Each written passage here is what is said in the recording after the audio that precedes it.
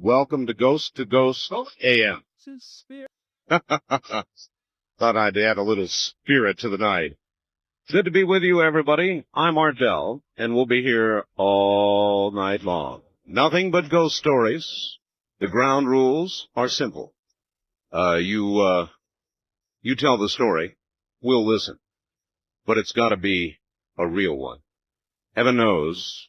Is it heaven? There are plenty of them out there. And going back now to a caller, my first caller, I might add, on WJR in Detroit. And I just, you said your radio station, sir, covers 38 states. I just got a fax from somebody. Said WJR 760 from Detroit is coming in here, gangbusters, and he sends the fax from Birmingham, Alabama. His name is Ron. So there you are, all the way down in Alabama.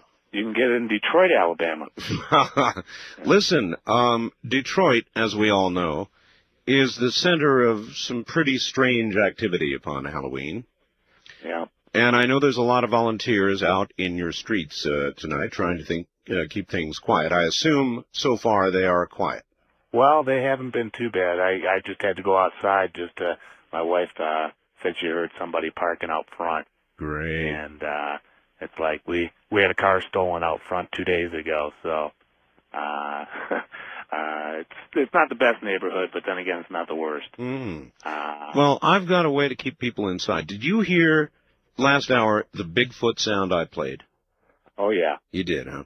All right. My dog. Uh-huh. Well, I've got something else I want. If there's anything that'll keep the people in Detroit inside, try and imagine this outside. Listen carefully now. How'd you like to meet something like that out in the middle of the street in the middle of the night? Well, I think I just heard that a few minutes ago. My wife's 8 3/4 months pregnant. Oh, well, I hope she stays that way. Yeah. As a matter of fact, we were almost going to have the baby today, being Halloween, but we're going to have it tomorrow. Well, I hope I didn't bring anything premature, so. Oh, no. Anyway, have you ever seen anything you could not explain? Well, yeah, I had probably about 20 years ago. Me and my brother and sister got together, and we decided we were going to get out the old Ouija board and have a seance. Yes. And of course, first person you call up from the dead is George Washington, and nothing seemed to happen, and all the lights were out in the house. And then my brother decided that he was going to call Satan. And oh, really poor idea. Yeah. And next thing you know, we heard a gust of wind, and the front door, we had a vestibule at the front of the house, and just a flimsy door, and that swung shut. So it would have taken an action of somebody pulling it or suction, a really strong breeze or something. Sure. To shut the door. Sure. And we got startled, and we ran over there and didn't see anything. And we flicked on the light, and the light didn't work. So we went to get a light bulb. We put it in, and we had like a 2x4 carpet in the vestibule, and the impression left on the carpet was the trident, the devil's spear, with the pitchfork. Yes. Oh, yes. I know. And nobody would have had the opportunity to do it, and they would have had to do it in the dark. I'll tell you something, and I'll tell everybody else a brief story, which I sort of said I was never going to tell again. But that's a good one, sir. Thank you. And we shall always remember you, by the way, as caller number 1 from Detroit. What is your first name again? My name is KC. KC from Detroit. Brother, thank you. Well, it's good listening to you, Art, and I'm sure you're going to get a lot more listeners from Detroit. All right, thank you. Good to be on the air there. Well, when I worked in Las Vegas, and for a number of years I did the program in Las Vegas, from the Union Plaza Hotel, it was called at that time. And one night when I was doing a show, this very night, as a matter of fact, A lady called up and claimed to be a witch. She gave me some very, very disconcerting information, personal knowledge, which I actually bleeped off the air. It was so personal, I couldn't believe that she could possibly know these things about me. And toward the end of the call, she said she was going to come and leave something for me. Well, she left me a Ouija board, an ancient Ouija board. I have never, nor will I to this day, tell you what has happened to that Ouija board. But when you call upon spirits, when you call upon the dark side, and you do it with something, an instrument, it does not matter, you'd better be damn careful what you're doing. Ouija boards are an opening. They're an opening into a world where there are things that you may not really wish to meet. So my advice to you, without telling you the detailed story of this board, which is frightening, my advice to you is do not play with Ouija boards. It's like opening a door, and you just don't know what's going to walk through. West of the Rockies, you're on the air. Hi. Art. Yes. Hello, how you doing? Okay, you're going to have to get into that phone and yell at us. Alright, how's this? Much better. Alright, thanks. Where are you? I'm in Spokane. Spokane, Washington. KNYE. Mighty KPA. You bet. I have a story for you. All right, go ahead. It's a doozy. About a year ago, I was staying at a friend's house up in Newport. Mm-hmm. And, we were sitting down in the basement, right? Yeah. And we were sitting there smoking cigarettes and talking back and forth. Doing guy stuff. Yeah. And I was sitting there and I was watching my smoke from my cigarette go up, and all of a sudden I seen a face kind of appear into it, you know, the smoke going up into the air. Mm-hmm. And I asked my friend, you know, do you see it? And he's like, yeah. And it smiled kind of, and then... It smiled? Yeah, it just smiled. And now, I could understand people blow smoke rings. Yeah. I could even understand blowing a face, but I can't understand it smiling. Yeah, it just kind of formed into a face. It was the strangest thing I've ever... I still get shivers now. And it smiled at you? Yes. Well, it's better than a frown. Yeah. And what happened to it then? Did it... It just kind of dissipated really slowly. That's weird. He's told me about stories about seeing things in his house before, too. So. Well, I'll tell you then a little story. I have a photograph. Thank you very much for the call. I have a photograph of a ghost. A real ghost. It might be a wonderful night for some of you to get this photograph. If you have a computer and a modem, we've got a bulletin board service, and you can go in and get a photograph of this ghost. Actually, there are several ghost photographs. Oh, by the way, my guest this last Sunday on Dreamland sent me a photograph of a tornadic ghost. I don't know if that's a word, but it is obviously some sort of plasma material at the top of a staircase in the shape of a tornado.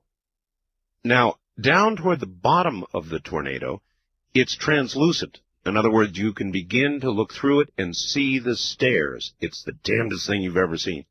I'm going to get that one up on the bulletin board for you as soon as they send it to me to scan. I've got a scan of it right now, but I want to be able to scan it myself at a higher resolution rate. If you want to see a ghost, there is a man in Arizona who was a stone mason. He built stone, you know, he did basements, and he did a wine cellar for a fellow in about 100-year-old house. He was very proud of the work that he did, and when he was done, he took a photograph of his stone masonry work. It was beautiful. Only thing is, when the picture came out, quite clearly a translucent being appeared in the photograph, and it was captured very, very well on film. And we have published this photograph in our newsletter. And I might add, I've got it on our bulletin board. So if you want to download the picture of the ghost, you can call area code 702-727-1709, 24 hours a day. Let me give that number to you again, 702-727-1709. And if you're able to download with Z-modem protocol, you can download a photograph of this ghost. You take a look. There's a face, there's a body, there's arms, there's legs. It's a ghost. It's clear. It's in color. There's no mistake about it. There's some sort of spirit, some sort of entity in that photograph, and you're welcome to download it and take a look for yourself. We do a lot of that. We try to make some of this material available to you, so it does not all have to be the theater of the mind. That's what radio is. I want you to be able to see what I see so that you can see that I'm not totally crazy. West of the Rockies, you're on the air. Hello. Hi, Art. This is Aaron calling from Los Banos, California. Hi. Hi. I have a really good ghost story I wanted to tell you. Let her go. Okay. This story happened in 1951. It was given to me by my father, and it happened to his cousin named Norbert. And he was at a movie theater and in Morgan Hill, California, and he was leaving, going towards San Jose. And there's a stretch of road they call Monterey Highway that they called the Blood Alley. And one night after the movie was done, he was heading home to San Jose, heading north. Sure. And he was going about 45 miles an hour in his old car. I know the road, by the way. Yeah. And there's a little highway. And while he was going up there, he saw this, beautiful young-looking lady on the side of the road and walking really slowly. And he kind of slowed down, and he was looking over at her. And she had a beautiful white dress on, and she was looking down, and he slowly passed her. And he looked in his rearview mirror, and he saw her, and he slowed down a little bit more and was going, 10 miles an hour. And for some reason, he got a really nervous feeling inside, and he slowly sped up because he was scared. He didn't know, exactly what it was. And, if it was something different, he got a different feeling inside. Mm-hmm. And, he decided he sped up a little bit, and he was going about 35, 40 miles an hour, and he happened to look back again, and it didn't go any further away. It wasn't leaving. And that really started... You mean the lady in the white dress was as close to him? Yes. As it was the first time he saw her. And he really started getting nervous. And, he put his foot on the pedal and got up to about 50, 55 miles an hour. Sure. And he looked in the mirror, and it wasn't any... As a matter of fact, it was getting closer to him. Now, it was getting closer to his car. Really? On the passenger side. There are many, sir, that have died on that road. Yes, very. There was a lot of fatal accidents back in the 50s and earlier on and later on also. And as he got up to speed, he started really stepping on. He was frightened now. By this time, he was really frightened. He was going, tipping the car out to, 70, 75 miles an hour is what he said. That'd be my reaction. Yeah, he was really moving now. I'm the let's get out of here kind of person. Yes. And he looked in the mirror this time, and he looked as a matter of fact, he didn't look in the mirror. He looked over to his right side where his little side mirror was, to get a better picture. And, the worst thing possibly happened that he thought would happen. And there was a white dress floating next to the car. And when he looked at the window, he said he saw a face of a skeleton with white straw hair looking at him with its mouth opened. And he was so frightened he could not believe it. He slammed his brakes on in the middle of the road. It was late at night. In the middle of the road, slammed his brakes on, closed his eyes as tight as he could, said a prayer. And when he looked back, it was gone.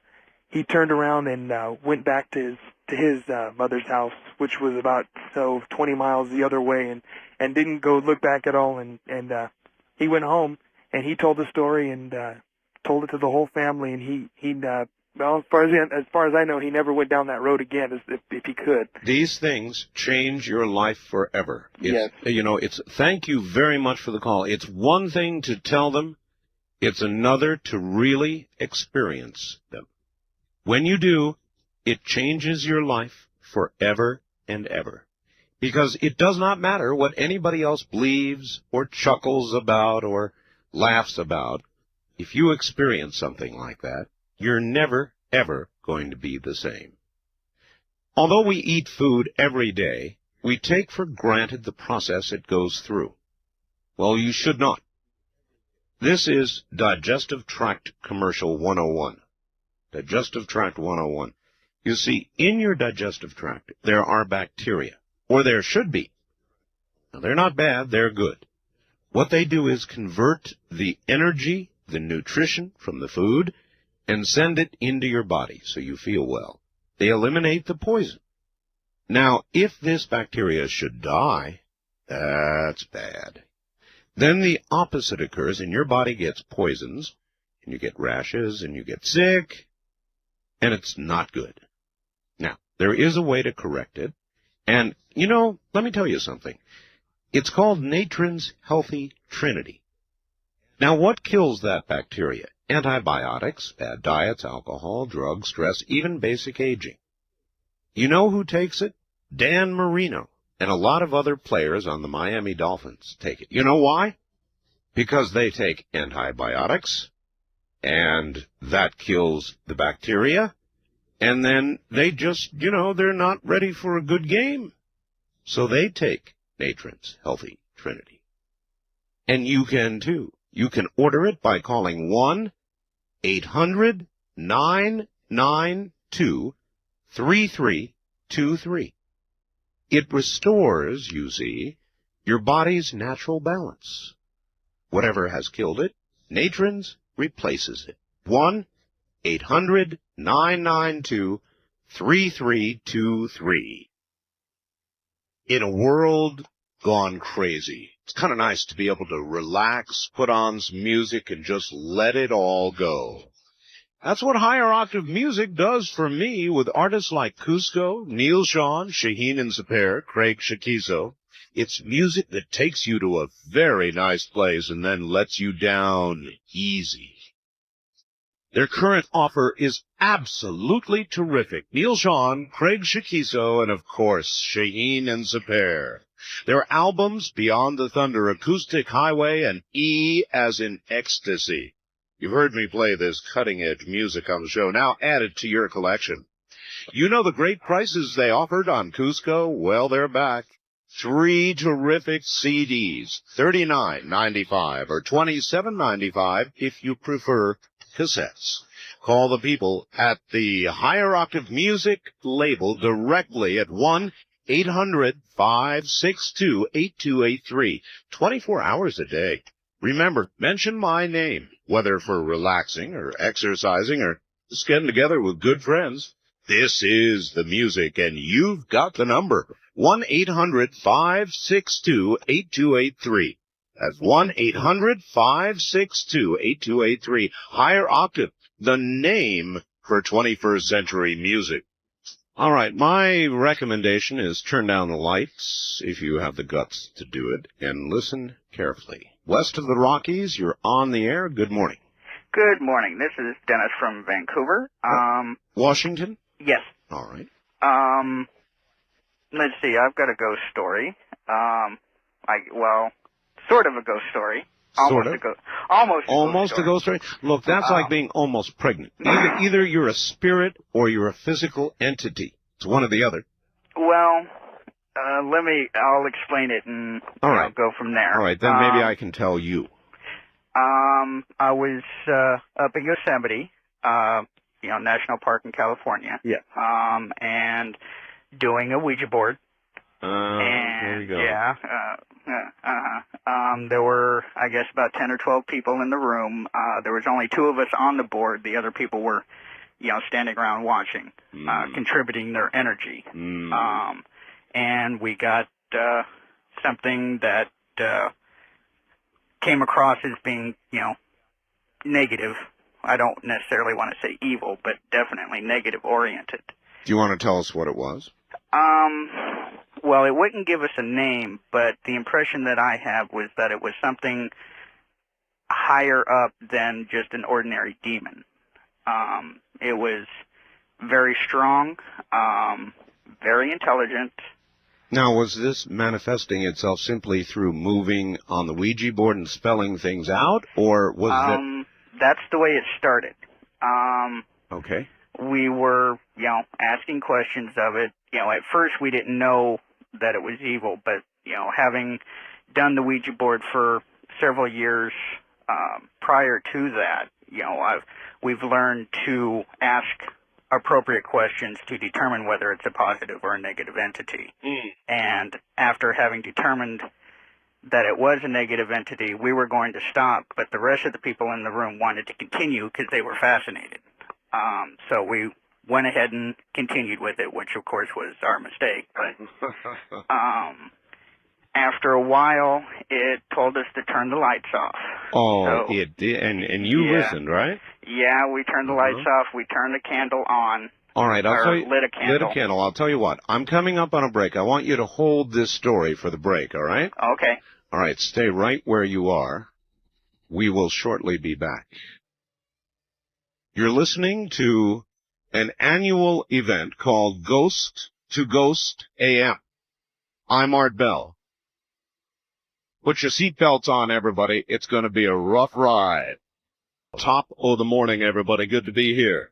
It's Ghost Stories and Ghost to Ghost all night long. Tell you what, let me take care of business here at the beginning. Then we'll jump back into it. How's that?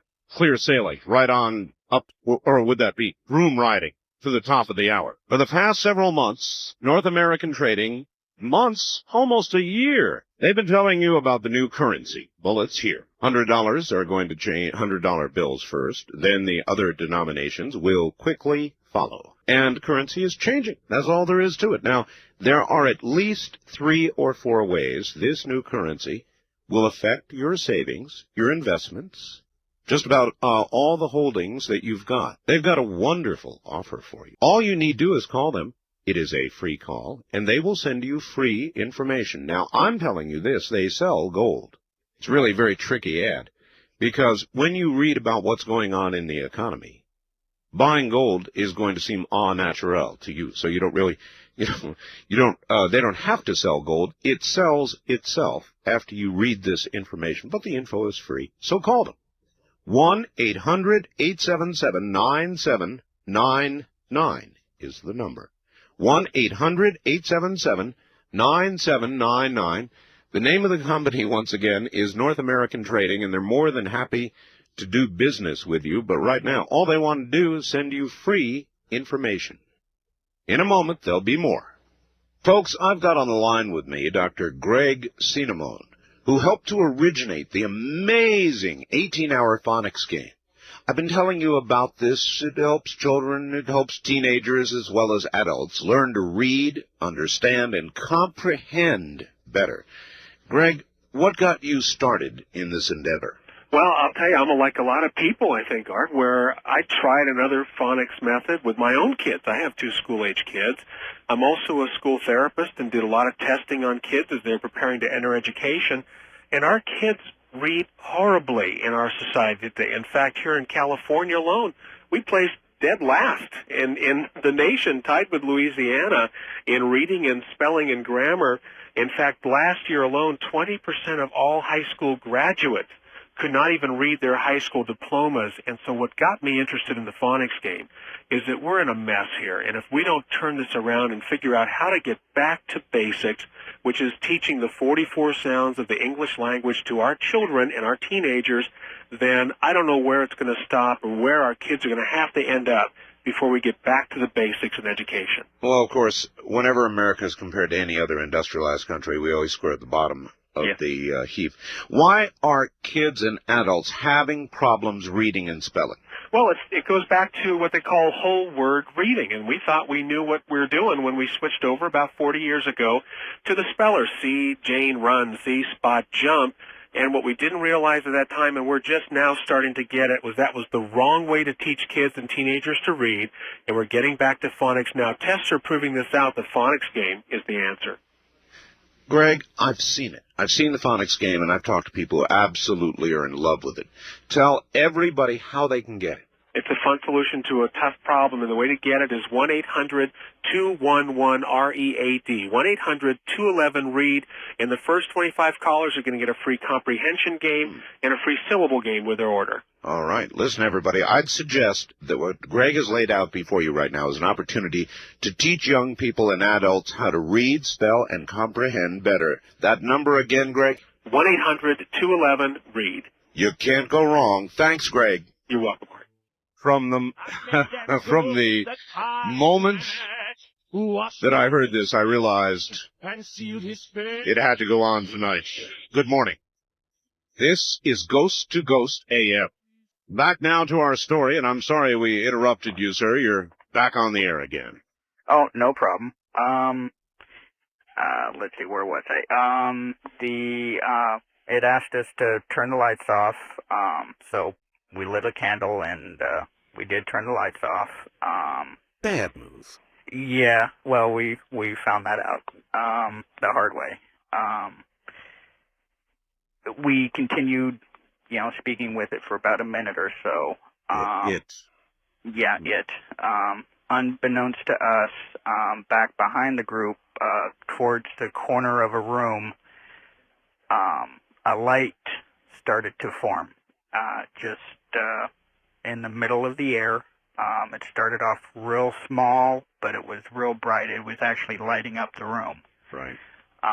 The room got real cold real fast.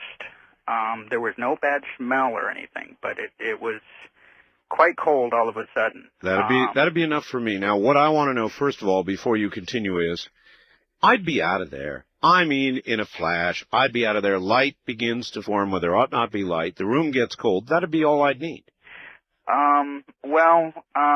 Since my friend and I had been doing it for, on a semi-regular basis for a couple of years, we were fairly fluent, at least up to that point. We hadn't, gotten anything that strong before, but, we pretty much knew how to, deal with it once it got to that point. My friend started getting sick to his stomach. I started, getting a little bit of a headache. So we stopped, with the board itself and basically moved back away, relaxed ourselves, started saying some prayers, at least I started imagining a golden light around myself, which is what I consider a protective light. And, went from there, and we just left the board alone, and the light did fade. We turned on the room lights itself, and, the light just, faded out. And well, that's good.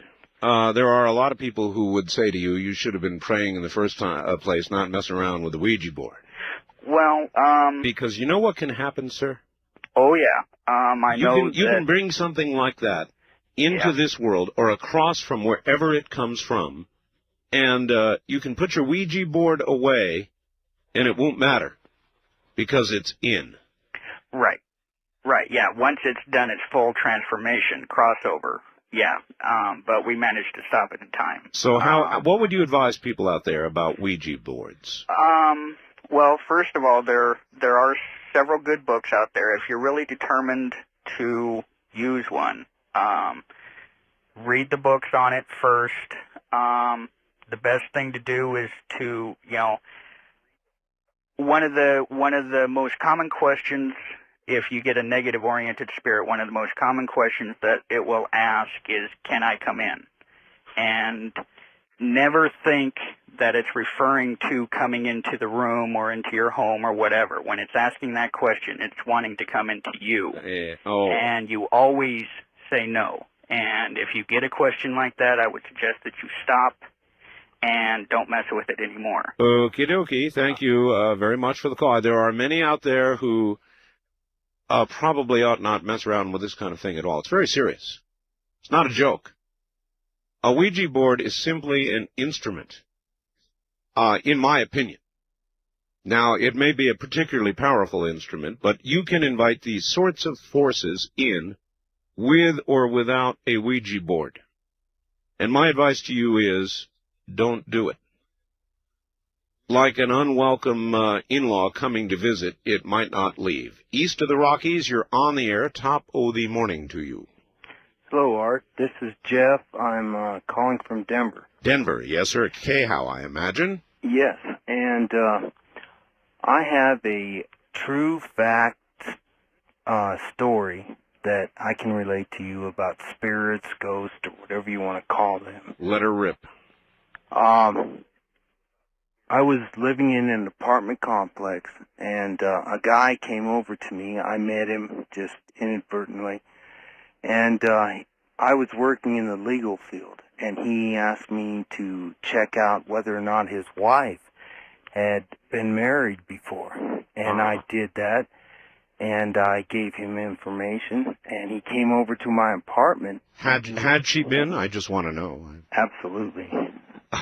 Okay. Yeah, it was bigamy. Oh my. He was married to her for 10 years, and she never got a divorce. So he came over to my house. He was crying. Sure. I took him over to his apartment, tried to calm him down, and he went into a rage. He started tearing telephones out of the wall, breaking lamps, tables, etc. And then he came at me like he was going to attack me. He got right up close to me, and he fell down, and he started to convulse. And I thought, well, this guy has epilepsy or something. Sure. And then he jumped up again and did the same thing again and went down like someone hit him in the head with a ball bat. And it was frightening. The hair on my head went up. His eyes were rolling back. He was foaming at the mouth. You're saying it was like he was in combat with some force. I don't know what was going on, but what I can say that really frightened me was he was speaking out of his own mouth and cursing me and doing all this, but there were multiple voices coming out. Sometimes there were one, sometimes it sounded like two or three or five or six. And then he stopped breathing, and the guy was foaming at the mouth, and that. I went down, I checked his pulse and all that. I had to give him CPR, get him breathing again, and I had to run over. He pulled the phone out of the wall. I had to run over to the neighbors and ask them to call the cops, and then the cops, the fire department, the EMTs, all them came over. They took him off to ER. And I thought, well, you know, when he was talking to me, it was horrible. It was something I can't even explain. What would you say? Would you think he was possessed, or was he being beaten by some outside force? Well, all I can say is there were voices coming out of his body when his eyes were rolled back, and he was foaming at the mouth. He was writhing on the floor, and sometimes it sounded like one person talking. Sometimes it sounded like 5, 4, whatever, talking. And so I gave him the CPR. They took him off. And then that was about 11 o'clock at night. And then about 4 in the morning, they let him out of ER. And he came back to my apartment. And I said, get out of here. I don't want to talk to you. I'm sure. Leave. Go. Now. And then about 5 months after that, I met him in a parking lot of a shopping center. And I said, do you realize what's going on? Do you understand? And he said, yeah, can you imagine what those cops did to my apartment? I said, the cops didn't do anything. You did that. And I talked with him for a while. And then he told me that he was an immigrant from France. He was in an orphanage in France. And as far as these convulsions and stuff, I asked him if he was epileptic or all that. And he said no. And I was talking with him, and then he said, I was in an orphanage in France, and 2 priests told me I was possessed. And I said, oh, gee whiz, and that was the end of it. I didn't talk to him after that. That's enough. All right, my friend, thank you. That's quite enough. Well, what to say about that?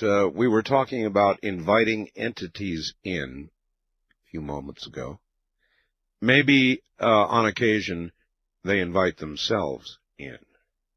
Maybe on occasion they take the minds of those who can be taken. Had you thought of that? Wildcard line, you're on the air. Good morning. Good morning, WBC, Duluth Superior. In Wisconsin. Actually, I'm in Duluth. But Duluth, Minnesota. I'm sorry. Yeah. All right. Yeah, your Detroit station is coming through pretty good, too. All right. Say, are you going to tell us what happened to your Ouija board? Absolutely not. Can't talk you into it, huh? No, that's one story I really won't tell. It scares me, and I don't like telling it. Not even on this day. It scares the hell out of me. That's one thing that really did scare me, and so I warn people about Ouija boards. How about you? Do you have a story? Yeah, I got a quick one for you. All right. Back in the 50s, my mom was seeing a gentleman in her school. She was a junior in high school. I guess they were really in love with each other, this, that, and the other thing. And one night, she was sleeping, and she just kind of stirred in bed, and she woke up and saw him standing in the room, her bedroom. What are you doing here? And he just kind of faded away. No. And the next day, she found out he was killed in a car accident, so. Oh, there's a lot of stories like that. There's a lot of stories. Thank you very much. Now, you see, I believe we had Brad Steiger on a couple of weeks ago, and actually we've been kind of doing the warm-up to Halloween for some time now. But there are many, many stories like that. It seems when many die, the energy that is us, the energy that may be our soul, our essence, whatever it is you want to call it, you give your own name to it, has something that it must say to somebody that it has left behind. It must say it, and somehow that energy, either still here on Earth or from elsewhere, finds its way back long enough to assure the person that it loves, or to pass a message that must be passed, information that a loved one must have, and somehow the energy makes it back. Don't ask me. I just do talk shows. East of the Rockies, you're on the air. Hello. Thank you. Where are you? Pardon? Where are you? Corpus Christi, Texas. All right, welcome. Welcome. Yes, I have several ghost stories, but I know I don't have that much time. Now give us your best. Oh, the best. Okay. One time my husband and I had a disagreement, and he had been, just frolicking and carrying on, and I'd about had it. And I was very upset, and my mom told me, well, you need to cool down, and so she said, let's go to this thrift store that happened to be in a hospital, and we were walking down the corridor. Why is it that when women get upset, they go shopping? It's true, isn't it? Yeah, well, yeah, it is. But anyway, my mom and I were walking down the corridor, and in the hospital, you hear there's like speakers, and there's like, Dr. Jones. Dr. Jones wanted an ER, and you really don't pay attention to these things. That's right.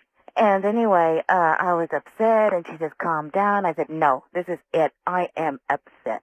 And nothing you can say, Mother, is going to change my mind. She says, well, I really think you need to cool down. I said, well, nope, that's it. At that point, we heard a voice walk by, and it just asked in a real deep voice, where did you leave Ben? And we didn't pay any attention to it until we walked about 2 feet. And then my mom and I looked at each other, and we turned around together, and we saw a tall, almost Frankenstein stature man and a short man.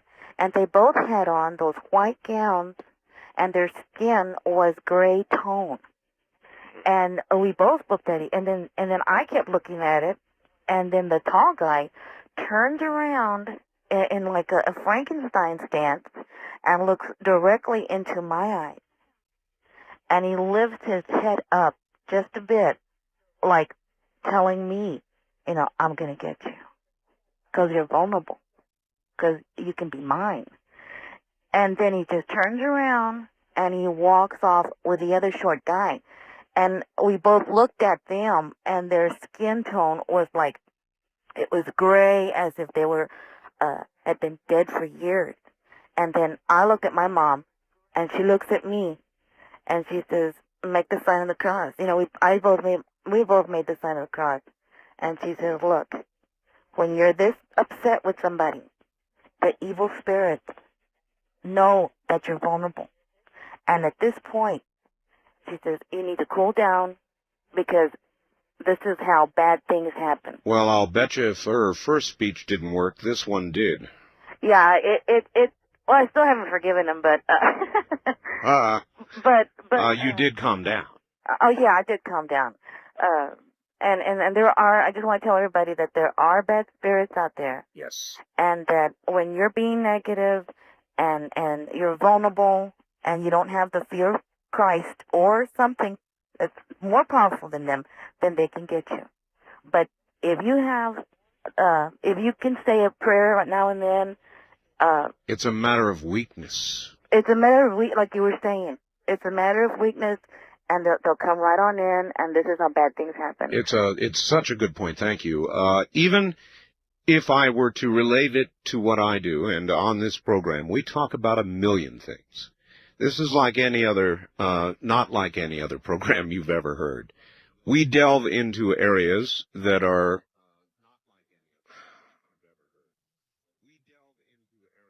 there really is no explanation for it. I can't put it into words. You're just going to have to listen to the program, not just this one, but the one we do on a regular basis, and you'll begin to get the idea. We don't bore in. We're not like other talk shows. We don't bore in only on politics or anything else. We do whatever comes up on any given night. And occasionally, we'll be in the political arena, or we'll be talking about something very terrestrial, and somebody will push my button. Now, in latter years, I've tried to let it happen less and less, but my button can be pushed. And there have been, over the years, a few times, mind you, a few times, when I have virtually lost it.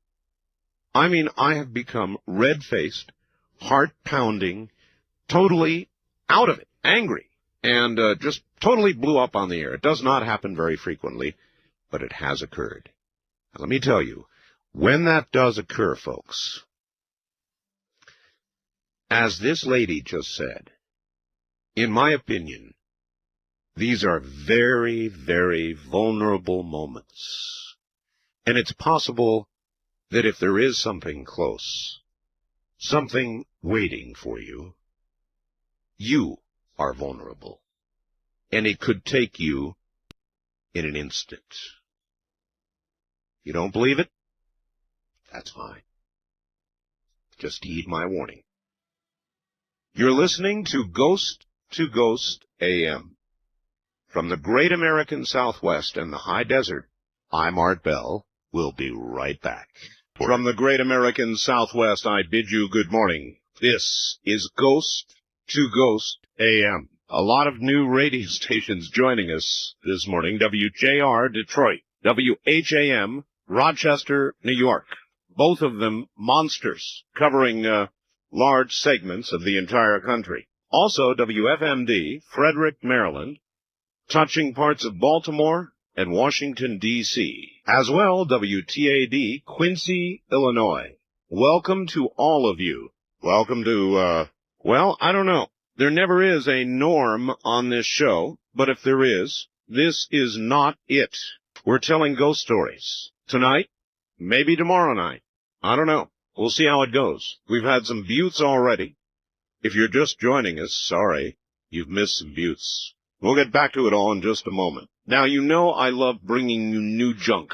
Oh, well, I shouldn't call it junk, should I? My wife calls it junk. She calls everything I like junk. Radios, I love them. She calls them junk. New stuff, how about that? Select Comfort is new stuff. It is a bed as no other.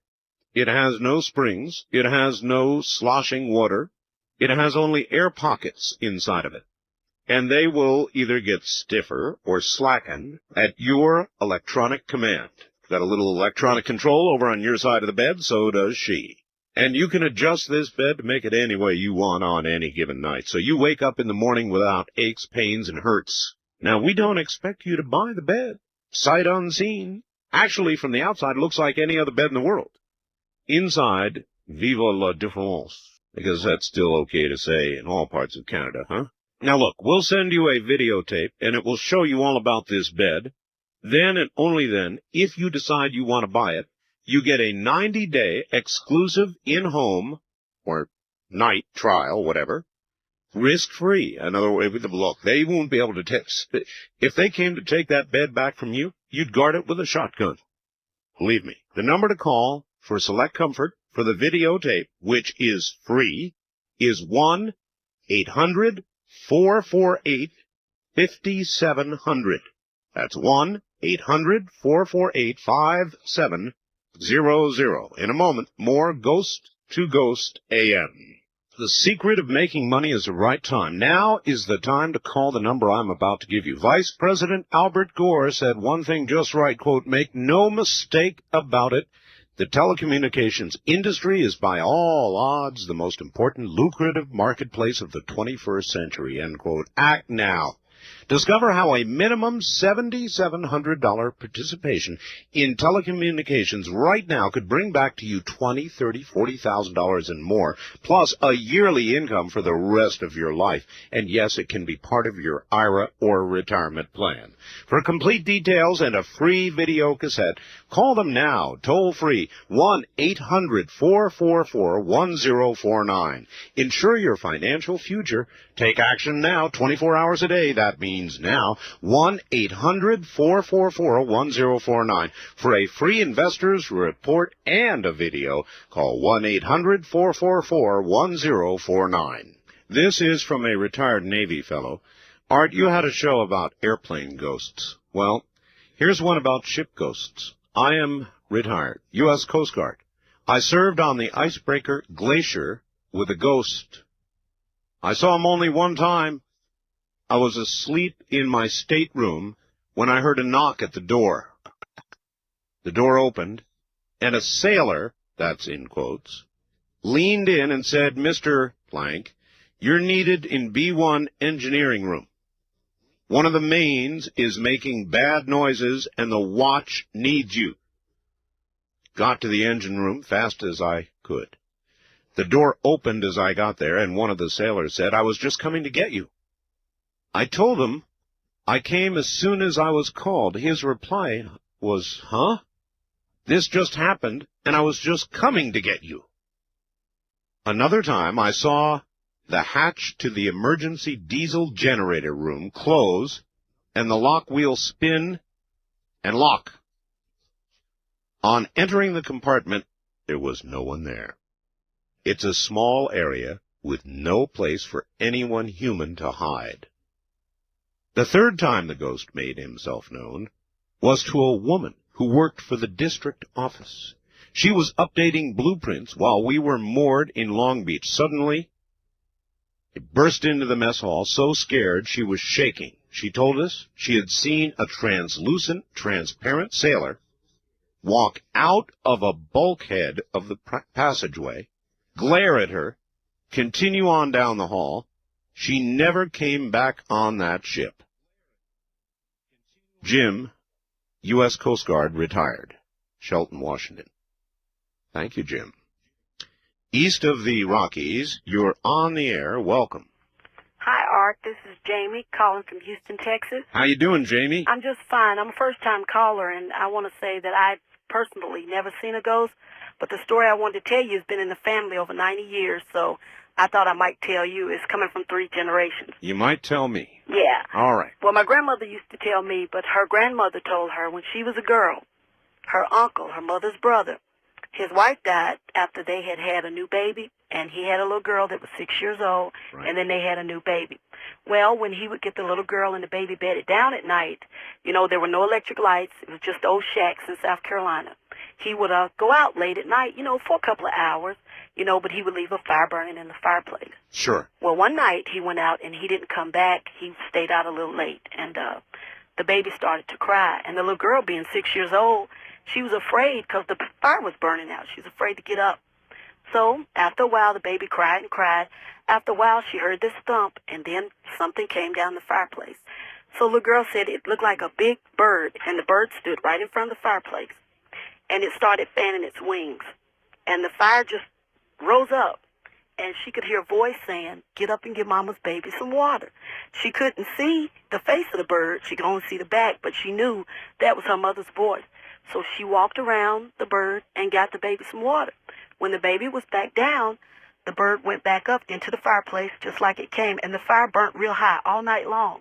And the little girl was telling her father about this big bird that came down the fireplace and told her to get up and give Mama's baby some water.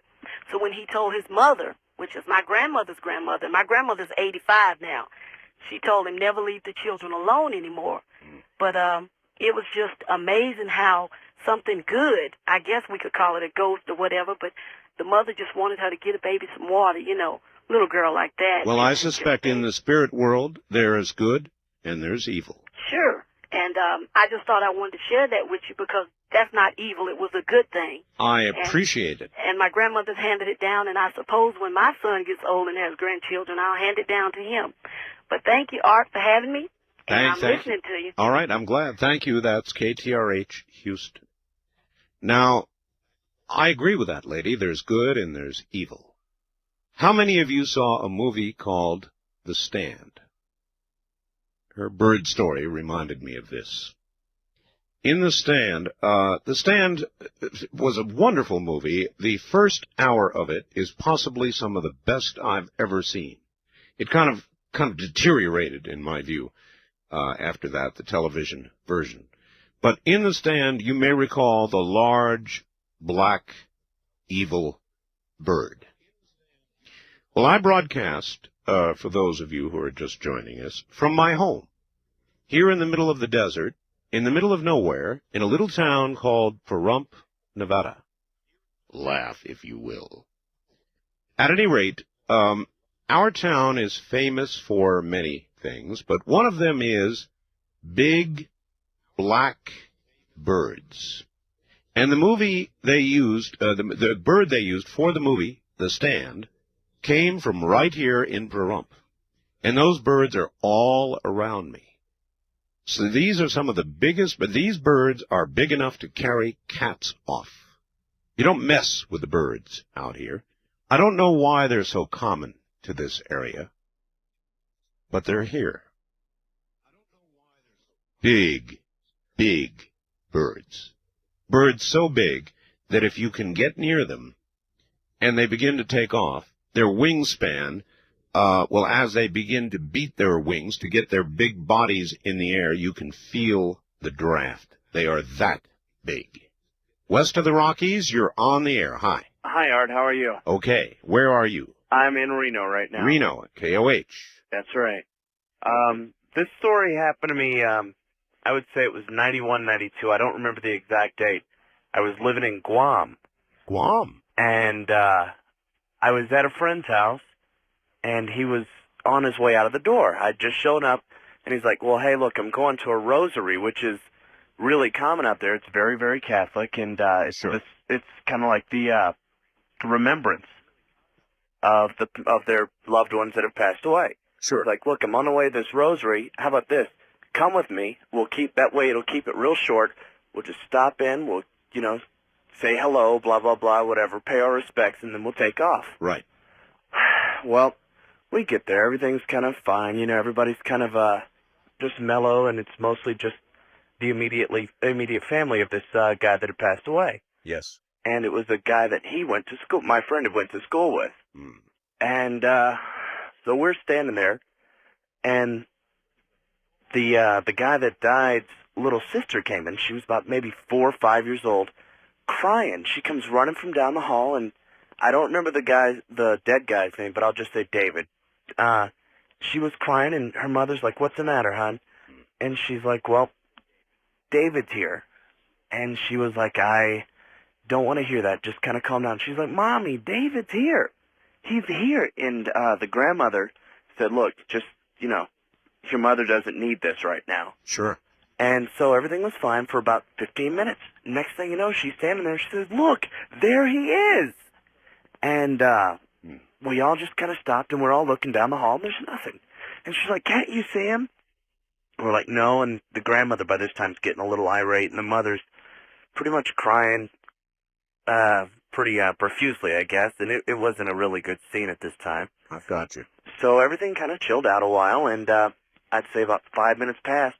She walks down the hall, comes back, and she's just saying, look, David wants us in his room now. And, you know, just to kind of humor her, I guess, the grandmother told my friend to go in the room with her. Sure. And also, her older brother, the one, like, that was older than the one that had died. So I just followed, just, you know, because, I don't know, it's kind of like one of those little horror movies, I guess. You want to know what's going on. So I followed him into the room, and she's, like, pointing to these, I guess they're cupboards or whatever, but they're kind of like sliding doors above the bed. And they're about 6 feet up in the air. And she's like, he wants us to open those. So my friend goes over to open it, and he can't make it budge. He cannot make this little door to this cupboard slide over. So he asked me to help him. And I get up there, and I'm not a little guy. I'm about 200 pounds and about 6 foot. Right. And I was budging and just pulling and pushing, and we tried everything to get this open. There's 2 of us. And we couldn't do it. And, you know, I'm starting to get a little, not really upset, but just aggravated. Sure. And she's, you know, starting to cry again, saying, do it, do it, do it. And so the mother walks in, and she's like, you know, calm down, calm down. Well, she said, and then the little girl said, no, he wants me to open it. So my friend picked her up, and she slid it open with not even a budge. It was just like she could have used her pinky. Yeah. And in there were a bunch of personal artifacts and pictures, and the first thing that they pulled out was a letter that he had written to his little sister in case something had ever happened to him. Oh, my God. And it was the scariest thing. I mean, yeah. Well, I listen, thank you very much for the story. I can't tell you how much I appreciate it. That, though, is typical. And there are 2 things I would take from that. One, again, a person who has died coming back to give a message that must be given. Something that must be released from that spirit before it is released. But the other aspect of that story that I find intriguing is that I believe that children, little children, have more of an ability to see, experience, or touch the other side than we do.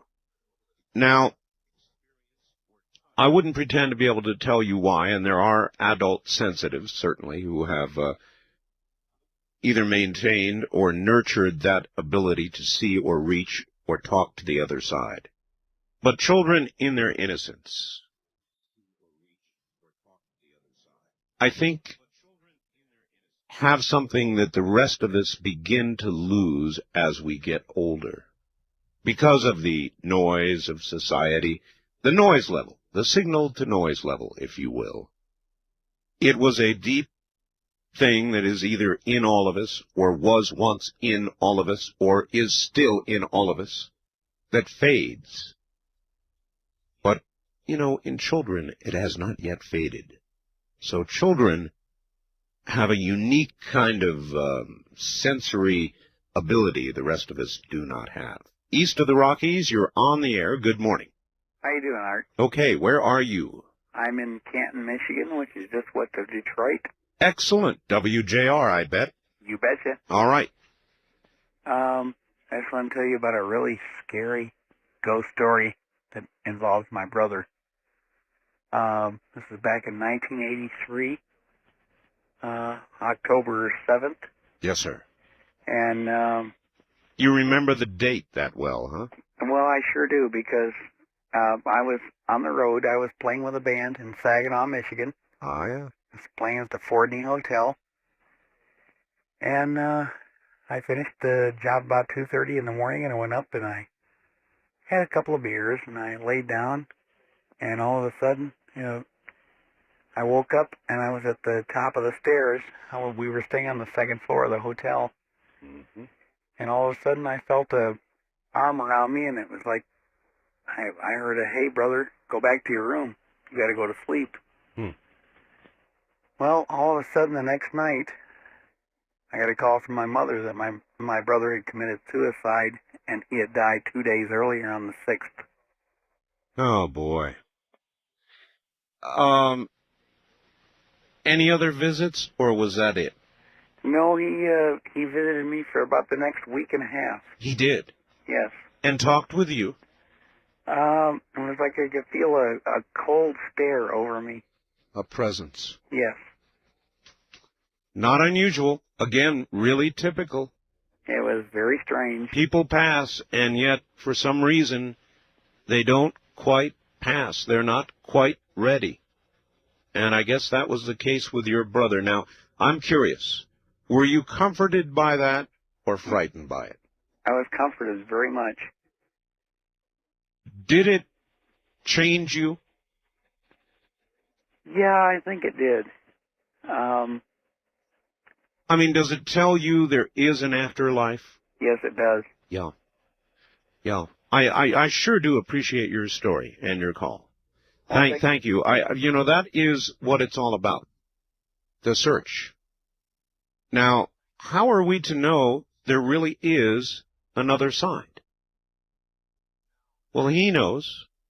Other people who have experienced things like that, they know.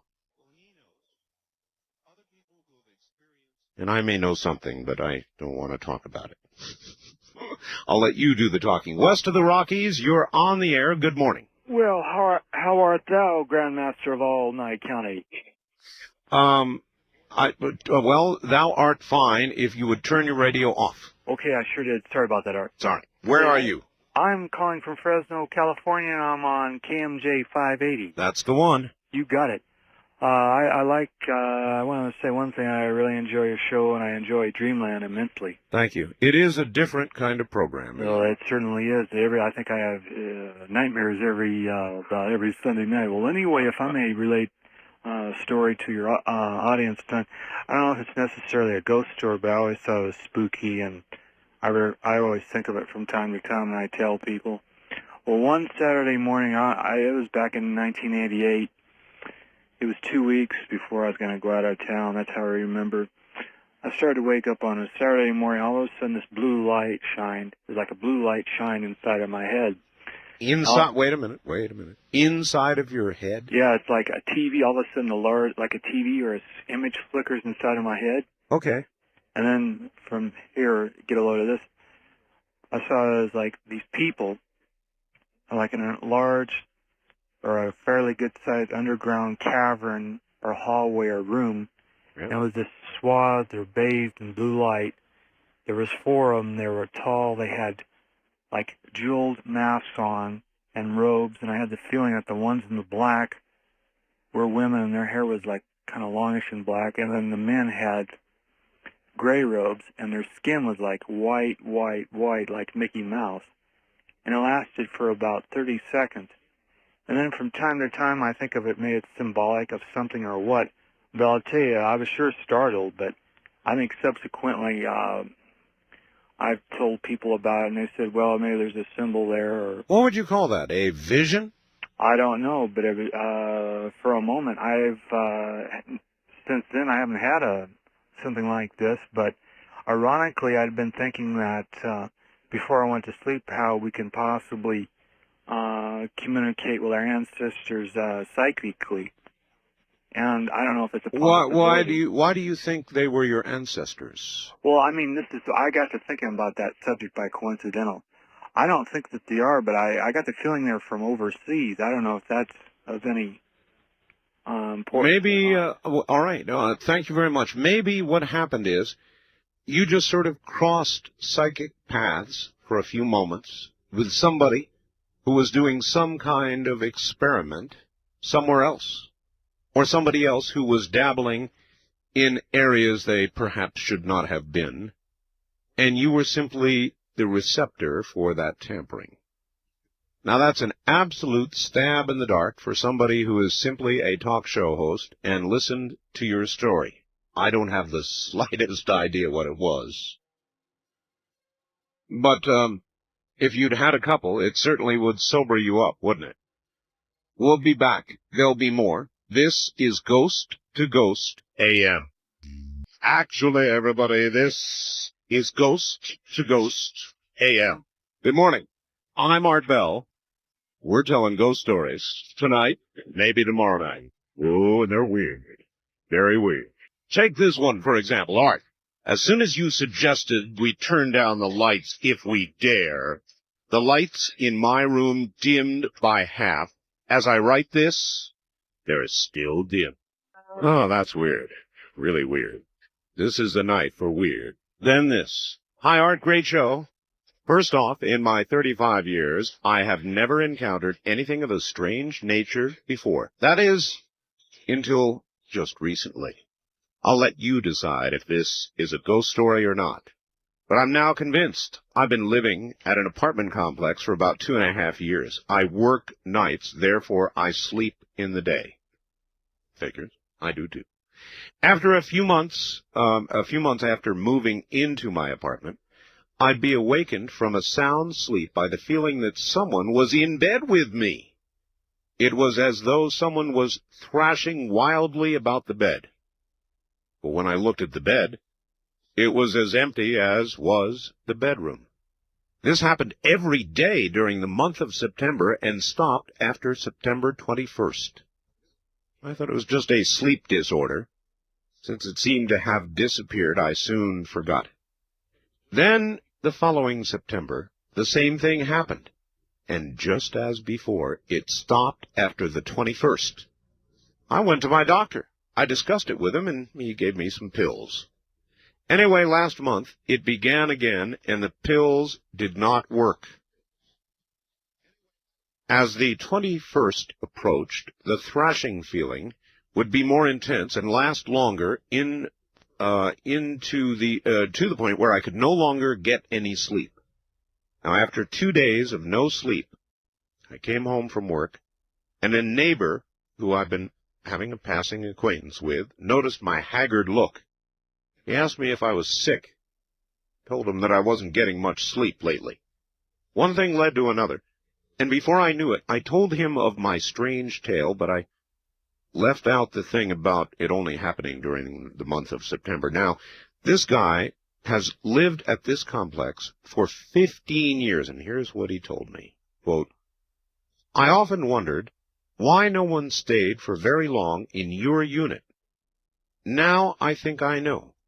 Back in September of 1981, a young lady lived in your apartment, and later that month was found dead on her bed.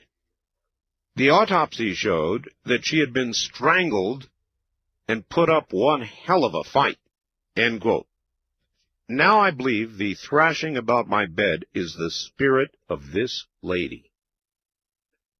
Another thing that's strange is that it only happens during the day, not the night. Therefore, I feel she must have died during the day. What do you think? What should I do? Jim in Phoenix, Arizona. Buddy, I wouldn't begin to try to tell you what to do. I don't know. More Ghost to Ghost AM in just a moment. I call it that. Normally, the name of the show, by the way, is Coast to Coast AM. But tonight, and maybe a bit of tomorrow night, it's Ghost to Ghost. Many of you health-conscious folks are familiar with antioxidants and their amazing health benefits. Now, vitamin C is probably the most famous of these. UCLA scientists found that antioxidant vitamin C can help avoid cancers, strokes, heart attacks, increase life expectancy an average of 5 years. Well, now, there are new antioxidants on the market, and listen, scientists say they are 20 times more powerful than vitamin Z and 50 times the power of vitamin E, another antioxidant. They're called pycnogenols, the super antioxidants. You want to remember that if you're a health-conscious individual. Why? Well, according to Richard Passwater, Ph.D. and authority in the field, you're being bombarded by something called free radicals, toxins, environmental and otherwise, that break down cells, damage tissue, cause you to age faster, develop stiff joints, and wrinkle sooner than you ought to. How can you fight these free radicals that bombard you every day? Antioxidants and pycnogenols are the most effective antioxidant you can buy today. To order this amazing new food supplement I'm taking, call the folks at Health Naturally at 1-800-856-1119. These pycnogenols are pharmaceutical grade, made from 95% pure grapeseed extract. It's the very purest on the market, giving you the most benefits. Call 1-800-856-1119. That's 1-800-856-1119. One other note, then it's back to the stories. It involves absolutely fresh flowers. This is a company in Southern California that sends only good spirits, emotions, love, feeling, caring. And they send them directly to you or to the person you want them to go to the next day. Here's the deal. It's a flower farm. They sell flowers to you minus the cost of getting them there at the wholesale rate. So when you call the flower farm, they actually go out, cut the flowers, pack them up in this big triangular box, and they go off next day by FedEx. So you call today. The flowers are delivered during the week tomorrow. Pretty good, huh? Or if you've got a birthday or anniversary coming up and you want to settle your mind now, you can call, and for $39.95, you get this incredible shipment of flowers. And miniature carnations. Every color of the rainbow, you get a little card with your message, your name, flower, preservative, and delivery, all for $39.95. Try and beat that anywhere. The number to call 24 hours a day is 1-800-562-6438. Let me give that one more time. 1-800-562-6438. West of the Rockies, you're on the air. Good morning. Where are you calling from, please? Houston, Alaska. Houston, Alaska. Right. All right. Welcome to the show. Thanks. My name's Linda. Hi, Linda. And let me tell you first that I was born on Friday the 13th. And this story that I'm going to tell you happened to me 35 years ago when I was 13 in a place called Westfield, Massachusetts. All right. And at 13, I went to a public school there. And at 13, I had a crush on a boy that went to Catholic school. And I talked a couple of my friends in on a Monday night to go to see him after catechism got out. Oh, yeah. And we had a curfew time we had to be home. And we knew we were going to be late. So my friends, which was kitty corner to the church, was an old cemetery. And it had the wrought iron and the stone wall. Oh, and yeah. as a child, I don't remember it ever being used, but it was an old cemetery. It was pretty shut down. And my friends talked me into going through the cemetery to take a shortcut home. So I was always a tomboy and wasn't afraid of anything. So we took off through the cemetery running. And halfway through the cemetery... Well, if you weren't afraid, then why were you running? Well, we had a deadline to get home. I've got you. All right. Okay.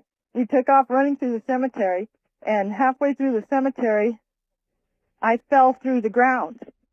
I beg your pardon? I fell through the ground. Through the ground. In other words, into a hole which I assumed was a grave. Grave, yeah, right. And the dirt came in down around me. Oh, boy. And I was screaming. I had bugs that I assumed were termites. They had wings on them that I was covered with.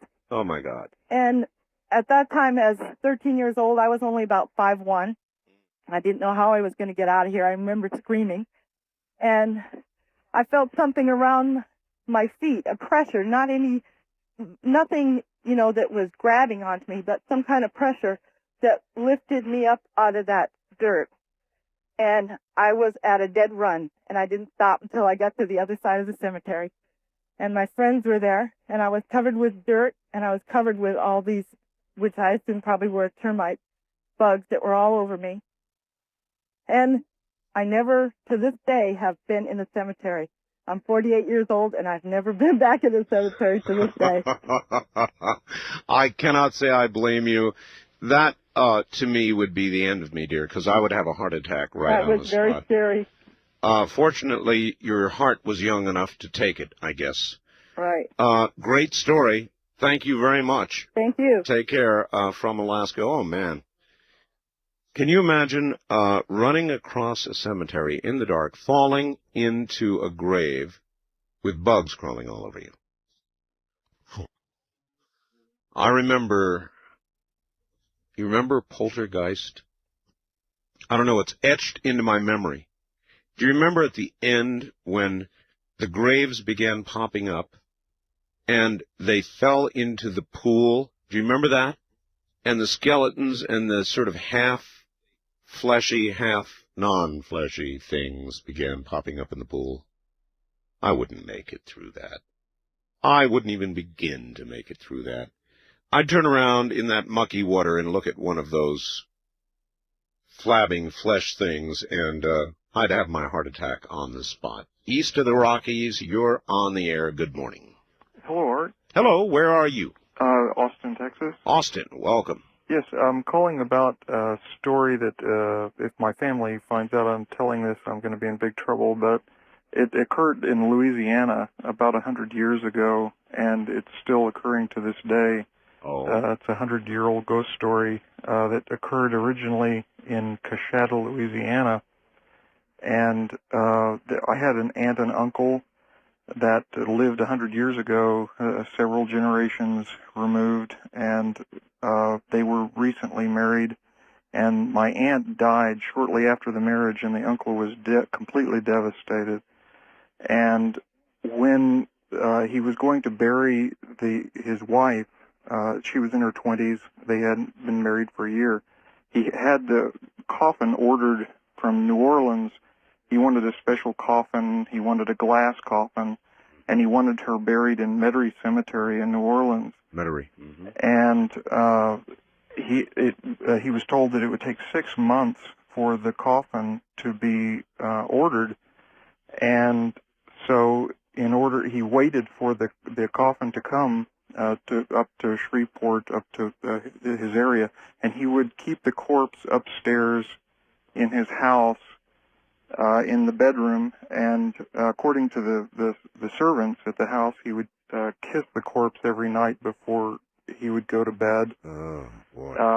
The servant said that, he would order them to take the corpse out every day and air the corpse out in a wheelbarrow, and for 6 months, and he had a Ouija board, as you were talking about earlier. Yeah. A Ouija board, the servant said he would talk to the corpse every night and have conversations, and apparently this was a jealous ghost, and the servants were horrified. They would not clean this room. They said that candles wouldn't light when they went up there. There was cold air. The candles would blow out. They could hear low-level whispers, and they said objects would fall from the room. And at night, they would, after a while, after a certain point, they would hear conversations between my uncle and some other voice. Some other voice, the corpse, I presume. Oh, my God. And as I say, no one would go into this room for many years. Eventually, the glass coffin did arrive. They did bury her in Metairie Cemetery in New Orleans. She's still there to this day in the crypt. And did that end it? No, because up until the 1970s, all of my relatives who would go to visit this house would not visit that room. They still said that cold area was still there. They could still feel the presence. I remember going there as a child with my aunt. My aunt had shaky legs. She wouldn't even walk up the stairs. They could hear the squeaky wheels of the wheelbarrow at night, of the wheelbarrow that was supposed to air out the corpse. They could still hear that in the 1960s and 70s. And there was a portrait that they couldn't photograph. Is this something that your family will not talk about? It's not something that they're proud of. There is, but it is something that everyone knows about.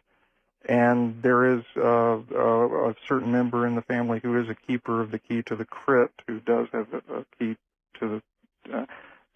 Would you go in there? Yeah, I guess I would. just out of curiosity because it's been something I've heard about all my life, and I'm curious about it. All right. Well, listen, I very much appreciate your call, but there's no way that I would. There's no way. Absolutely no way. Now, you tell me, you explain to me, but that man is just like the women in the low-cut dresses who, the moment you hear the bump and the grind in the basement, immediately do what? They go down the stairs to the basement, the one place where you know they ought not go. Everybody knows evil things lurk in dark basements, but they go straight down there. And see, if that fellow had the key, where would he go? He'd go look at the body. I know he would. I wouldn't. Would you? Listen, I want to, God, that was weird. I want to tell you two things. One, if you would like a copy, and we have over 2 more hours of this program yet to do, this is one program that we make available to the audience. If you would like a copy of the program you are listening to right now, you can call 1-800-917-4278. Let me give you that number again, because I know a lot of you are going to want it. It's 1-800-917-4278, and it is good now, 24 hours a day. It is the Ghost to Ghost Halloween show. One other little item. We know we're going on in a whole bunch of new affiliate areas this morning. Love to hear from you by fax. We do have a 24-hour-a-day fax service, which sounds pretty fancy. It's really just a fax machine in my living room. The number is area code 702-727-8499. Let me give that to you again. I'd love to hear from somebody in New York confirming we're on way back in New York, Rochester. Area code 702-727-8499. West of the Rockies, you're on the air. Well, hello, Art. Hello. Scott from Graham, Washington. Hello, Scott. And this is something that happened over on the west side of the Olympic Mountains. Yes, sir. And it's up the Queets River. Anyway, we were, there was 4 of us, and we had 2 pickup trucks and 1 camper on 1 truck. And we went up to this beautiful spot with the river, and on the other side of the river is a cliff with these just huge boulders, probably 5 to 1,000 pound boulders. Just huge. Big rocks. Big rocks. And so we got up there and it was dusk, and when it's dark up there, I mean, it is dark. I mean, you can't even see your hand in front of your face. Understood. And so we decided to sit all in one camper and have a good old poker game. Mm-hmm. So we were all sitting around playing poker, and it was about 1:30 a.m. And we heard some splashes in the river. And we heard some grunts. Grunts. Yeah, just kind of huge grunts. So we figured it was probably a bear out there having fun in the river, you know. Don't like grunts. Yeah, and so after a while, the grunts seemed to get louder. And we heard like big rocks hitting each other. You know how you can hear the crack of rocks? Of course. And after a while, these rocks seemed to get closer and closer to our camper. And you could feel the rocks hit the ground outside to kind of a big thud. And I'm telling you, we all looked at each other and we said, nobody's going outside. I mean, we were armed to the teeth, but we were scared to death. I wouldn't. You mean like those gigantic rocks, you know, coming out of the air and hitting the ground like that? Yes. It's just like somebody was over there throwing these huge rocks. Uh-huh. And then, you know, I wanted to call you last week about the Sasquatch sound because you wouldn't believe this. I mean, the hair on the back of our necks was standing up. It's standing up now. Was it like the sound I've got? It was close, but not really. I mean, closer to the first one that Linda Howe sent or the second one? The second one. That, and you mean sounds, that absolutely horrible, it was I don't know what I would call that. I would call that, it almost sounds human.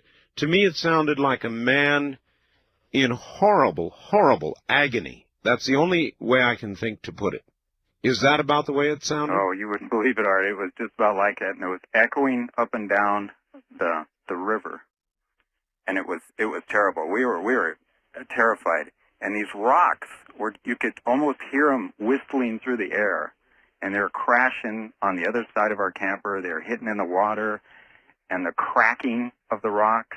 And this went on, Art, for 3 hours. And we were What do you guys scared. do? You just sit there and sort of shake at the table, Well, or what? we're on the floor of the camper. We just couldn't move. We didn't know if one of these rocks were going to hit us. Now, or you what. see, that sounds realistic to me. That's where I'd be, floor of the camper. You betcha. And we were armed to the teeth, let me tell you. And I was ready for anything. And this went on for 3 hours, and it was about like 4:30 in the morning, and the sun started coming up. And we're all looking at each other going, thank God. Yeah. Especially because I had to go to the bathroom. But anyway, and so we finally had enough nerve to go outside the door because the crashing and everything had stopped like about an hour before the sun came up. See, I would have waited, too, for the crashing to stop and for the sun to come up. Okay, sounds good so far. Okay, so we decided we'd go outside. And finally, we opened up the door, and we all got out, and I said, you guys get out here, you got to see this. And the other truck was just fine. But around our truck and the camper were these huge boulders in a circle around the camper. Oh, my God. What, I presume to this day you have no idea what it was. No, but it had to be something awfully big. Awfully big. Because it took us pushing with one truck and pulling with another to get them far enough out of the way so we could get the truck and the camper out. That's an incredible story. Do you swear that's true? Oh, yes. And this happened in 1975 because it's when I got out of the service, and all four of us got together because we used to go on camping trips when we were in high school. And to this day, when we get together, I mean, this, this is something we always talk about. You still talk about. I can imagine you would. Well, that one is almost a topper. What an absolutely incredible story. And so that's where it ended. You hauled the rocks away, and that was it. Yeah, we pushed them out of the way, and we got out of there, and I have never been up there again. I can't blame you. Thank you. I will not go. Thank you very much for the story. Thank you, sir. Art. Take care. Something that big with those kinds of rocks. No, thank you. Good morning. It's Halloween all across America, and we are doing what we do every Halloween. We're doing ghost to ghost. If you've got a good ghost story, we're here for you. But first, something that somebody should have thought of long, long, long ago. Laprina. You know what that is? It's aspirin. Well, that's not magic. Aspirin's been around but wait a minute. You don't have to take Laprina, in fact you shouldn't, by mouth. It's not even in tablet form. This is spray-on aspirin. Now, you say, well, what do you mean spray-on? Well, aspirin, normally you take pills, right? You digest it. Digestive tract 101, we've talked about that. Gets into your bloodstream, and you have pain relief. Takes a long time, and is not very specific. Laprina, just like a nicotine patch that you put on your arm, puts nicotine into your bloodstream. Laprina, you spray on your skin. Say you got a sore knee, sore shoulder. You spray it directly on the area where you want the miracle. Ladies and gentlemen, aspirin does not need to be taken orally. It can be sprayed on. That's what Laprina is. The people who use it, I'm one of them, say it is damn near miraculous. It is. Call them. If you want Laprina, call them. It is Health Naturally that sells it. Naturally. And the number is 1-800-308-4565. That's 1-800-308-4565. And if you ask them, they will tell you a way to get Laprina at a very low rate indeed. East of the Rockies, you're on the air. Good morning. No, I think we just missed that person. West of the Rockies, you're on the air. Good morning. Yes. I have a ghost story for you. All right. All ears. Where are you? I'm in Pasco, Washington. Okay. I was camping earlier this summer with a friend up in the mountains. There was actually 3 of us. We went up. Another camping story. Did you hear the last one? Oh, yeah. Oh, man. Well, not that bizarre, actually. We were up up in the mountains, probably 20 miles from the nearest town and 10 miles from the nearest person. Yeah. Way out on a logging road up on a clear cut, someplace we used to go, you know, just for the weekend or something where nobody would be around. And Sure. we're up there, and me and this girl went walking down the road, and my friend was sitting up by the campfire, and we come back about 10, 15 minutes later, and he's in the car hiding. I don't know, he's probably got tired and went to sleep. Yeah. He gets out of the car and goes, "Who is the guy that just came by?" And I looked at him and said, "Get real, man. We're 10 miles from the nearest person. Who the heck could come up here?" Right. He said, "Some guy in a black robe comes by, looks at him and says, 'This isn't right,' and just walks off." Oh. Meaning, he thought, what? This isn't right that you are here? That's what neither one of us could understand, because he'd never been there before. In the road that I was on, they had clear-cut it in another direction, so the road was almost grown over, and I remembered where it was. You know, it's one of the roads that trees had now come up in the middle of. Right. And we had no idea what the heck he was talking about, and he just kept going on. Somebody came by and said, "This isn't right." And he just kept going on and on. So finally we just left because he was just going ecstatic about it. That's weird, all right. That's very weird. And so you just never found out anything more about this? He still, I mean, every time I talk to the guy, he still goes on about this. He still thinks I have somebody up there with us. But where we were, it was impossible for anybody to have found us. I mean, you know, it's one of those places, if you were to get hurt or something, nobody would find you. Well, I guess that's one of those things you're going to have to wonder about your whole life, huh? Apparently. I have another quick one, if you don't mind. Very quickly, yes. I worked in a plant up in a little city up north of here called Lake Stevens. Actually, it's on the other side of the mountains from us. Right. And I was in working one night. Actually, it was a press-to-log plant, and it was very noisy, so you wear earplugs.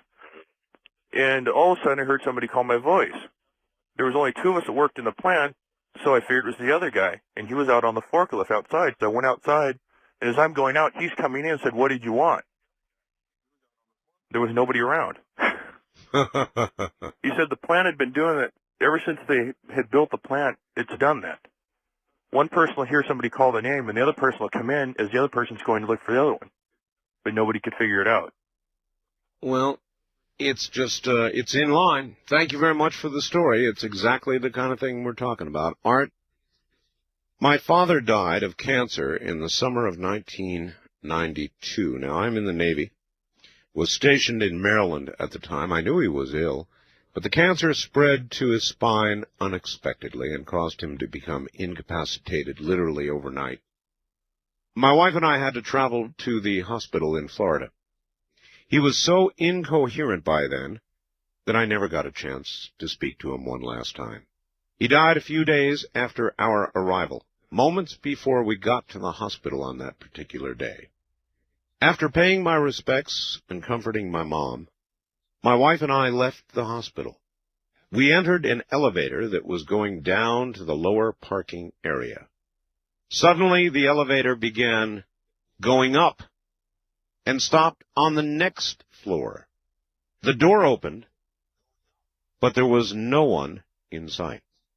Also, there were no stairs that anyone could have exited by. The doors began to close and then opened abruptly as if someone were blocking the entrance. This happened several times until my wife finally said, "Okay, Preston, knock it off." The doors closed. The elevator took us to our desired floor. I feel this was simply an attempt by my father to let me know that he was there, that he was okay. Just thought you'd enjoy the story. Thanks. James in Honolulu, Hawaii. There you are. East of the Rockies, you're on the air. Good morning. How you doing, Art? Okay. I've been trying to get a hold of you all night. Where are you? I'm in Cape Girardeau, Missouri, listening on KZIM. Oh, that's right. You're on a portable phone, too, aren't you? Cordless phone, yeah. Yep. Do you have a regular one? No, I don't. You don't. All right. Well, we'll put up with it. Go ahead. Well, I got a story that's really gonna scare you and kind of scare me whenever I think about it. But I used to be in the Air Force, and I was stationed at Epi Warren Air Force Base, Cheyenne, Wyoming. Right. And that's a really haunted base.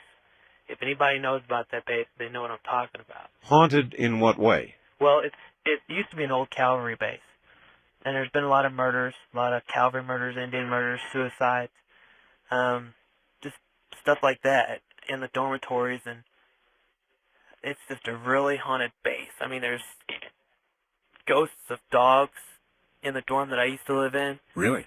Yeah, it was really scary, but I've gone through some really rough times, and I just moved back into the dormitory, and I would every once in a while see this like dark cloud, like kind of like a gas cloud above my bed or down the hall, and then whenever I would look at it directly, it wouldn't be there anymore.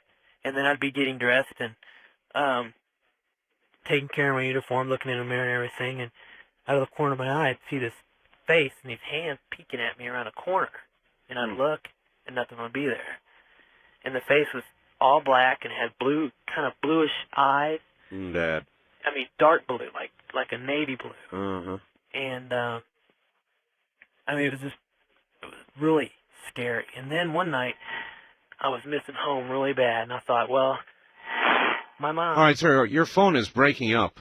Okay, can you hear me better? Yeah, that's better. Okay. Quit moving around. All right, my mother is into the New Age stuff. Yep.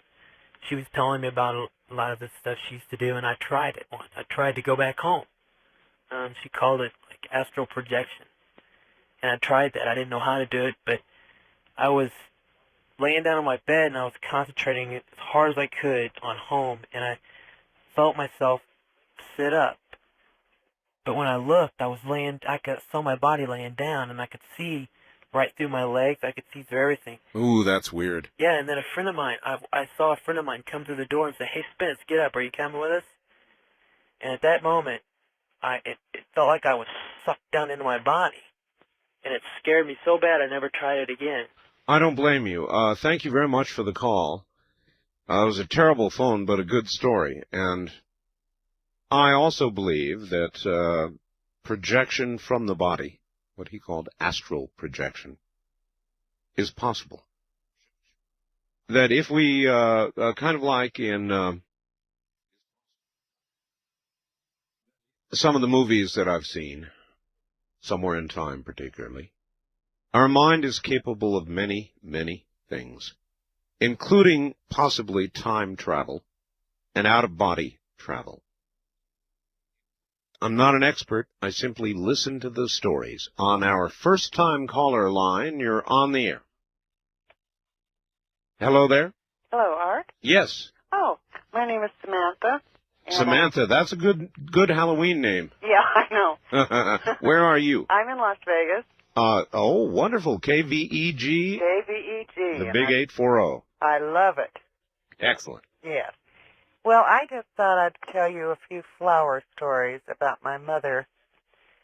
She, one time I was talking to her. She died in 1982.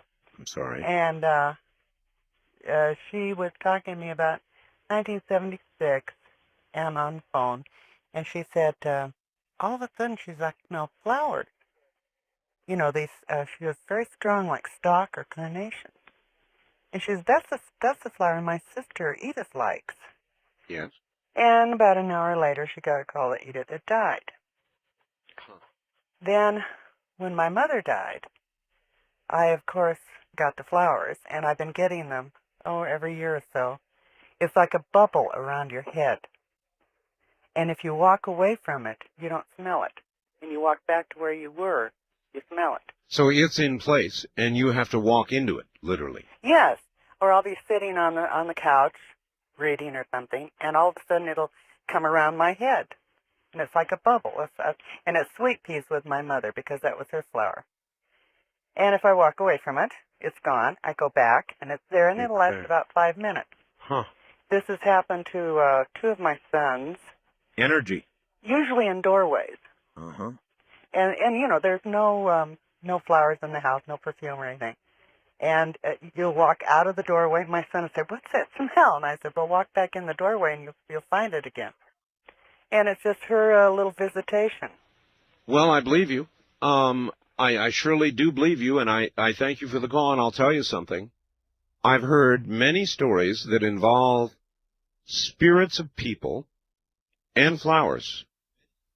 Flowers that have lived as long as a person lives, and flowers that have been healthy and thriving, and then the moment somebody dies, the flower, the bush, the tree dies. Is there some kind of sympathetic reaction?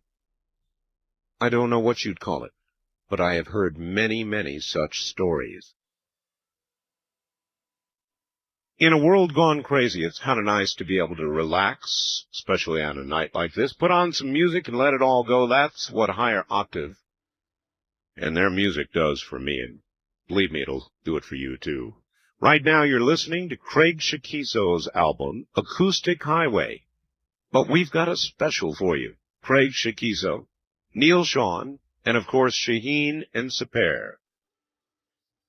It's just laid back, come-get-me kind of music. And these are pros. Craig, former lead guitarist with Jefferson Starship, 13 Gold and Platinum albums, a Golden Globe Award, a Grammy, an Oscar nomination, not a lightweight.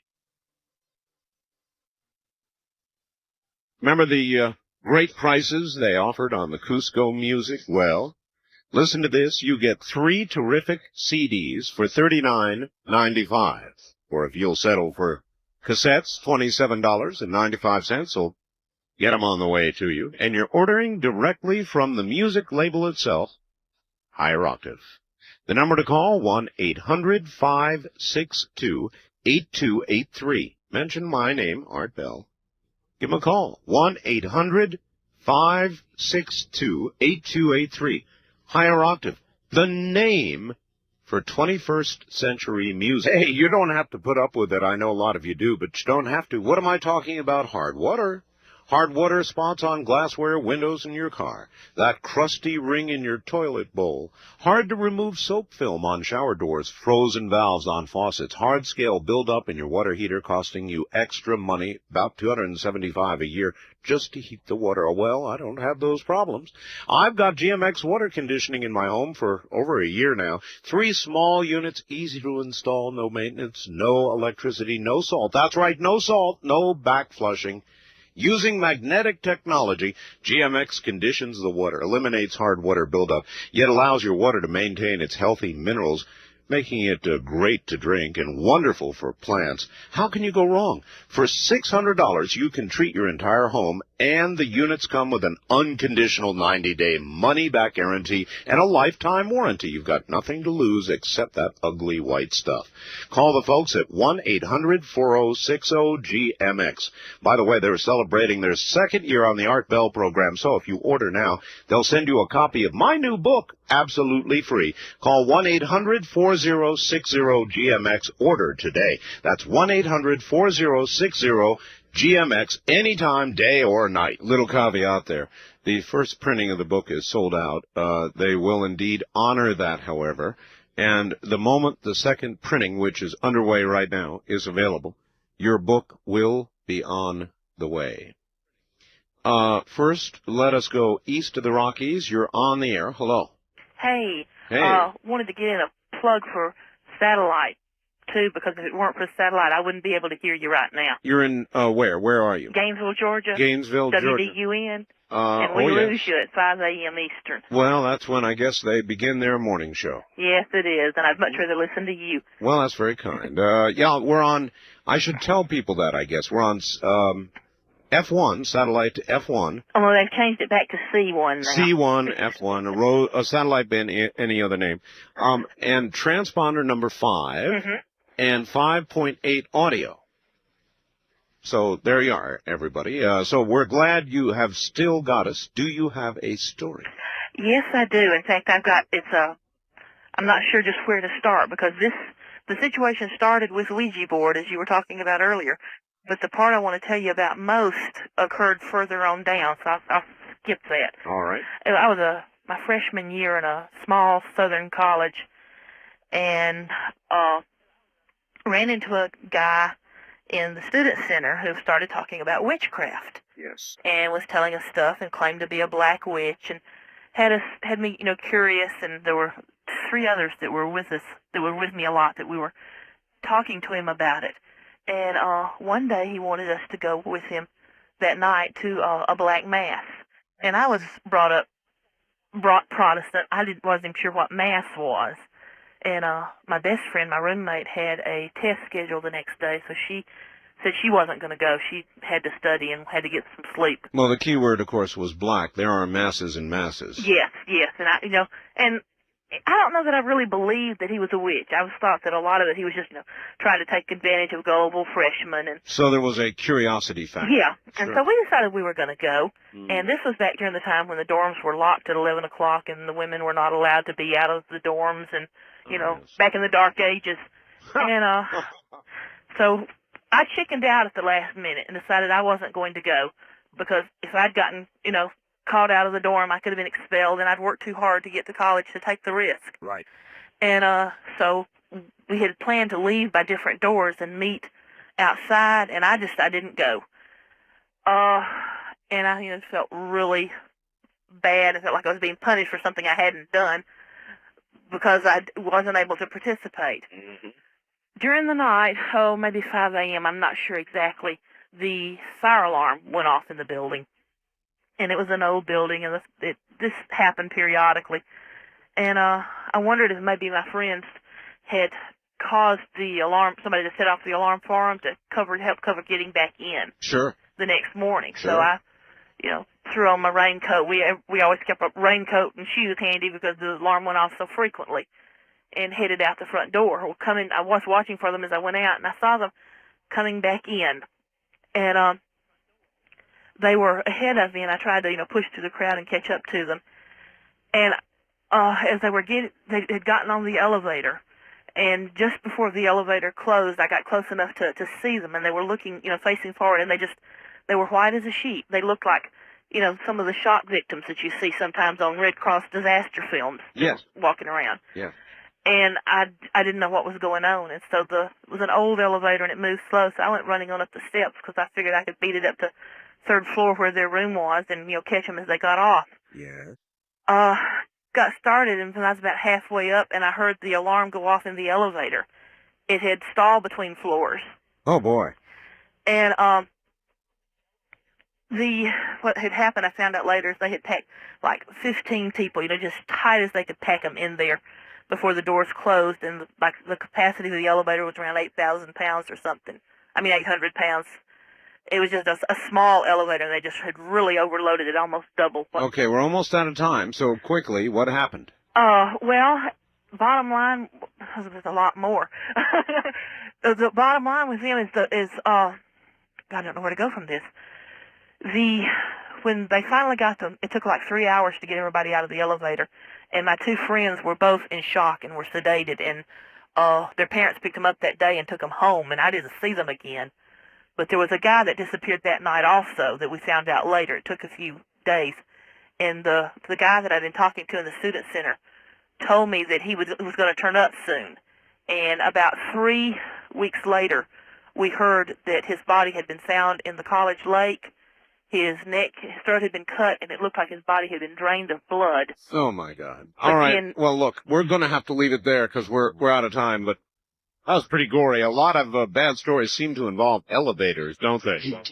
This is Ghost to Ghost, actually. Good morning, everybody. Is this not a fabulous rendition? You know what this is, don't you? No? It's Painted Black by the Rolling Stones. It's the London Symphony. In case you were curious.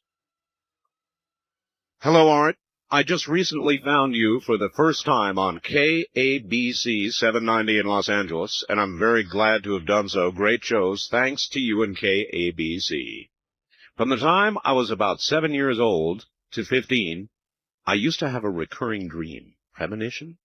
Maybe about once every couple of months. It would always end the same, with me sitting straight up in bed in cold sweats and scared so bad it's hard to describe. The dream always started with two guys in an old Jeep out in the desert, just cruising along. I can see the desert and the worn dirt road. I could feel the heat. I could hear the sounds.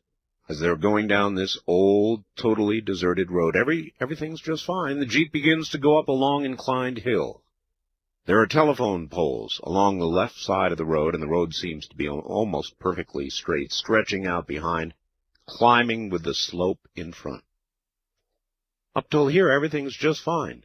Then the Jeep crests the top of the hill, and I can never see anything that the two guys see. But what I do see is just their faces, just sheer terror. Not fear, but something worse. Last time I would see that Jeep turn on its right side off the road about 20 feet, looking like it had been there for a long time. When I was 15, I went to school with a friend down to Salton Sea in California, a desert. Second day we were there, he said he wanted to show me some old abandoned buildings, so we took off in his grandfather's Jeep out what was called Power Line Road. Well, we were about an hour from the house. The road began to climb upward, power lines on the left. All at once, all that fear from the dreams came back like a tidal wave, and I began to freak. I'm yelling at Steve to stop the Jeep or I'm going to jump out. I was not going over the crest of that hill, no way. At first, he thought I was messing with him, but he realized I meant it. He stopped, and I told him about the dreams. He kind of laughed at them. But we turned around and never, ever went down that road again. I never had the dream again. But the hair on the back of my neck is standing up now the way it did that day. Dan in Los Angeles. I believe you, Dan.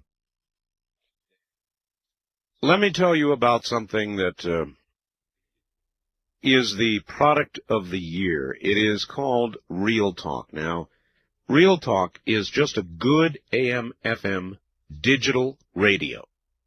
AM and FM. It covers everything you want covered.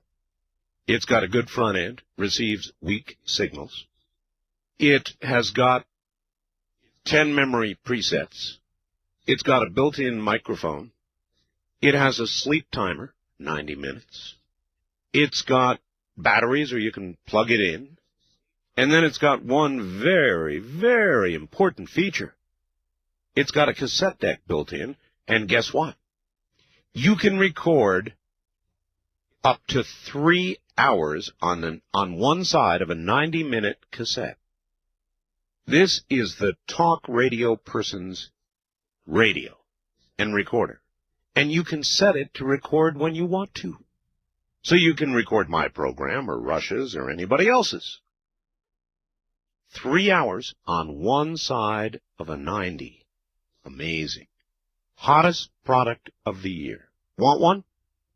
They're $139.95, and that means getting into your door, shipping included. Here's the number. 1-800, you can call at 7:30 in the morning. 1-800-522-8863. 1-800-522-8863, the Sea Crane Company. West of the Rockies, you're on the air. Hello. Hi, Art. Cameron in San Francisco, KSFO. Hi, Cameron.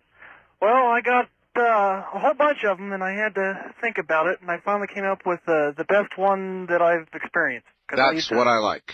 Okay. Well, this one, did you ever see 2010? Of course. Well, you remember where that ghost is on the ship and he says something's about to happen, something wonderful? I do. Well, this is that kind of story. All right.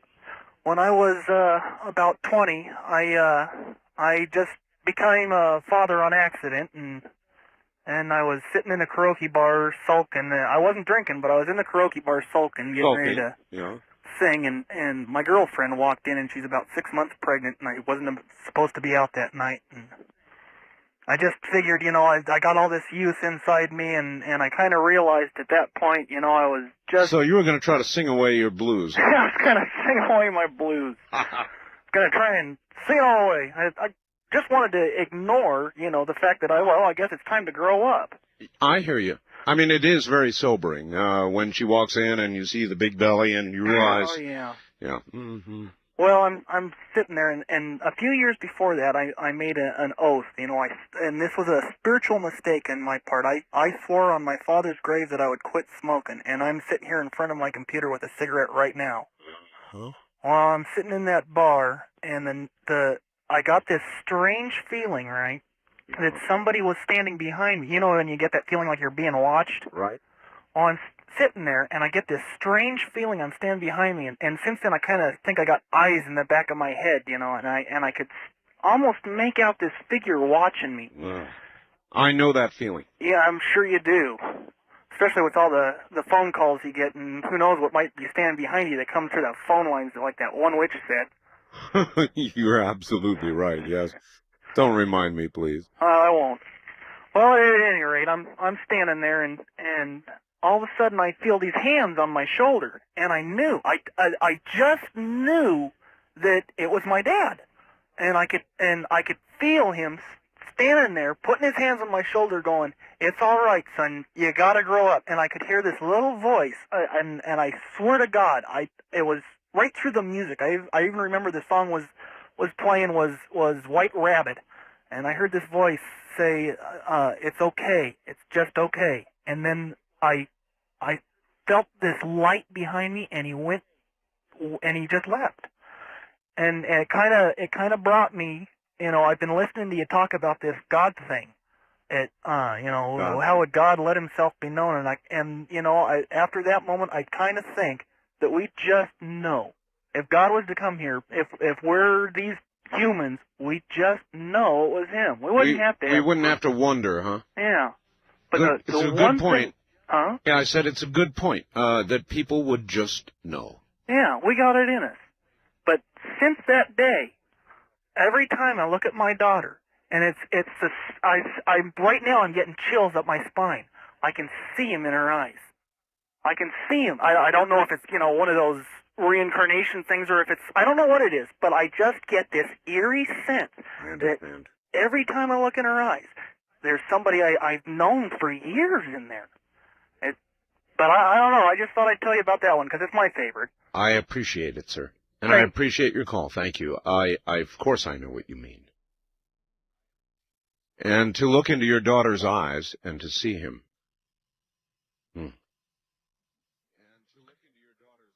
Well, that is one way we live on, isn't it? On the first-time caller line, you're on the air.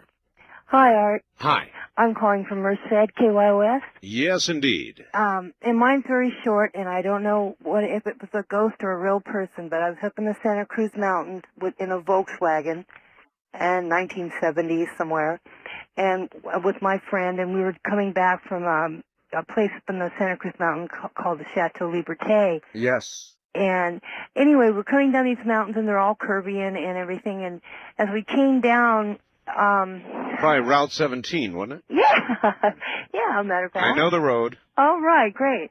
Well, then it's all rocky at some areas on the side with all it's all green and all that and trees but anyway, it's a 2-lane road, right? And we're coming along, and it's down one of the downhill ways, and there's this, we're kind of talking, a couple girls, and we're talking, and there's this man lying in the road on our side of the road, and he's lying in the road with his head on the white line, and he has on a suit that's like kind of checkered. It's not a normal suit, but it's a suit.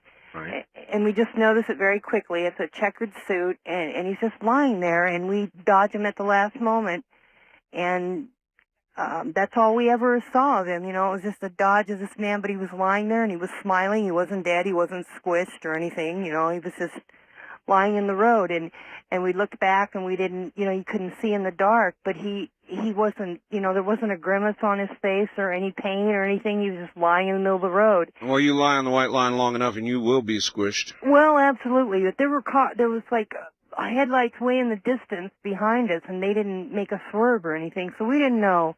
And one other really quick thing is my mother grew up in the hills of Virginia, and she told me lots of stories. They had many sisters, and 7 sisters. Anyway, they were coming home one night, and their mother through the woods, if you can imagine coming home through the woods at night, but they did it all the time then. And at any rate, they came in and they were supposed to get home before dark, and they didn't. And there was a little creek-like thing that they had to jump over, and it was small enough to jump over.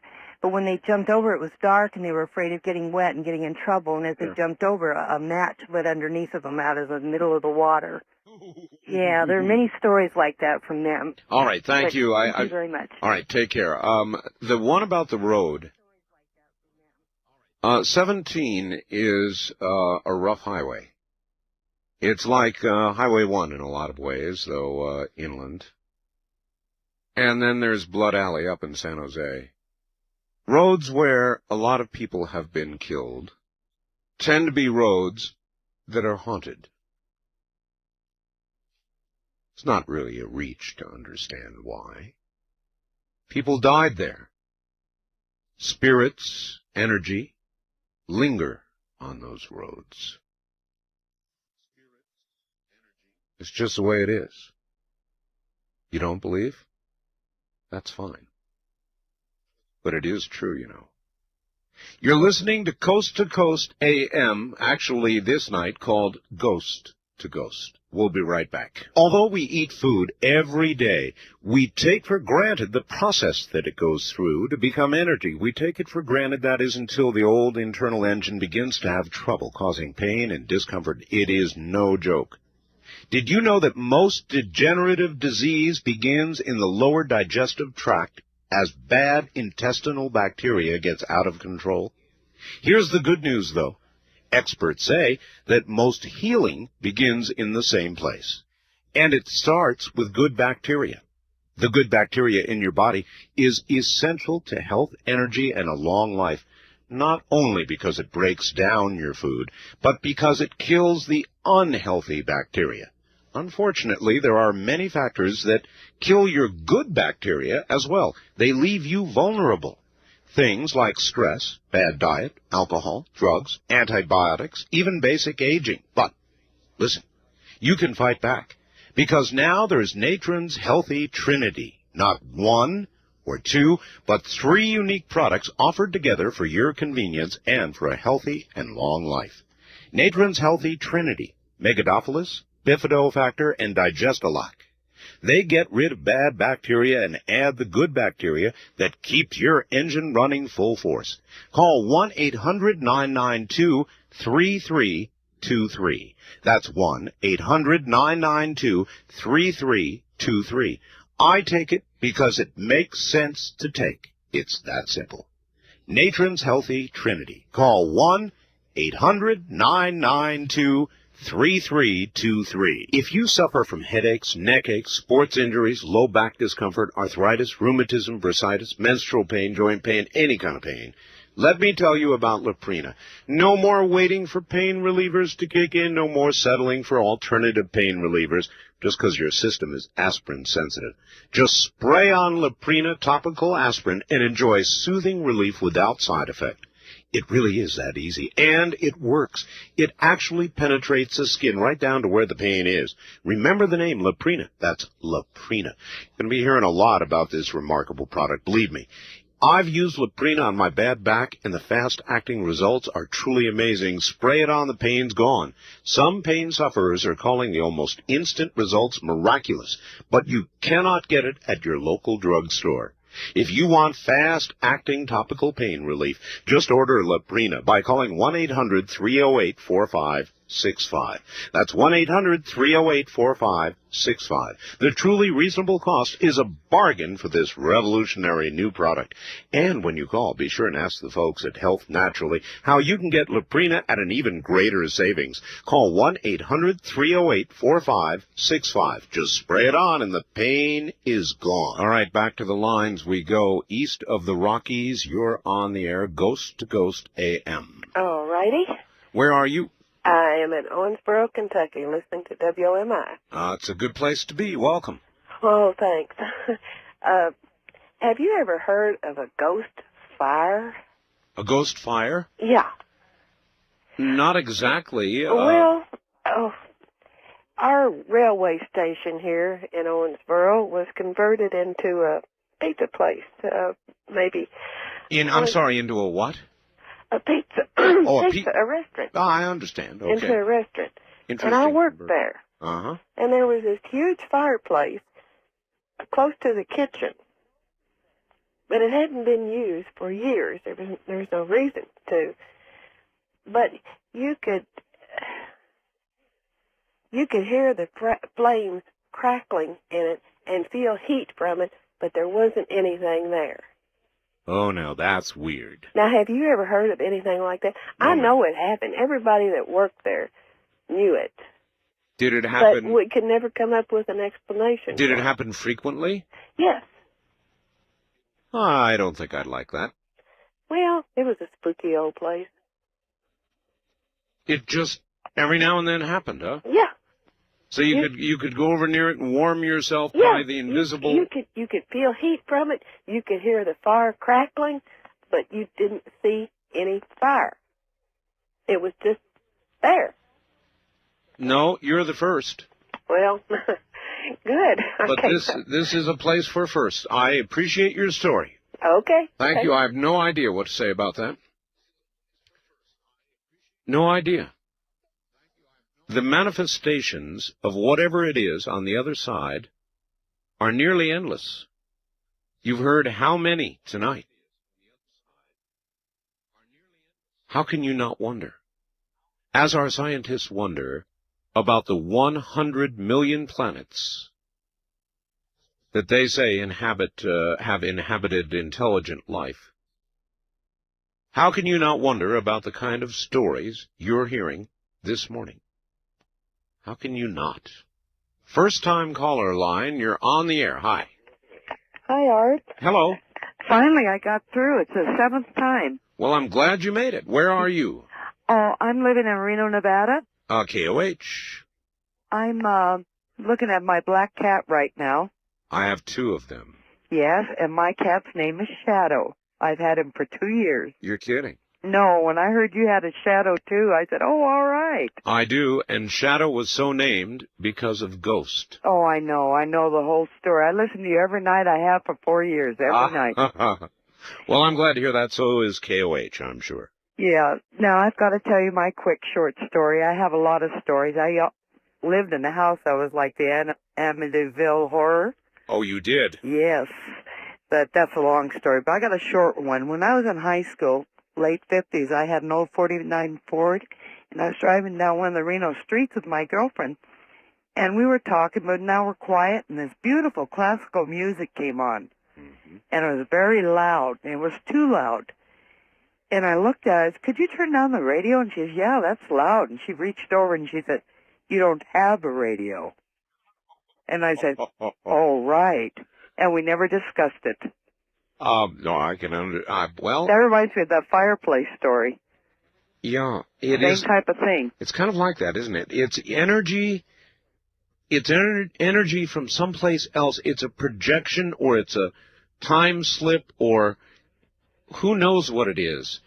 Right. But it's something.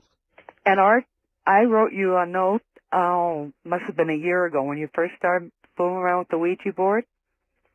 And I wrote to you at your home and told you, please don't fool with the Ouija board.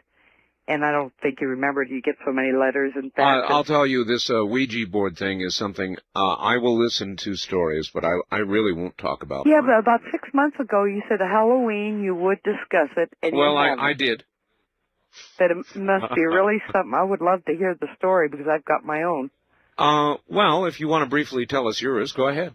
Oh, I wrote you a letter on it. Well, yeah, I know, but now you're on the radio. I was in Hawaii. Yes. And my husband was watching my friend and I play the Ouija board. And he decided to blindfold us. Oh, and interesting. We said, fine. Yeah, okay. You know, because we were working it. We were really working it. I understand. And we're blindfolded. And suddenly the little planchette, that's what you call the little triangle thing you put your fingers on, flew out. And I pulled the blindfold out, and I said, what'd you do, Bruce? You know, knock the thing? He said, no, I held the crucifix over it. Do you remember that story now? I do, yes. Yeah. And, yes. And, you know, it's so serious. It's very serious. And people don't understand, and they think, oh, gee, Let's have some fun. Let's play with a Ouija board. And I used to feel the same way. I know, because I listen to your show, like I say every night. I was really concerned about you. That's why I wrote you the note. I was really concerned. And, well, with good reason. Yes, because I knew. But now you know, so. You're correct. Now I know. Thank you. Okay, Art. Right. Take care. There are a few things that I won't talk about. That really is one of them. And I really I'm giving you good advice here when I tell you don't play with Ouija boards. They're not toys. Oh, I didn't even know if they're sold anymore. I would imagine that that occasionally you could find one somewhere, but if I were you, I wouldn't even go to look. I wouldn't even think about it if I were you. You're listening to a collection of real... Well, you can hear the voices. Real stories of the supernatural, ghost stories, stories of other dimensions, other realities, other times. I'm not really sure of what it is. I'm just sure that it is. We'll be right back. Well, I can sure tell you how to send good spirits. Send flowers. You never mistake those for evil. You never mistake flowers for a bad message. It's always warmth, love, caring, feeling. And believe me, it works. Absolutely Fresh Flowers is the company of which I speak. They sell flowers to you directly from a flower farm. And you get more flowers than you can believe. Miniature carnations, every single color of the rainbow. If there's somebody in your family who's got a birthday or an anniversary, or any special day at all, you can't go wrong. You call them, they go out and cut them right there at the farm, pack them up in a big triangular box, and they get delivered the next day by FedEx. Or on the day you specify. Now think, is there somebody with a birthday or an anniversary coming up? You can take care of it right now. You can say, look, I want them delivered on such and such a date, and I guarantee they'll be there. And you'll just bowl them right over. Absolutely Fresh Flowers. The number to call right now or any time, write it down for heaven's sakes. People call me up panic trying to get the number. The number is 1-800-562-6438. That's 1-800-562-6438. It works. East of the Rockies, you're on Ghost to Ghost AM. Good morning, Semper Paratus. How you doing? Where are you calling from? Jacksonville, Florida. All right. Good to have you. Hey, it's great to be here. I've been enjoying your ghost stories, and it's one of the few times I've been able to tune you in here and everything. What station are you managing to get us on? WOKV. WOKV. Mm-hmm. All right. And just like I said, I've been enjoying your ghost stories and everything, and then after hearing about that great icebreaker you were on, I was an ASM stationed in the Gulf of Mexico out of Houston. Yes, sir. And we've had I don't know whether to give you the Coast Guard's official version or our official version of some of the stuff we had seen back then. You tell me what you know. Okay, this was 1980, 1983, through there. We had several experiences of seeing what we termed as ghost ships. And it would never show up on the radar. But we would hear it from, small boats, 41-footers and stuff, of seeing different, glowing three-masted type schooner-type ships. I guess what you would maybe call an old pirate-type ship, Sure.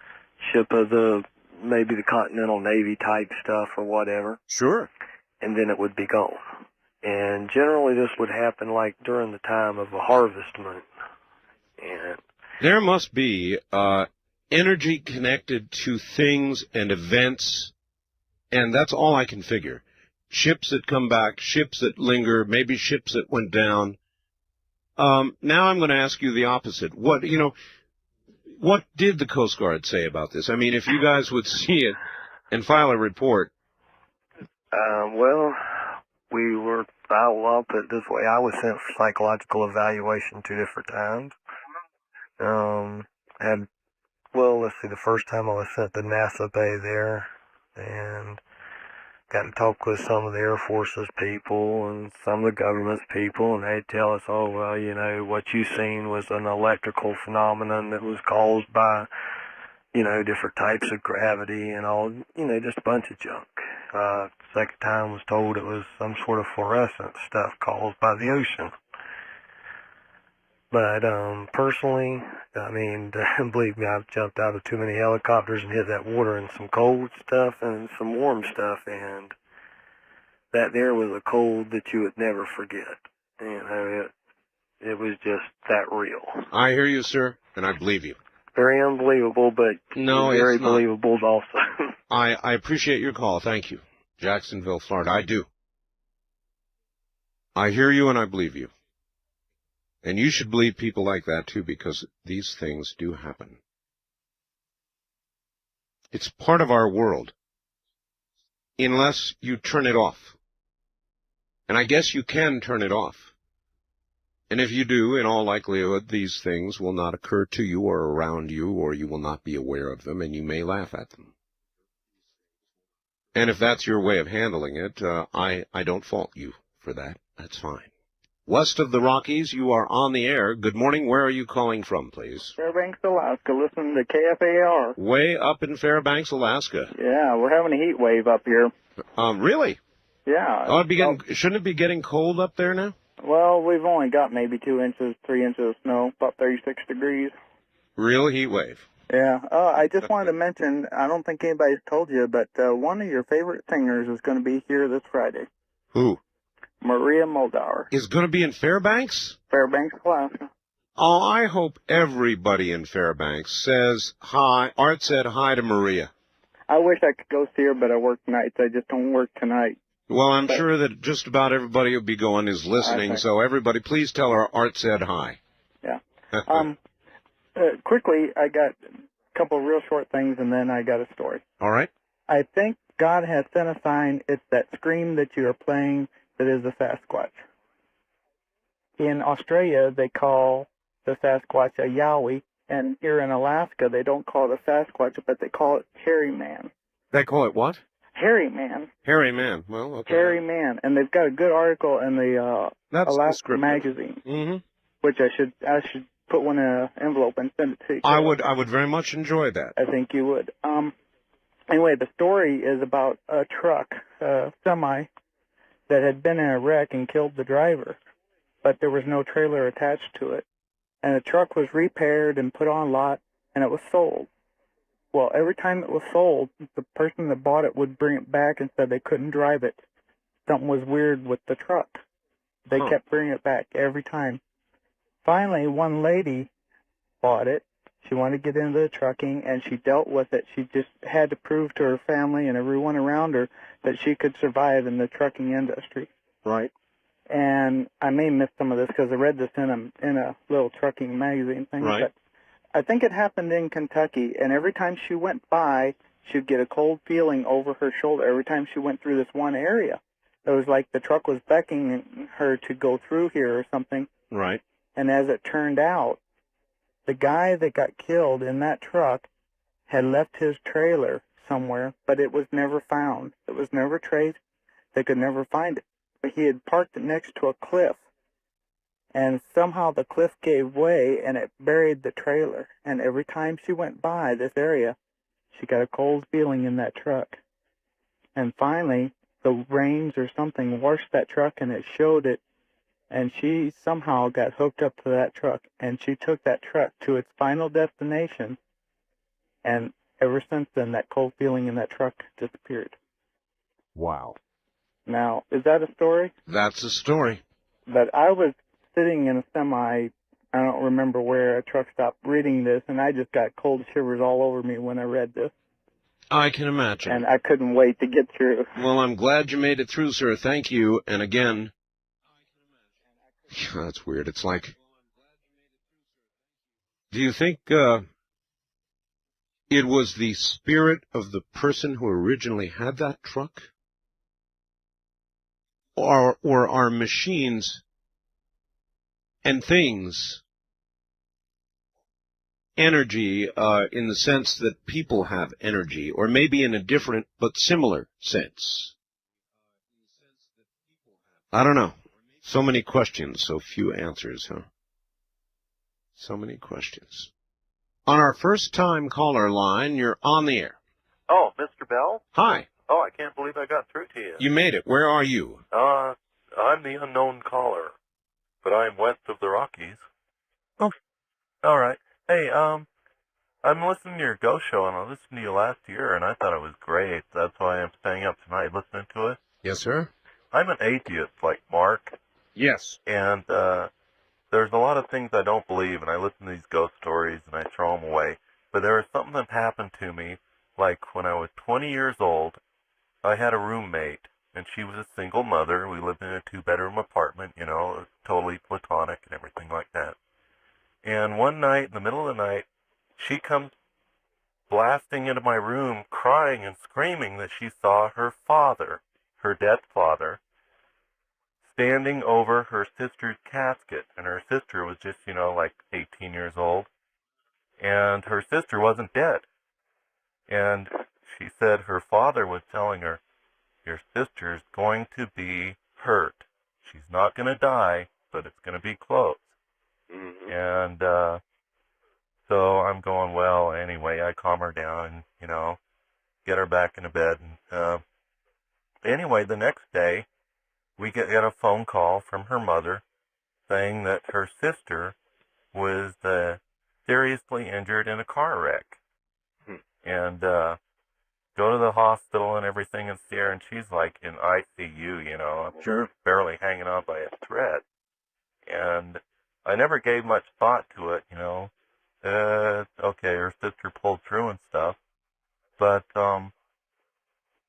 it's always bugged me that like the day before the accident happened, my roommate came in and screaming and crying that she saw her deceased father over her sister's casket, just right there in her bedroom. So it bugs you.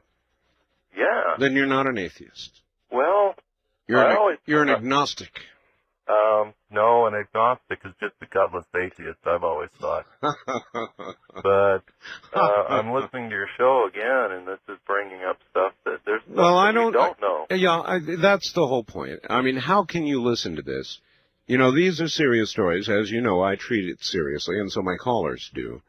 And how can you listen to this and not become a gutless atheist? Well, yeah, that's exactly right. I don't believe everyone that calls your show is a liar. They're not. These things are stuff that happens. These things do happen. Yeah. I appreciate your call, sir. I thank you for the call. I mean, how can you listen? And then how can you say there is nothing? When we die, we just simply pass into blackness, into nothingness. That this life all goes for naught? That the energy that is our being beyond our physical bodies is not? Does not exist? I don't think so. No, I'm sorry, sir. You sound more like the gutless atheist you described. Or put more, digestibly, an agnostic. The 818CS by Sanjin is, verifiably, the best radio in the world for the price. And it is virtually a total communications receiver inside the body of a portable. It covers AM/FM shortwave. It does so in continuous coverage, 1 or 5 kilohertz segments. Now, I know, this is going to cause a lot of eyes to glaze over out there. But if you want a good emergency radio, if you want a good, all-purpose, very sensitive, selective radio with expensive filtering, wide, narrow AM filters, an RF gain control, a BFO, again, the eyes glaze over, right? And you're saying, what the heck is he talking about? Well, when you get this radio, whether you use it for good AM reception, talk shows, or you use it to bring the world to you shortwave, Radio Australia, Radio Moscow, Radio Havana, Radio France Internationale. Whatever it is, don't buy a cheap piece of junk, because you'll regret it, because you're going to love shortwave. And then you're going to realize you should have bought a good radio in the first place. Well, this is the best for the money.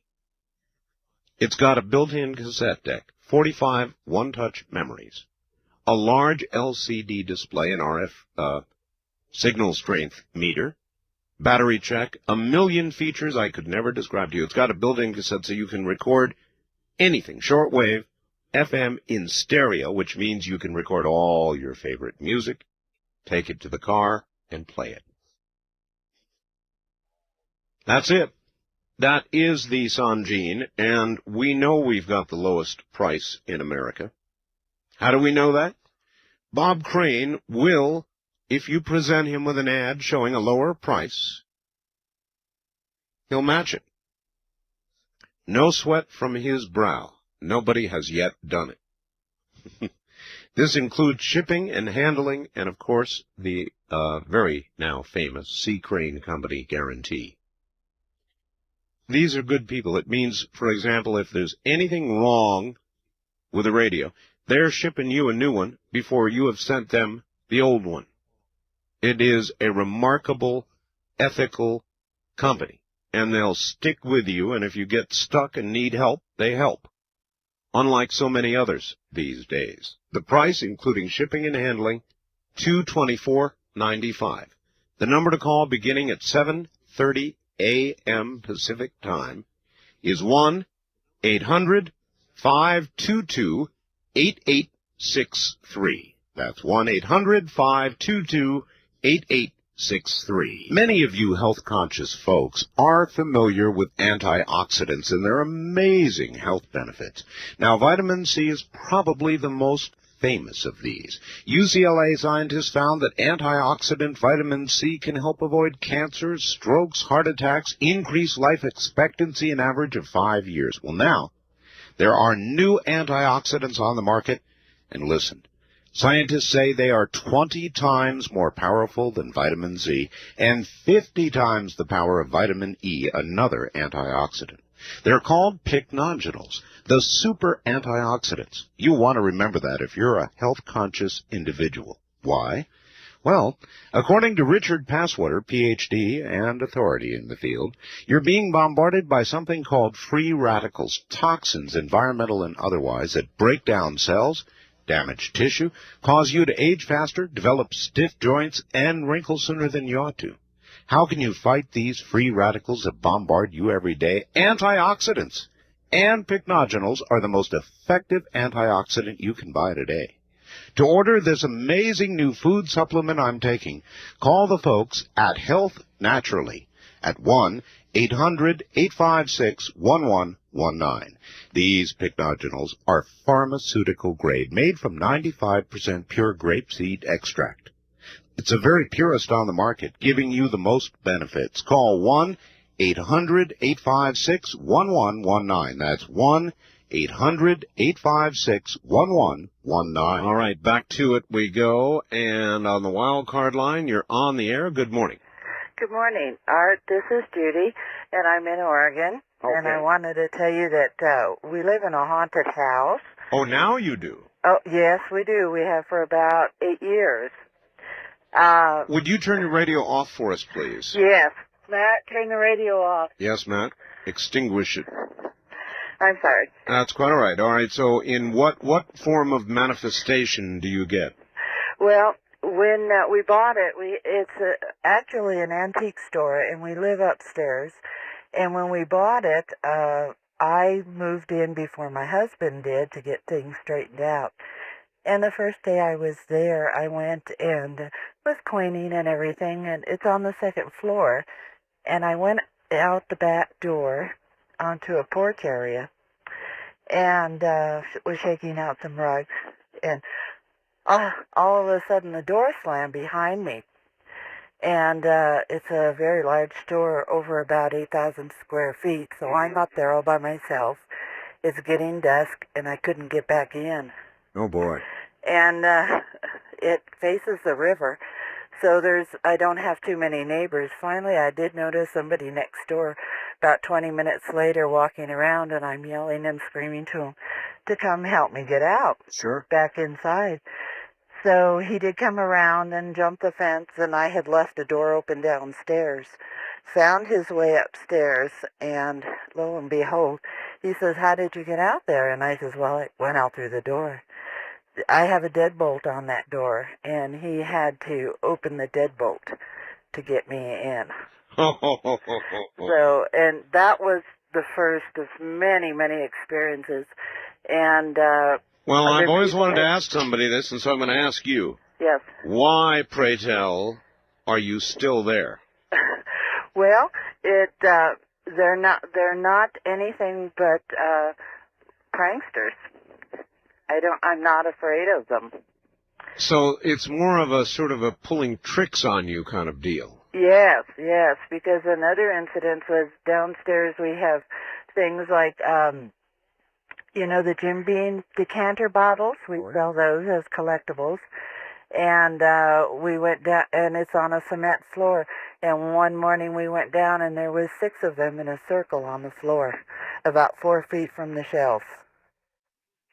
So things like that happen all the time, and people are there when they happen, too. I wonder in the paranormal world what a circle of booze bottles means. I don't know, but they're young people, and I'm sure they don't have ID cards. Thanks for the call. Thank you, Art. You take care. Bye-bye. And I'm sure they don't have ID. East of the Rockies, you're on the air on Ghost to Ghost AM. Hi. Hi, Art. This is Angela in Cheyenne, Wyoming. Hello, Angela. How's Cheyenne? Cold. Cold. Yeah, I hear it's starting to get cold up there. It is. There was a guy that called earlier, and he mentioned something about F.E. Warren. Yes. I wanted to say it is haunted. I've heard several stories from out there. About the airbase? Mm-hmm. It's here in Cheyenne, and it is haunted. Well, any place where many deaths have occurred, particularly a combative kind of death, is a place where spirits linger. Yeah. I just wanted to plug that real quick, and then I had a story that I wanted to tell you. Okay, real quick. I guess about 6 months ago, my little brother came over to my house, and he was telling me that a friend of his, she was a young lady, newlywed, had 2 really, really young children, had just found out she had cancer, and she was going to be passing away soon. The doctor didn't give her more than about 2 weeks. All right, I'll tell you what. That's a good cliffhanger. We're not going to be able to finish, so I'm going to put you on hold. Okay. And let you hold. You won't hear anything. Don't let it worry you, and we'll get back to you after the break, all right? Okay. All right, stay right there. In Cheyenne, where it's beginning to get cold. Would that be cold as in universal, or would that be cold as in cold spots? We'll be right back. From the high desert, where the moon hangs by about half. It's kind of eerie out there right now. This is Coast to Coast, now Ghost to Ghost AM. And now back to our ghostly young lady. And, you're back on the air again. Hello. Hi. Hi. Okay. So my brother was really devastated about this young lady when he found out that she was passing away. He was a friend. All right, get into that telephone and talk up now. Okay. Anyway, is that better? That's a little better. You got to stay into it and talk. Project. Okay. So my brother was friends with this lady, but I didn't know her. And my heart really went out to her, though, thinking that she was going to pass away and leave those 2 young children and her husband behind. And I kept thinking about her, and I couldn't get her out of my mind, like day and night for, I'd say, 4 or 5 days. And I was standing in my bathroom, and I felt something really strange, like almost a finger or something go across the top of my head. And I put my hand up there, and there was some kind of like a sticky goo on the top of my head. You'd been slimed. That my husband said too. Well, he's got a good sense of humor. I don't know if it had anything to do with her, but it was just really weird. Well, it might have. but it's a good slime story, and I thank you for bringing it to us. We get one, at least one, every Halloween. There is something about ghosts or entities or whatever you want to call them that many times involves a kind of strange slime. So when they did Ghostbusters, they kind of did a play on that, but there's nothing to play with. West of the Rockies, you're on the air. Hello. Hello, Art. How are you? I'm okay. I don't have an actual story, but I actually wanted to answer kind of a question you asked earlier about Ouija boards, like whether or not one could get them. And you might find this pretty scary, but apparently it's marketed by Parker Brothers. Actually, not like a couple of days ago, I just saw a commercial about a bunch of kids playing Ouija boards. Really? Yeah. So it's well, I mean, that's fine. I guess you can get them. If you want to get them, go ahead. My advice is, don't do it. You don't have to tell me. Actually, I kind of think it's a stupid thing that they're doing. I'm an occultist myself, so I studied this field, and so Look, it's just a board. If Parker Brothers wants to sell it, that's fine. It's like sitting down. It doesn't matter whether, in my opinion, whether it's a Ouija board or some other instrument that you're inviting, you're concentrating on, and you're consciously inviting an entity to you. You know not what you do. It's not like Monopoly. It's not like playing Monopoly where you're worried about getting a hotel to wipe the other guy out. You're sitting down to consciously invite an entity to direct you. It is not a good idea, whether it's a Ouija board or whether it's a Monopoly board or anything else. If the intent is to invite something in, you be damn sure you think hard about it before you invite something in you don't want to keep you company. First-time caller line, you're on the air. Hello. Hello. Hi. Yeah, I want to speak to Art. This is Bart Simpson. Turn your radio off, please. Yes, I just did. Okay, go right ahead. Hi, Art. Hi. Yeah, I just, so weird. I just got, it's not really a ghost story. It's about my brother who died. And, he died like maybe about 5 years ago. And, when he was younger, he had a car wreck. And, I guess what you'd call a near-death experience. He was in the hospital for a long time. Yes. And I'm kind of nervous. I'm sorry. I can tell. That's all right. Yeah. I can feel his presence now. When he was younger, he had a near-death experience, and it's I think he and since he lived. I always thought it was like special, but he always said like it's not special. He thought it's like everybody had the power. Well, why did you think he was special? He was always interested in kung fu and the things like martial arts and the power of the martial arts contribute to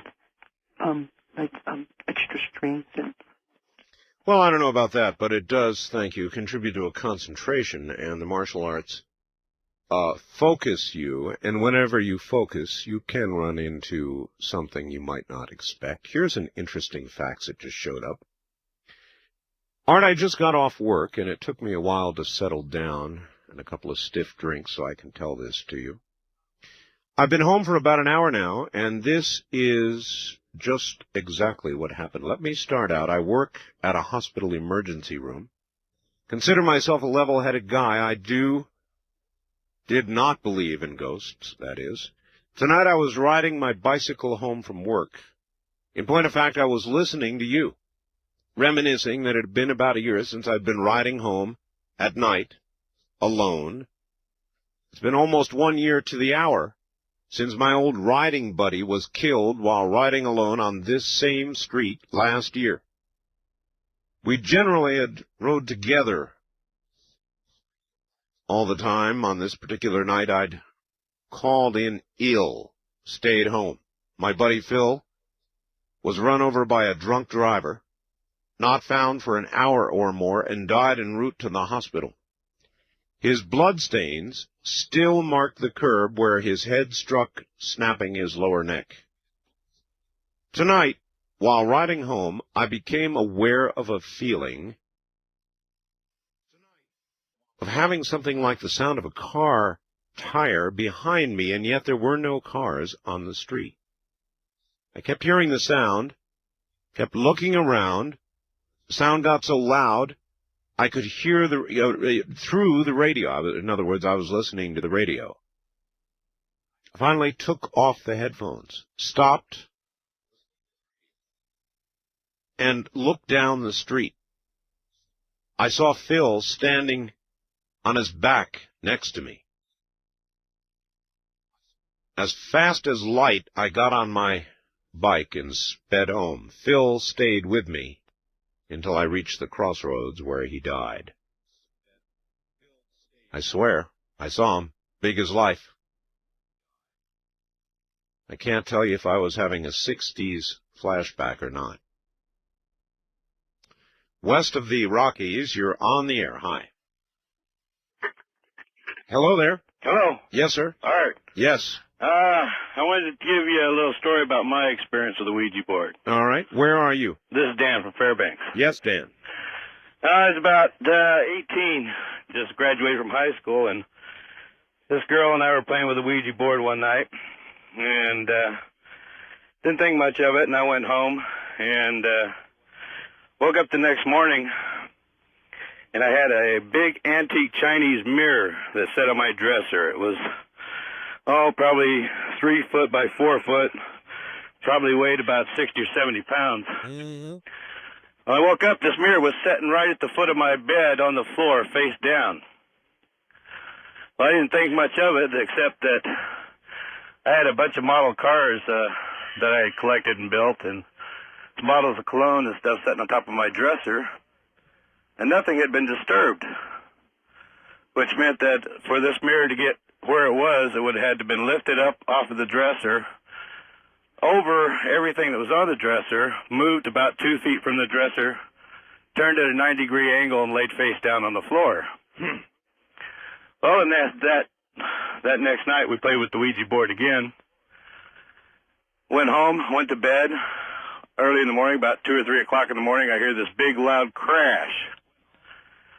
I wake up, the mirror's in the same position on the floor, in the same exact spot, with the mirror broke into 100 or so little pieces, and everything on the dresser was laying all over the floor. Needless to say, that was the last time I ever touched a Ouija board. Good for you. Thank you very much. Again, you invite things in when you do that, and you don't know what you're inviting in. It's like opening a door to a world where things exist, good and bad. Do you invite strangers into your home? Do you call on the street when somebody passes and invite them into your home, not knowing them? No. Then why would you want to do it with a Ouija board? Anyway, you may need a good night's sleep after this morning's show, and I have a sponsor that can sure provide it. It's called Select Comfort. Select is the key word. Comfort's important, too. It's a bed like any other, king or queen, and inside are individualized air pockets where springs used to be. Instead, they've got these air chambers, I guess I ought to call them, and they are inflated or slackened by your electronic command, and you've got a little electronic control on both sides of the bed. Now it gets even more unique, because each side of the bed can control the bed to be either stiff as a board, if you've got a bed back the way I do, or soft as a feather bed, or individually on, from night to night, you can make it conform to your body. It is Select Comfort, and we don't expect you to buy out of the blue just based on what I've said. I've given you the outline. You call them. They'll send you a free videotape, and then you can take a good look. If you decide you want to buy it, then you get a 90-day in-home risk-free trial. The number to call to get the videotape to take the first step is 1-800-448-5700. That's 1-800-448-5700. Now, money. Pretty important in this terrestrial world, eh? When you look ahead in your life, do you see a cushy retirement with lots of money? Or do you see yourself barely making it? Are you working 9 to 5 now? Putting away a lot of money, are you? Saving it? No? Well, you might want to meet Ken Roberts, and we can introduce you. He is a financial investor and educator, and he's known around the world in 89 countries for his honesty, integrity, and something very special. His unique ability to teach people just like us how to invest in commodities with minimum risk. We've talked to a lot of people like Tim in California, a Learjet pilot. He made $30,000 profit. Bob in Utah, retiring from truck driving after he made $48,000 in his first year. Now look, commodities are usually regarded as a very risky venture, but not with Ken Roberts. He'll teach you how to invest, and you invest on paper until you're confident, and then you'll just throw the paper away, start using money, because, who wants to be losing that kind of money? That's how confident you will get. Now, we will send you what it's called a money kit, a 44-page report and a cassette tape, free of charge. You look it over, decide if you want to give it a try. Call Ken Roberts Company. He's got a good number, too. It's 1-800-GOLD-KRC. 1-800-GOLD, as in that glitters, and KRC, as in Ken Roberts Company. Again, 1-800-GOLD-KRC. How many of you remember a time when you could take a penny to the corner grocery store and there you could buy a nice piece of candy or even a postcard? Well, of course, today the convenience stores have a bowl of pennies on the counter with a sign that usually says, "Take one if you need one." Can the dollar be far behind? You really can't buy anything for a penny anymore. In fact, a dollar will only buy what a dime would a few years ago. The only form of money that still buys what it did once before is gold. Over 100 years ago, an ounce of gold was worth $20. For that, you could buy a very nice new suit. Today, that same ounce of gold is worth nearly $400, and guess what? You can still buy a really nice suit. Today, you need to have some gold in your investment portfolios for protection and profit. My friends at North American Trading will be happy to show you how you can own gold in privacy and safety. It's really simpler than you might think. Call 1-800-877-9799 and ask for their free information. Investors have always turned to gold during times of inflation and economic uncertainty. Don't wait till it may be too late. Call 1-800-877-9799. You don't have to be rich to own gold, just smart. All right, back to the lines we go. Now, I want to say again, if you would like a copy of this show, this particular program, we do offer copies of this. It is a yearly event called Ghost to Ghost AM. And the way to get a copy of it is to call 24 hours a day, 1-800-917-4278. That's 1-800-917-4278, 24 hours a day. East of the Rockies, you're on the air. Hi. Hi, Art. This is Robert from New Orleans. Hello, Robert. First, let me say I got your book yesterday. Oh, you did? I am very, very happy. Is that, tell everybody, I've really not been soliciting comment yet, but is that one quality book or what? Oh, yes, sir, it is. It's much better than I thought it would be. Well, there you are. I'm glad to hear it. We'll do a day later this week and solicit comment. Anyway, it is Ghost to Ghost night. Okay, Art. In New Orleans, I guess you know we bury people above ground here. I've heard. Right. Well, my grandmother's buried in one of these old cemeteries. Yes, sir. We go and we clean them out every so often, clean up around them and weed them. And me and my younger son will go walking and looking for the dates on each one of these tombs. As we're going through one day, we notice that a couple of them have been broken into. So we start looking into them, and we're seeing that the bodies have been disturbed, the caskets are open or broken or chipped out in corners. Oh, boy. As we go to one of the oldest ones, which is about a block down from my grandmother, it was an 8-year-old girl who died during the times there was a bad scarlet fever going around in New Orleans where thousands of people had died. Yes, sir. As I climb up to look in there, I notice there are 2 bodies in there, but these are recent bodies, like a day or 2. You mean like the people who had been desecrated? Yep, that's exactly who they were. There was 2 of them, 2 young men. One face down and one face up. The one face up had an expression on his face like you've never seen in your life. I ran and told the keepers of the ground, and they called the police, and the police came and everything. And 2 weeks later, I had called to ask, what had happened to the guys. And he said, as far as I can tell, both guys had died of heart attacks. And the one who I saw, I'm sure, died of fright. And they said the coffin where the little girl had been in was, of course, opened. It was a metal coffin at the time. And they said they guess they were robbing it at the time, and something happened that scared them to death.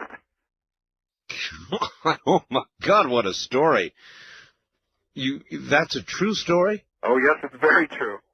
My son talks about it all the time, and every Halloween, it's the first thing we start telling the rest of the family about. Oh, well, thank you for sharing that with us. And no, I really do mean that. Thank you. But that is a scary story. Yep, it was, it still bothers me once in a while. We can only imagine what they saw. I know what they saw. The little girl took her revenge when they tried to break into her coffin. Thank you for the call. All righty, take care, Art. Take care. West of the Rockies, you're on the air. Hello. Oh, hi, Art. Hello I'm there. Mary from Bakersfield. Hi, Mary. How you doing? Oh, pretty good, but that one did scare me. Oh, boy. I boy. can just imagine that. I'm If mine scared me, that one scared me more. Now, All right. this happened when I was about 18, 19.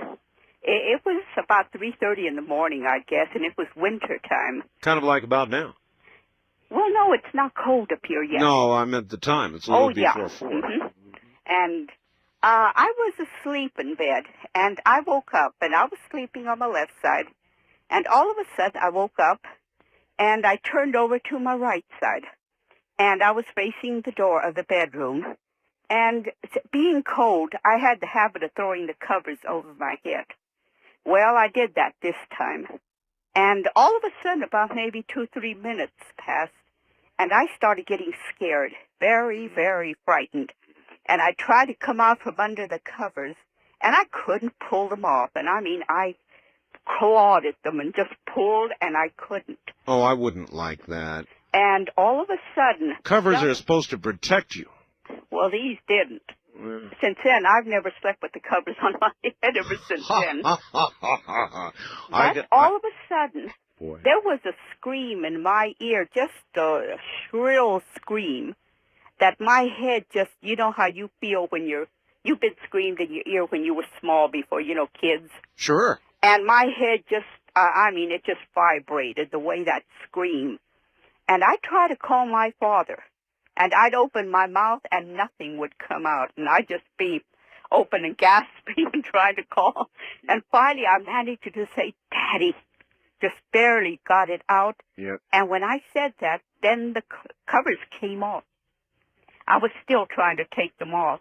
And they came off all of a sudden. And, well, like I said, ever since then, I just do not sleep with the covers over my head, not a sheet. My dear lady, I've heard a lot of I jumped onto the cover stories, but I have never heard I went under the covers and then tried to get out and the covers wouldn't come off. They would not. I know, they just would not come off. And like I said, I still do not sleep with my head under the covers anymore. I can't say I blame you, but it's like, gee, there's nowhere to hide. Well, hide under the bed. There's no place. Get underneath the bed or someplace. Well, look, I appreciate your story. It is unlike any I have ever heard, and I'm afraid it's going to have to be the topper for the for the day. I'm afraid. Well, I'll be. The night just kind of flew by, as it were. Well, I've been trying for quite a few years to get in. This is the first time I managed. You've been trying for years? Well, about 4 or 5 years. I kind of wish you wouldn't say that. It discourages people. Oh, it shouldn't, because I finally got through. Well, see, there you are. All right. I'll Goodbye. tell you. All right. Well, wait a minute. Wait a minute. There's a tradition here. Oh. With our last caller. Oh. You get to say, "Good night, America." Oh, good. Good night, America. night. Take care. Well, it has been fun and a little scary, but you tend to get what you ask for, and I wanted scary stories, and you all did not disappoint me. That last one from New Orleans kind of got to me, though. At any rate, again, I want to remind you to get a copy and archive of this program, stripped of the commercials, with only the frightening content remaining. You can call 1-800-917-4278. Let me give you that number one more time. 1-800-917-4278. Thank you all who joined us during the night. And all I guess I can say is...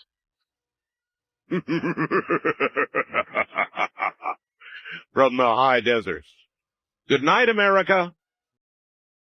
From the high desert and the great American Southwest, kind of a midpoint for what we're about to do, I bid you good morning.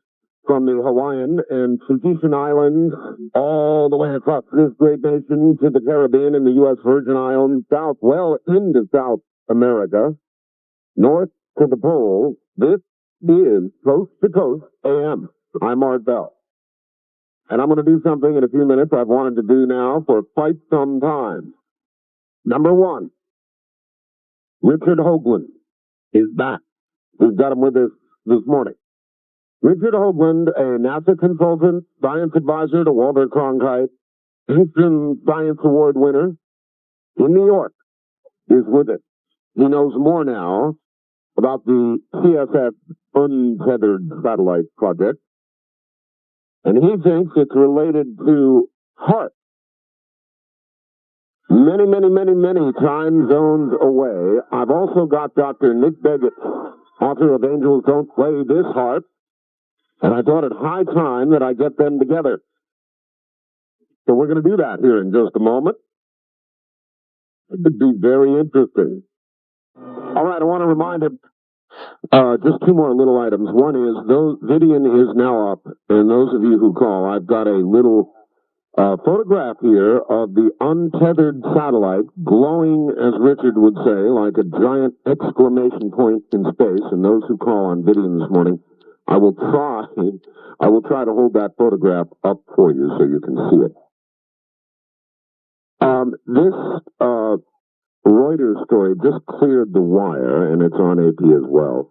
Computer glitches are creating problems for the Space Shuttle Columbia. The glitch is in a computer system that relays information from the shuttle's landing systems to its onboard computers. It means the shuttle flight might have to land at its backup landing site at Edwards Air Force Base in California Friday, rather than Kennedy in Florida. NASA says the crew is not in danger. NASA prefers to land in Florida to save the expense of ferrying the shuttle from the West Coast back to its Florida base. So they're talking about a Friday landing now, possibly at Edwards, and that is the latest news that I've got hot off the wire. Now, let's see if we can do what we want to do here. Let's go to New York. Richard Hoagland, are you there? I am here. Good. Let's now see if we can go to Alaska and connect with Dr. Nick Beggett. Are you there, Doctor? Yes, I am. Can you hear each other? Yes, I can hear Nick fine. Okay. We're in business. Amazing what technology can do.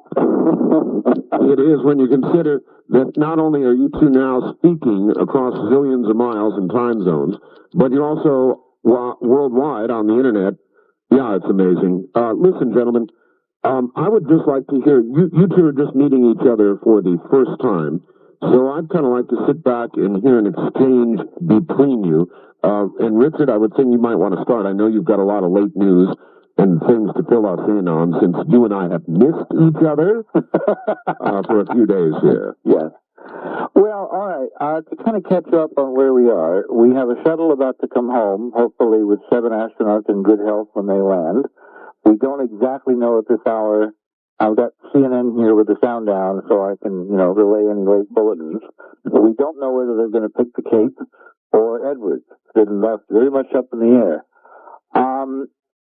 Since our last shows, what has happened is a lot of grassroots folks in Alaska, in particular a couple that I like to single out, Jan Eller and Richard Lamp, have been providing me documentation of what we suspected, but did not have the paperwork to prove on the last show that we did, namely a traceable, paper trail connection between this civilian project, this pure scientific research project on the shuttle called the tethered satellite, and a military project that has rather interesting implications and permutations that I'm sure Nick will fill us in on, in Alaska called HARP.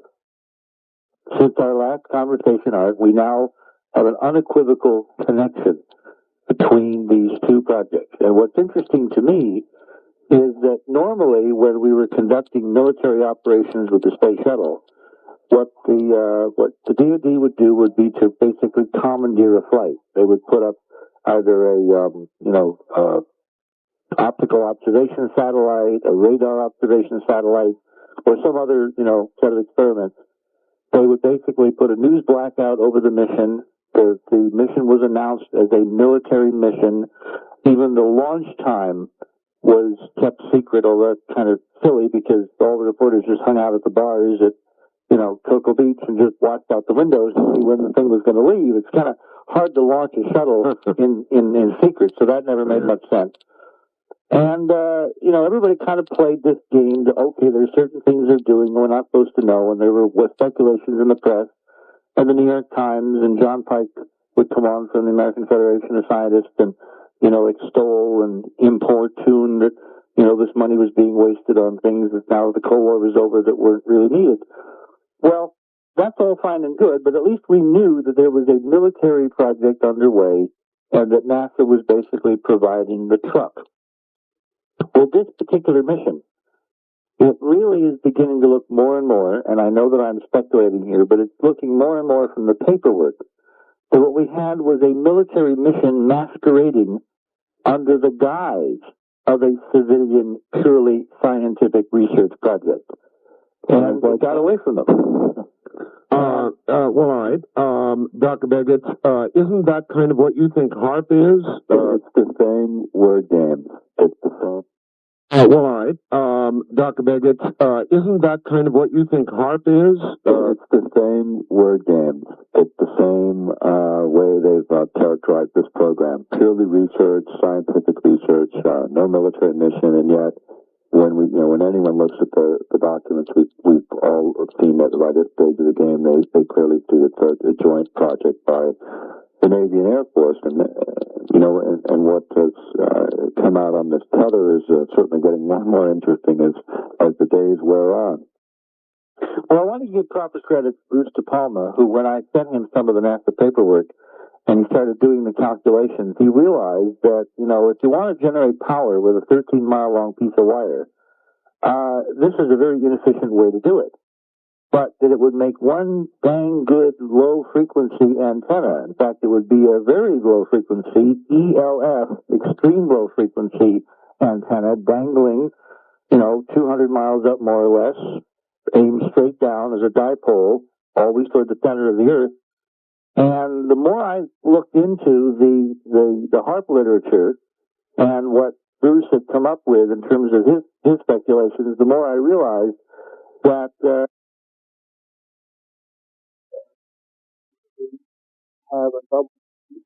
and in fact, the power generation aspect almost was window dressing, PR. And I will give you an example of how kind of silly the so-called power generation excuse that has been presented to us seems to be. We have an 1,100-pound satellite, the satellite itself, built by the Italian Space Agency. It's crammed with all kinds of things which, I don't know how 4 experiments can weigh 1,100 pounds. We sent probes to Jupiter and Saturn where the instrumentation weighs 10 pounds, 15 pounds, 5 pounds. What kind of scientific gear would they have crammed into this thing to weigh 1,100 pounds, gentlemen? That's the first question. The next question is, if you're going to be using a satellite deployed from the shuttle to generate electric power, then why have we been hearing for the last week that the batteries are dead? Wouldn't it make sense if you were going to perform an experiment to generate power, that you would put a circuit on board the satellite so the power you generated could be used to recharge the batteries? Of course. To demonstrate proof of principle? I mean, nowhere in this, either in the cargo bay of the shuttle or in the satellite, is there one piece of equipment designed to capture the power that's been generated.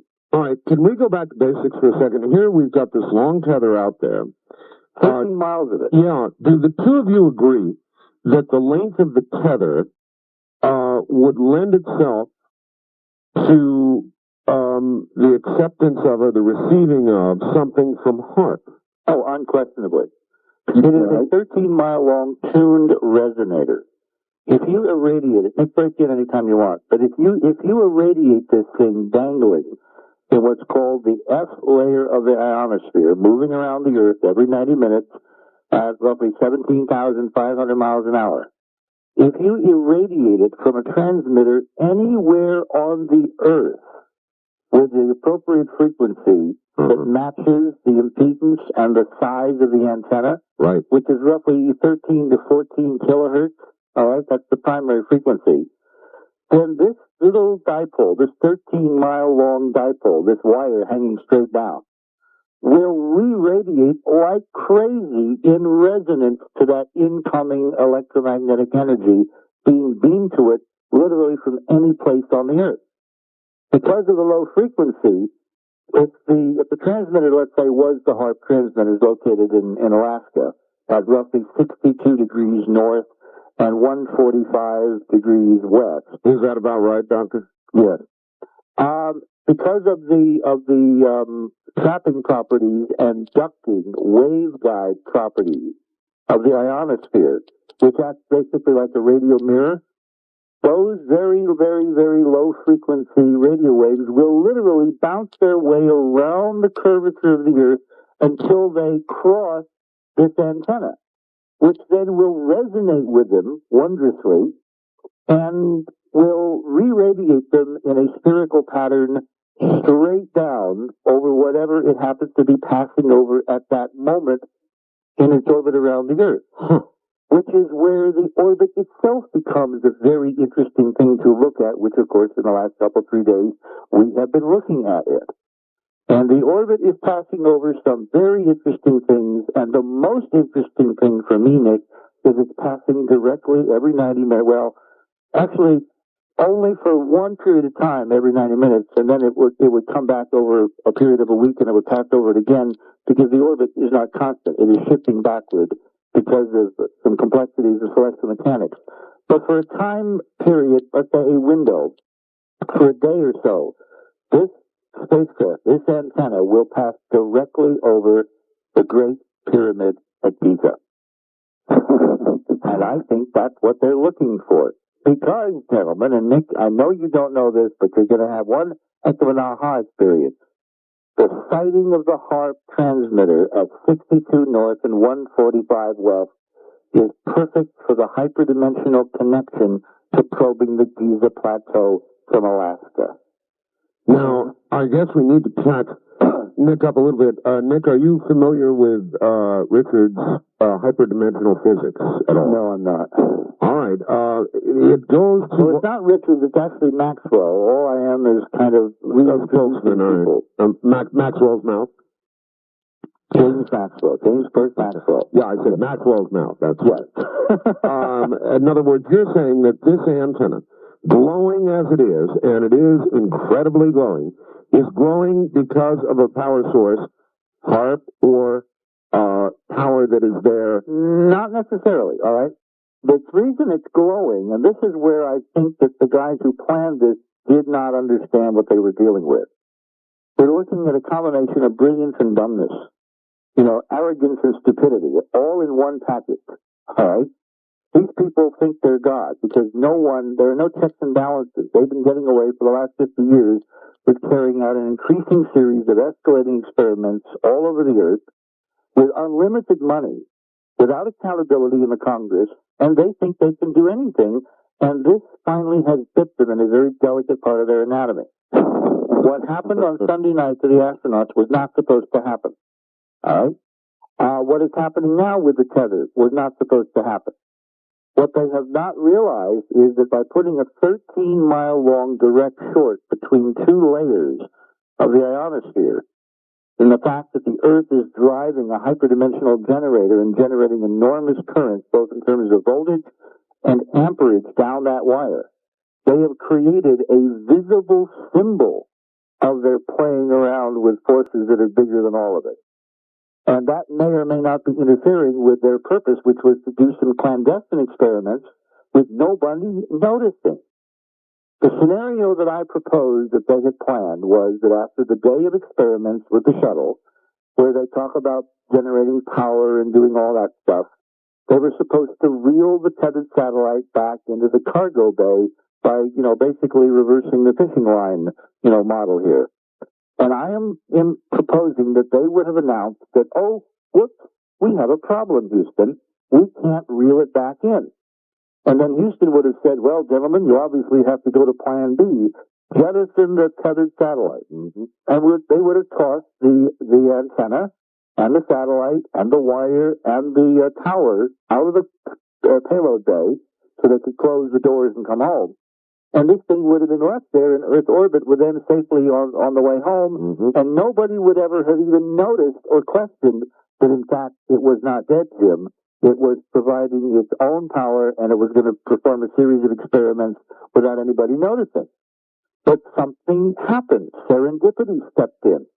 And on Friday night at 7:30 Central Standard Time, as it was about to cross the equator at the terminator, precisely at sunset, somebody in their brilliance had the computer open the circuit for 4 minutes, so that an enormous voltage, maybe 100, 200, 300,000 volts, built up in this 13-mile-long wire. And it zapped over to the ground at the shuttle, frying the tether, melting it in space, which pulled apart like taffy. You can see that on the close-up TV. No, I don't want to stop you there because we talked about this the other night on the radio without your presence, Richard. And I said, look, I've seen the tether where it was separated, and I couldn't see any char marks. Then I added, well, maybe in space you don't char when you burn. And you said, but it pulled apart like taffy, which means, in essence, as plastic does, it virtually melted. It melted. It melted, and cleanly so. And when you look at it, it looks like it melted.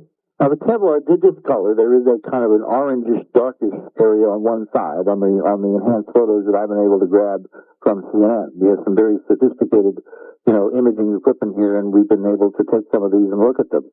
But it looks exactly like if you were to take a piece of plastic, let's say a soda straw, mm-hmm. and hold it in a candle flame and pull it apart. You get a very thin set of strands before it broke.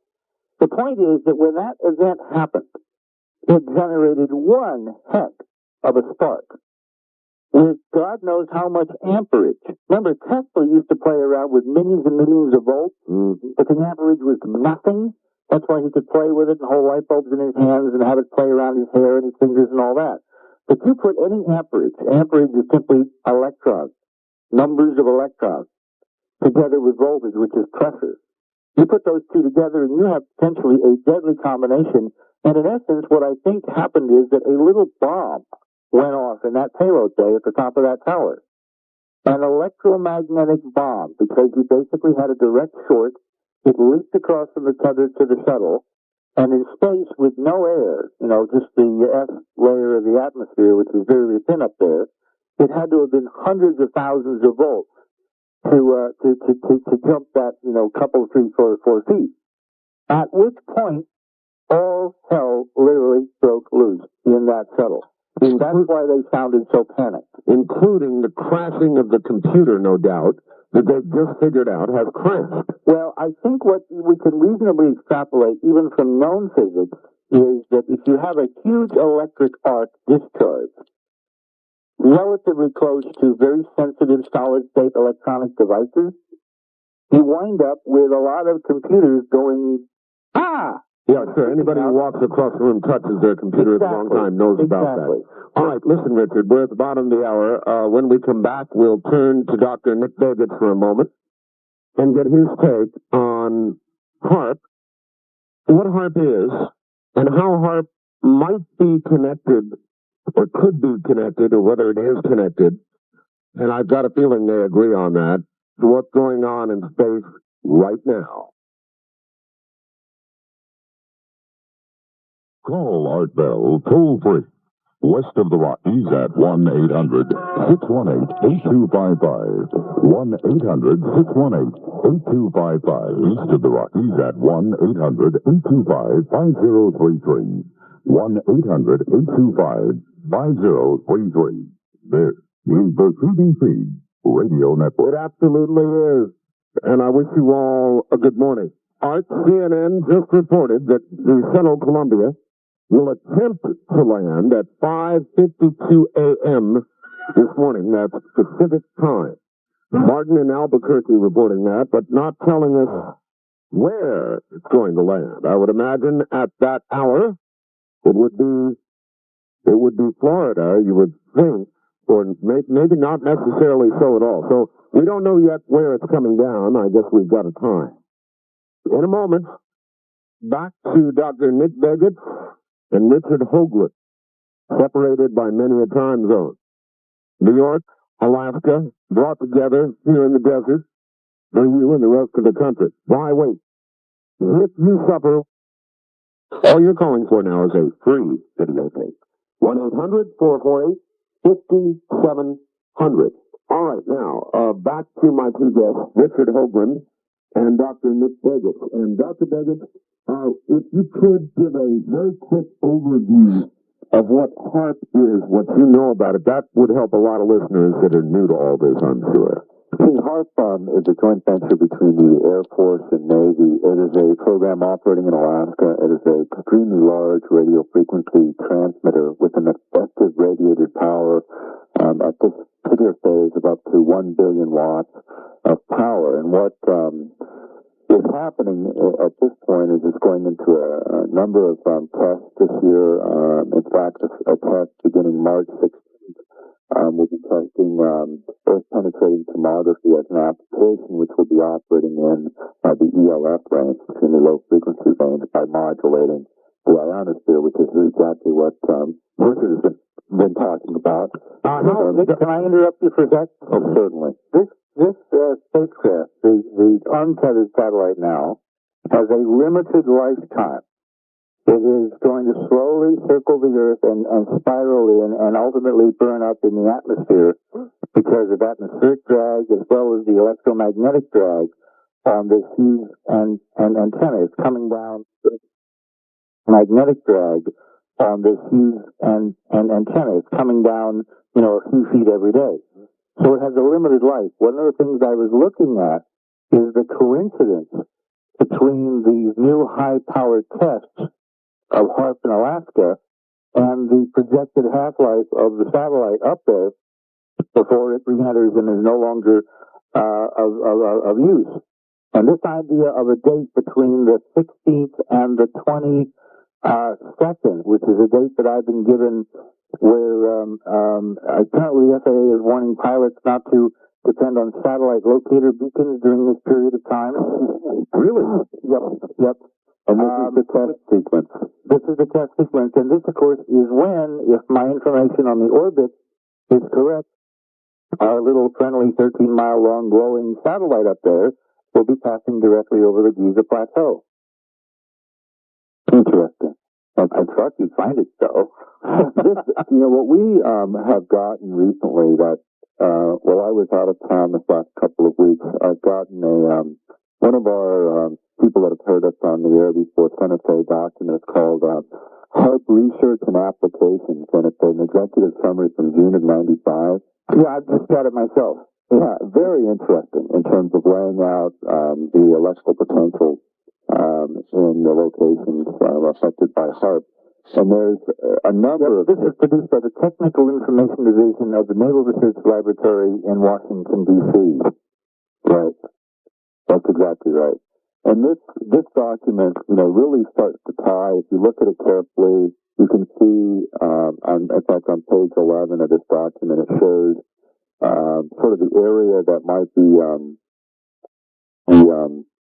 affected by the transmitter, which is much larger than I originally thought was possible at this power level. But it certainly crosses the path of this orbiting tether.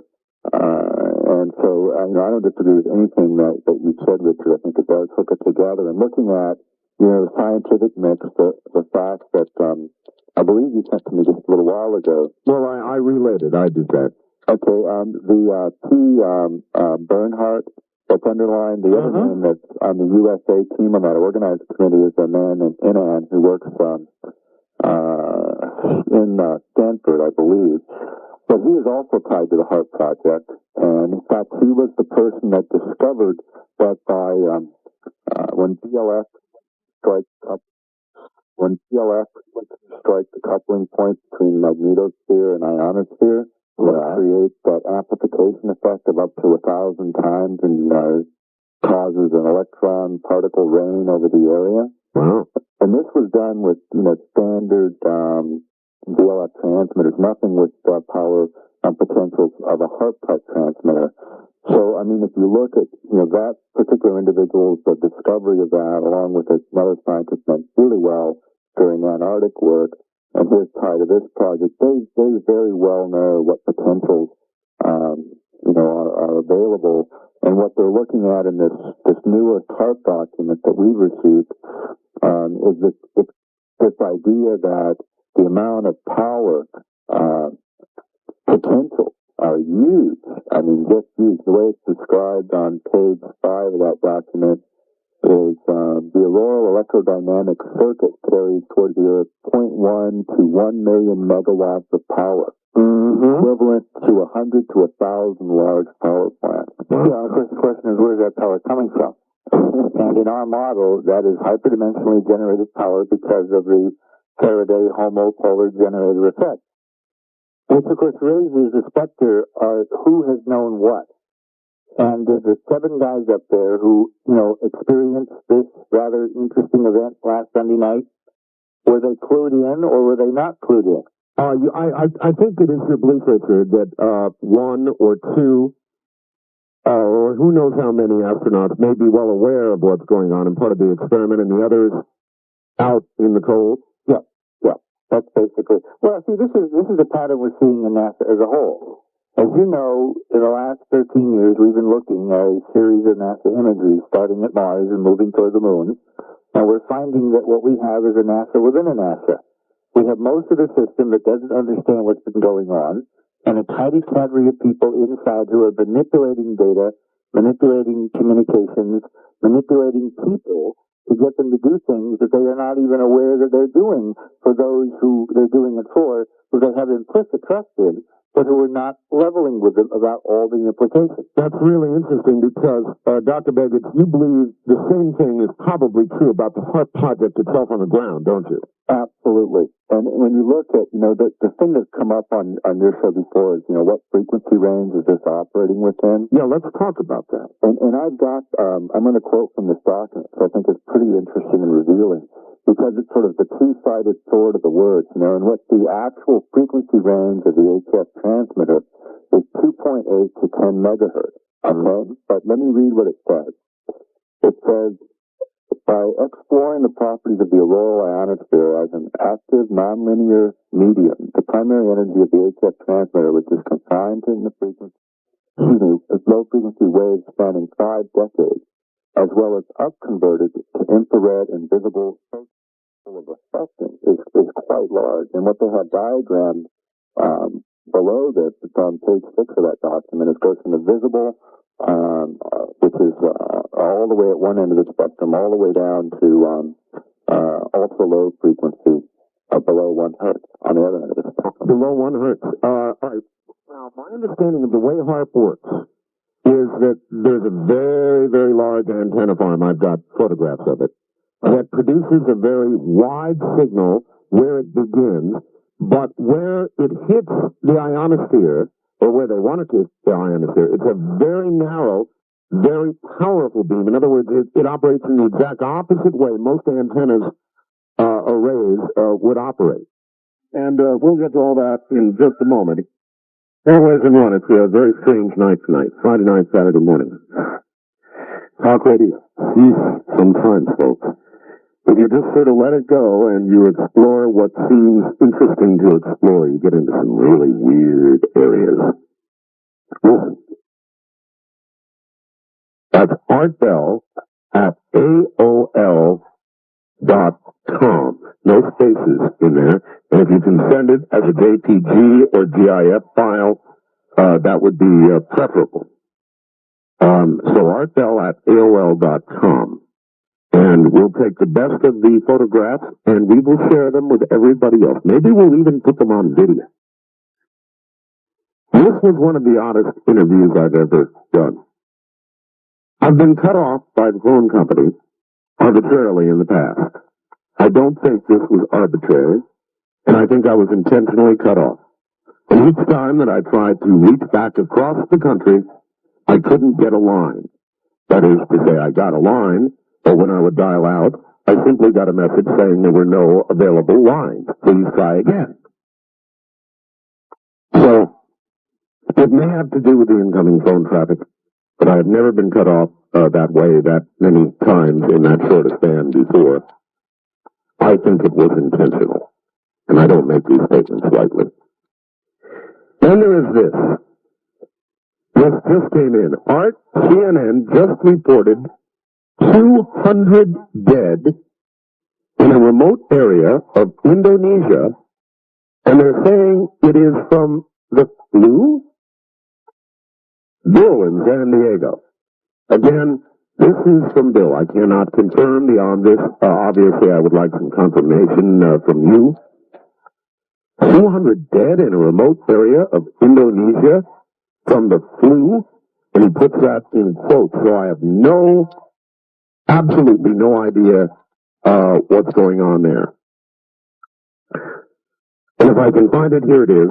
One more time, those of you with critical information regarding the story we began to follow yesterday, and then kind of exploded tonight. Richard Hoagland's fax number is area code 201-271-1703. 201-271-1703. Now, on unrelated subjects, the brothers to the rescue are on their way back to Cuba today. Now, I told you what would happen, and it is happening. 1 week after 2 light planes were shot down near Cuba, the brothers to the rescue is about to return today, ostensibly to lay a wreath in the water in honor of the dead. A flotilla of boats, brothers to the rescue, and 2 more aircraft will participate. This will occur about 17 miles off the Cuban coast, where it is still controversial, but the oil slick was present from the planes that the MiG-29 shot down. Now, here's what I told you would happen, and it is happening. They will not be alone. Escorting them is going to be the Coast Guard, which will send 4 cutters and 4 patrol boats. Coast Guard aircraft as well will be on the scene, and in the background, if needed, U.S. warplanes, F-15s, 16s, from Homestead Air Force Base will be on standby alert. And I told you the president would do this, having no choice. The U.S. government has officially warned Cuba and the brothers as well. The president signed what's called an executive state of emergency, allowing enforcement of peaceful travel in international waters. Why he had to do that, I don't know. I thought international waters were free to travel in without the need of executive orders, but that's what NBC said. Cuba says if provoked, it will respond. Could Castro be dumb enough to send his MiGs back out again? And if so, what do you expect will occur? A couple of other items that I've got to get on the air. This one blew me away. Do you remember when Jerry Adams, the head of the IRA's political wing, was invited to Washington? Do you remember that? And I bitched about it at the time. I mean, here you've got a terrorist killer being invited into the U.S. Do you remember that?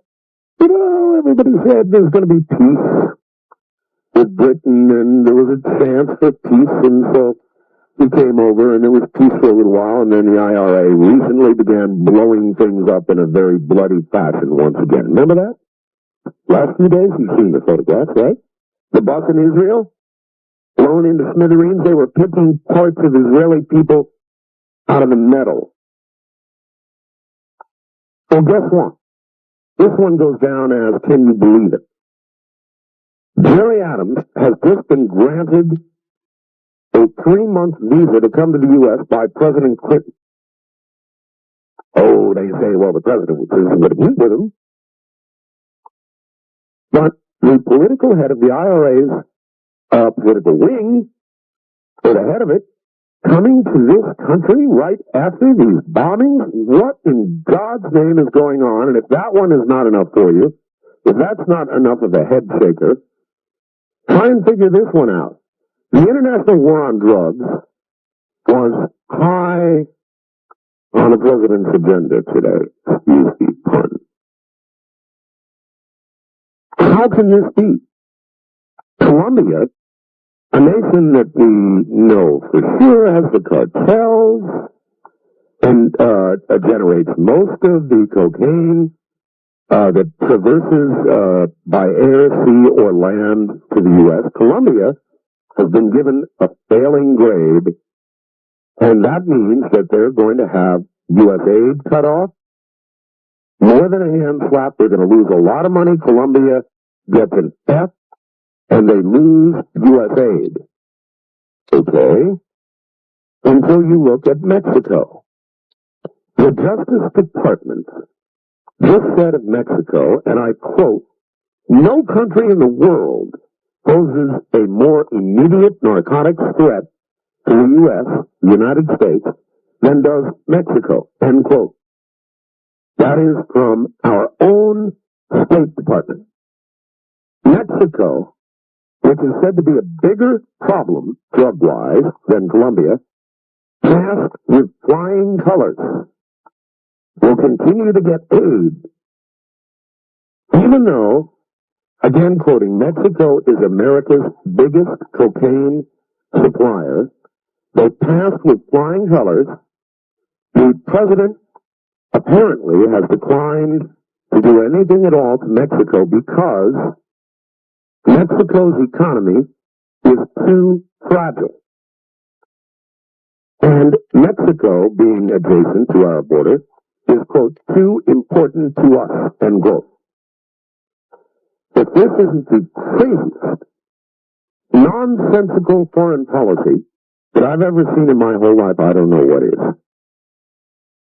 So, we care about Colombia, which is generating drugs that are coming up here, enough to cut them off completely. Because they're not on our border, because their economy is otherwise perhaps okay. But Mexico, which by the government's own words is a much bigger problem, passes, and we lie to ourselves and say they're not a problem. My God!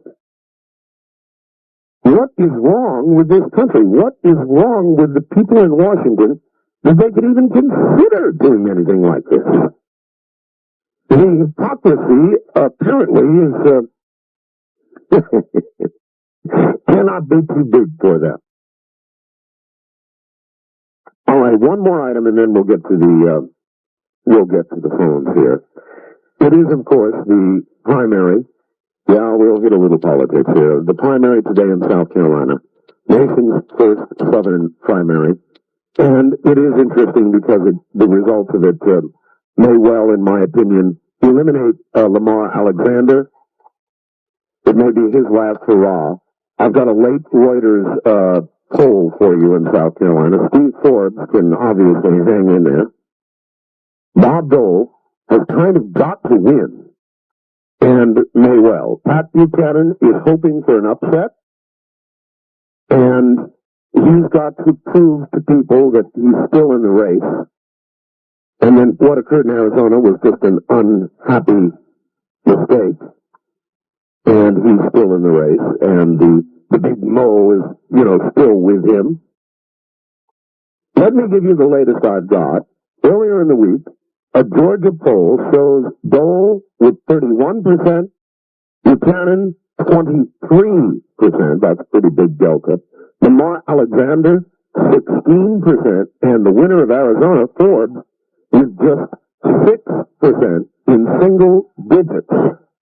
So Lamar has a bit of a home field advantage. Forbes doesn't seem to be carrying very much interest in the South. Always the possibility of the wild card Buchanan doing it to Dole. If Dole were to lose in Georgia, for example, and South Carolina, he'd be in trouble. I think Buchanan is right. The Dole candidacy would disintegrate rather quickly. So this from Georgia. But check it out. Coming up next week after South Carolina, 9 primaries next week alone. 9. So this whole thing is going to shake out very quickly. Alan Keyes, eliminated from most recent debates, is so angry. So angry. And Alan Keyes, by the way, is probably the most articulate, save Pat Buchanan, who is also very articulate. But Alan Keyes is just tremendous to listen to. He's on a hunger strike. He's so angry that until they allow him to debate, he's not eating. Can you imagine that? All right, to the phone. By the way, if you want a copy of last night's program, a very important program with Richard Hoagland, or tonight's program, a very important and very strange program, one of the stranger ones I've done on radio, and I've done some pretty weird ones. You can get copies. We do have copies at 1-800-917-4278. Let me give that to you again. This was strange stuff tonight. Whew. 1-800-917-4278. So I think I've got one other thing I've got to get on. We're going to have a book signing on March 16th in Oregon, in Portland, Oregon. And it's going to be at about high noon at the Oregon Convention Center in Portland, beginning officially at about high noon. It'll be interesting because we will have done at that point a show with Richard the previous night. Get done with the show, get on an airplane, go up to Portland, and we'll be doing a book signing. The only one I'm ever going to do, save the books I'm going to sign on our cruise. This will be the only book signing I ever do. So it's a one-shot affair. Hope to see you there. In the meantime, if you want a copy of my book, either the hardcover version, The Art of Talk, which is just selling like crazy now, and so thank you all, or the audio copy of my book, which is now out, just out. When you order either one of them, you get this very special 5x7 color photograph of me, which I have signed in a gold pen. It's really quite pretty. And is quite frameable. It actually appeared on the front page of the LA Times calendar section when they did a story. You can get it now, but I don't know for how much longer. All right? Here's what I want you to do. When you call the number I'm about to give, ask the operator if you're going to get the special edition. If she says yes, that means you will get a copy of that photograph free of charge with either one of the books you order. And if she says no, that means supplies have been exhausted, and then you won't be angry at me. So you be sure and ask the operator, please. The number is 1-800-864-7991. That's 1-800-864-7991. And again, I promise you, we will get to the bottom of the story on this satellite. Weird stuff. And we will get photographs, and we will share them with you. West of the Rockies, you're on air. Yeah. All right, this is Nighthawk from IRC. And we're wondering if we could give out that URL for the satellite pictures. I've got about 1 million of them here now, my friend. I really can't. If you didn't get it, you read it twice. I didn't get it all either. No, it's the one you got in on the fax that you asked for someone to send to your email. Oh, yes. It's in a pile of papers about 1 mile high. I'll see if I can dredge it out. They're all wanting it, Art. I know. I'll see what I can do. I can't make any promises. I've got about 1,000 faxes here that have come in, so I'll try and go through it at the top of the hour and dredge it out. Very good, Art. Thank you. All right, thank you. And by the way, are the people on the URL, have they made it over to the real audio section? Are they talking about that at all? Yes, they have. I've tried it. Some of the audio feed sometimes seems a bit low. Well, they're working on it. I mean, this is up within the last 2 days or something. It's a pretty neat deal. People can actually hear you now where they don't get full coverage of the show. Well, there is that here in the U.S., and then, as you well know, it's worldwide. Right. So they can be listening in London. All right, my friend, thank you very much. I'll see if I can get that fax out. This is CBC. 727. Now, and here I am. Oh, I have an idea. You guys know me. This could really be fun.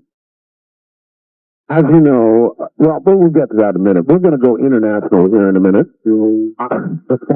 I don't know why I didn't think of this before, but we're going to do it. Listen, what you're hearing right now is Cusco. It's a group called Cusco, German, C-U-S-C. It's a lot of the mumble. I just have a couple questions here. I'm wondering if Cuba may not be just a distraction, and that maybe we ought to be looking to harp here tomorrow in the next few days. Or if maybe... No, if you think that, look, Saturday is going to be a big news day. It usually isn't, but Saturday we've got the primary, and we've got this thing going on in Cuba. And all eyes are going to be either in one direction or the other, and certainly not up, if you follow me. Right. Yeah, I'm wondering if it's a chance to check out our new tethered weaponry. I can't say it's weaponry, but I can certainly say, based on what Hoagland said and 1 million faxes here, it said that something's going on. Okay. My name is Jim, by the way. I'm listening out of Kansas City. KCMO. Right. Thank you, Jim, and thanks KCMO. All right, thanks, Art. Take care. So, there you got it. I feel as Jim feels, there is something going on, and the news focus is going to be on the primaries, the news focus is going to be on Cuba.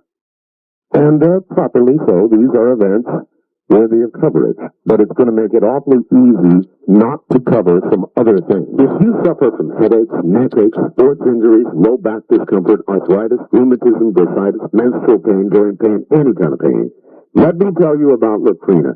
No more waiting for pain relievers to kick in, no more settling for alternative pain relievers just because your system is aspirin sensitive. Just spray on Laprina topical aspirin and enjoy soothing relief without side effects. It really is that easy, and it works. It actually penetrates the skin right down to where the pain is. Remember the name Laprina. That's Laprina. And you're hearing a lot about this remarkable product. Believe me. I've used Laprina on my bad back, and the fast-acting results are truly amazing. Spray it on, the pain's gone. Some pain sufferers are calling the almost instant results miraculous, but you cannot get it at your local drugstore. If you want fast-acting topical pain relief, just order Laprina by calling 1-800-308-4565. That's 1-800-308-4565. The truly reasonable cost is a bargain for this revolutionary new product.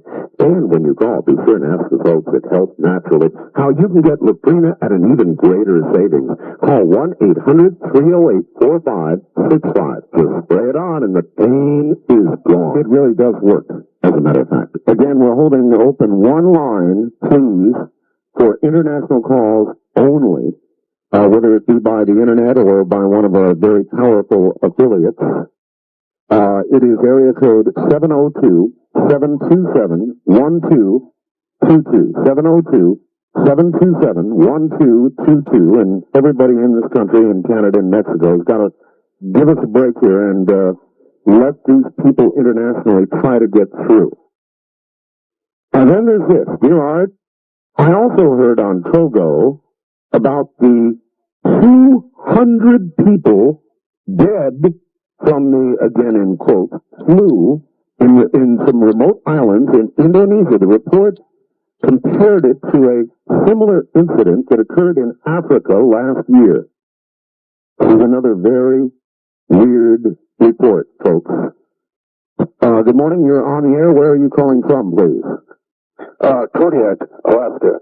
Okay, sir. Well, we're trying to hold this line. We're trying to hold this line open for international calls. I see. I thought maybe I was out far enough for that to be applicable, but there we are. No. Thank you very much. We're very happy to hear from you in Kodiak. But we are trying to reach way out. Europe, the Pacific, South America, in other words, points way out. And so we're holding that line open for people way out there. Area code 702-727-1222. Good morning. Where are you calling from, please? McMinnville, Oregon. I just wanted to... Okay, well, no, sorry. That's on our international line. West of the Rockies, you're on here. Hello. I have a question about your cruise. Yes. When you're gone, are you going to be repeat on radio? Is it going to be repeating on the cruise? Oh, we haven't decided yet. You know, it's still... how long is that cruise going to be? It's going to be August 3rd. It's a 12-day cruise. I hate to have a repeat all that time. Well, I doubt you will. Okay, thanks. Oh, you're welcome. Goodbye. Wildcard line, you're on here. Yeah, the stuff with Richard Hoagland? Yes. Yes, sir. Yeah, kind of deja vu a couple of years ago with the Mars Observer. It really is. It's reminiscent of that, isn't it? And the book I got that I'm holding now, The Monuments of Mars, yes, I bought it 1 week before the Mars Observer went out. And I was so excited about the Mars Observer. It was headlined on U.S. News and World Report as approaching Mars, and it did a small article about Hoagland in it. And I was showing people pictures of his book and what was in it and saying they've either got to show it or cover it up. Yes. And lo and behold, they covered it up. Well, that, of course, is also the opinion of Richard Hoagland, as you're well aware. And I have no way of knowing. I'm not a scientist. I'm slightly technically inclined. Just a note, I am taking an astronomy class at Palomar. Yes, sir. And in their observatory, or that is, what is it, not observatory, where you go to see the programs and stuff, and I'm taking it seriously for the first time. I was very skeptical that they would. They were talking about the planets, et cetera, and they actually showed a slide of the face, and they made the comment at the end, is there life or not, or has there been? And so the mainstream is starting to take it seriously. I appreciate your call, sir. Thank you. Here's that fact that the people on the chat channel, IRC chat channel, asked me to locate. The web address that you guys wanted is http://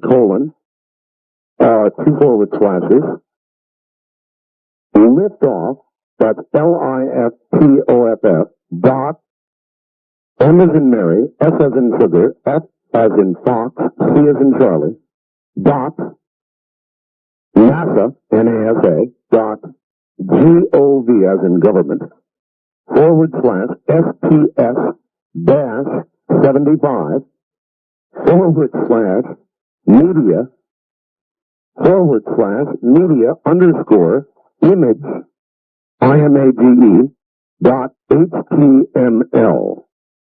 God, I hate these addresses. I hate them. So hopefully somebody will just send this to me. They have got to do something about these addresses. My webpage can be accessed by simply going www.artbell.com. Now, that's, I guess, because the server is centrally located in the internet or something, but my God, these addresses. So hopefully that will be emailed to me. We will get it up on the bulletin board. And by the way, while I'm on the subject of computer stuff, our Vidian program is available now, I believe, only on our bulletin board. The updated version with the README file is on our bulletin board. If you want it, you're going to want to download a file called video.zip. Video.zip. And our bulletin board number, which is good 24 hours a day, is area code 702-727-1709. There is an updated version with a README file, and it's called video.zip, and you get it at area code 702-727-1709. It is a color with motion and sound video telephone. When you get it, put it in Windows. It's an IBM incompatible program, not for Mac yet. And put it in Windows and just simply click on the little telephone there, and you'll see the most amazing sight you've ever seen in your whole life.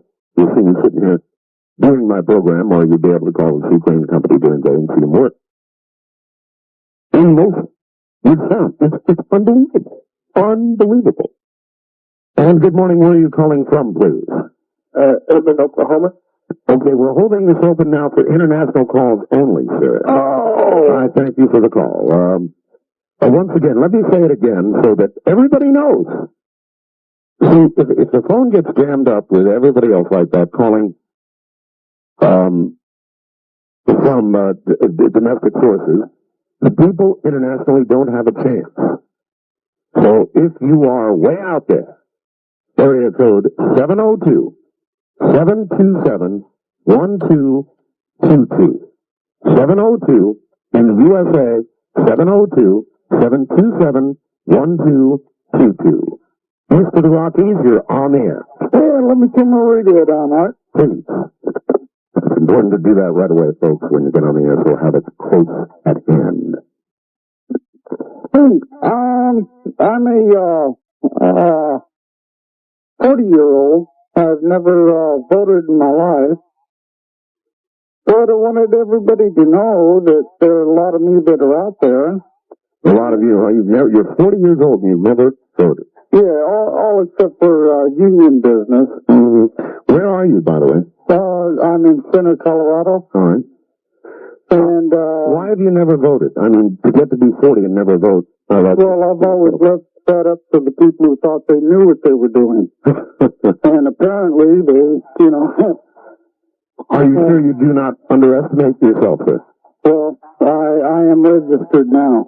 Oh, you are? And you're going to vote? Oh, yes. And I don't care if Pee Wee Herman is running for president, he will get my vote. Excuse me? Yeah. To get Clinton out of office. Oh, I see. I don't care who is anybody but Clinton, even Pee Wee Herman, eh? Exactly. Well, at least you're motivated. Well, yeah, it took him to do it. I was afraid that you had moved from total non-caring to a total a vote without any reason at all. I appreciate the call. I'm glad you're motivated now to vote. That's good.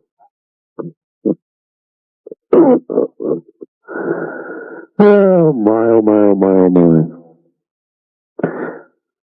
Let's try once more here on my so-called international line. You're on the air. Hello. Hello. Is Honolulu far enough away for you for international? Where? Honolulu. No. Because there's articles about watching the night skies about 6 o'clock off Magic Island to see the satellites.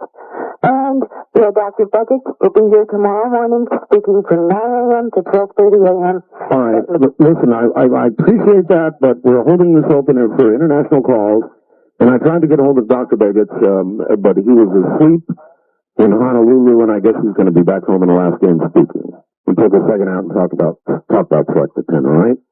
It is $54.95, and it's going up in price to $57.95. $54.95 right now. April 1st, it goes to $57.95. Trust me when I tell you, or Leonard, who's been calling over several days now talking about Select the 10, there is nothing else like this product in the world. It will double your daytime reception. It will cut out 90% of the fading at night. It really works. I mean, it's one of those things. All right. Now, my understanding of the way HARP works is that there's a very, very large antenna farm. I've got photographs of it. That produces a very wide signal where it begins, but where it hits the ionosphere, or where they want it to hit the ionosphere, it's a very narrow, very powerful beam. In other words, it operates in the exact opposite way most antennas arrays would operate. Yeah, in fact, that's how Bernard Eastman got the original patent, by showing that huge difference in capability. And it's the way they fire the antenna array, the way they sequence that firing to cause it to focus the beam as opposed to letting it dissipate with distance. Which means they could hit a very small spot. Like for example, a dangling 12. Oh, yeah, it'd be easy to target this ELF antenna that's orbiting the Earth. Now, let me read you something interesting on page 7. You know, this is going to become the greatest hits of HARP. Right. This is page 7. It starts out, HARP unique features current plan. Remember, this was 95. We should tell people that this document that we're reading from, Nick, if you turn to the front, the copy I have says Department of Defense Information Paper, Service/Agency, Department of the Air Force, Appropriation Account, RDT&E AF, which is Air Force, Budget Activity, number 3, Advanced Development, Subject, High Frequency Active Auroral Research Program, that's what HARP stands for. 1, question/request. Staff Assistant for the Senate Appropriations Committee, Subcommittee on Defense, requested a brief program overview and status update on the HARP program. 2, response. HARP is a research program developing a facility to study fundamental physical principles of the Earth's upper atmosphere. Key potential technology applications are in the areas of detection of subterranean tunnels/structures and communications. I'll get back to that in a minute. Located at the former over-the-horizon backscatter site at Gakona, Alaska, the facility will consist of a high-frequency HF phased array transmitter. This will be complemented by numerous scientific diagnostic instruments, both active and passive, to observe the artificial effects created by the interaction of the high-power HF beam on the ionosphere. At present, a developmental prototype has been constructed consisting of a 48 antenna array with a maximum re-radiated power of 360 kilowatts. Now, Art, as a parenthetical note, all the numbers in this document are hyperdimensional. 48, 360, etc., which raises an interesting question as to hidden agendas. Fabrication of this equipment was completed in November 1994, and testing is in progress. Remember, this was a report as of 29 November 95 on my document here. All right, do the two of you agree on what HARP is? Well, wait a minute. Let me get. I've got 3 more sentences here. And then go ahead. Several pieces of scientific diagnostic equipment are already in place to monitor background characteristics of the auroral ionosphere over Gakona and to provide a baseline for the radio frequency spectral environment. A capability to interrogate the diagnostic instruments over the Internet is being implemented, which will enable principal investigators to monitor their experiments directly from their laboratories. In other words, gentlemen, they don't even have to be at the site anymore. They can be anywhere in the world and run this thing by computer like we're talking tonight.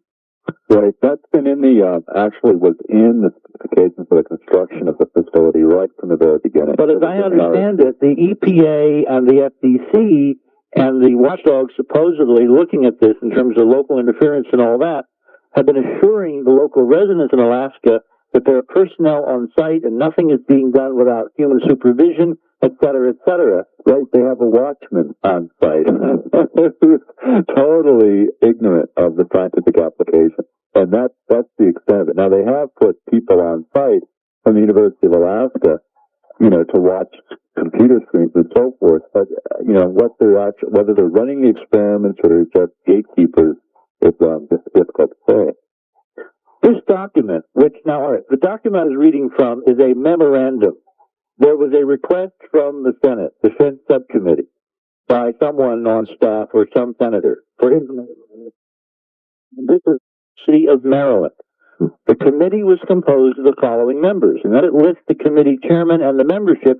And what I find stunningly interesting, along with Paul Bernhardt and Dennis Papadopoulos and Herbert Carlson and William Gordon, is the name Roland D. Sigdeov. All right. Do you recognize Roland Sigdeov? I do not, no. Roland Sigdeov was the chief science advisor to Mikhail Gorbachev and head of the Soviet Union's space program. Oh, great. He is a plasma physicist. He is over here now as a distinguished professor of physics at the University of Maryland. He is a current member of the Russian Academy of Sciences. He is a member of the Foreign Secretary of the National Academy of Sciences, and his former boss just entered the presidential sweepstakes race to become president of Russia and was on Larry King last night. Yeah, at 0.5% approval. Listen, I want to again ask, do you two agree on what HARP is? It's nothing. All right, let me tell you what it's not. It's not what they've been telling us it is. In fact, I think it has little connection to anything that's in the open literature. Meaning not to heat the ionosphere, not to look for underground caverns?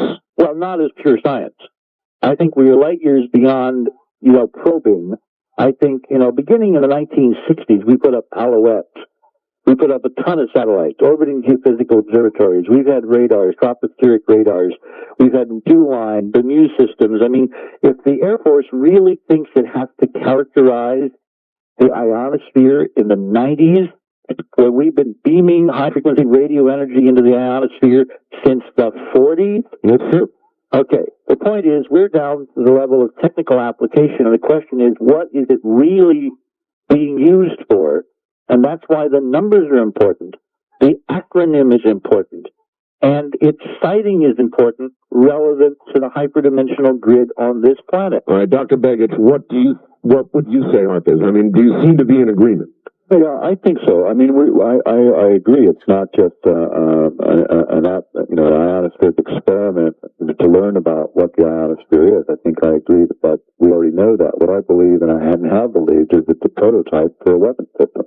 And the applications potential, beyond what we've defined in our work, I would not disagree with what Richard is saying. I have less knowledge of what he's saying, so it's something that I'll need to come up to speed on over time. But I've never believed it to be a purely scientific research project. I mean, it's just no to high heaven. When you research the data, when you look at the material, it's just not there. I mean, in looking at the operators of this system and how they've developed the technologies, it's too big to hide. So you develop the mask behind which you hide, and that's exactly what they've done by characterizing it as a purely scientific research project.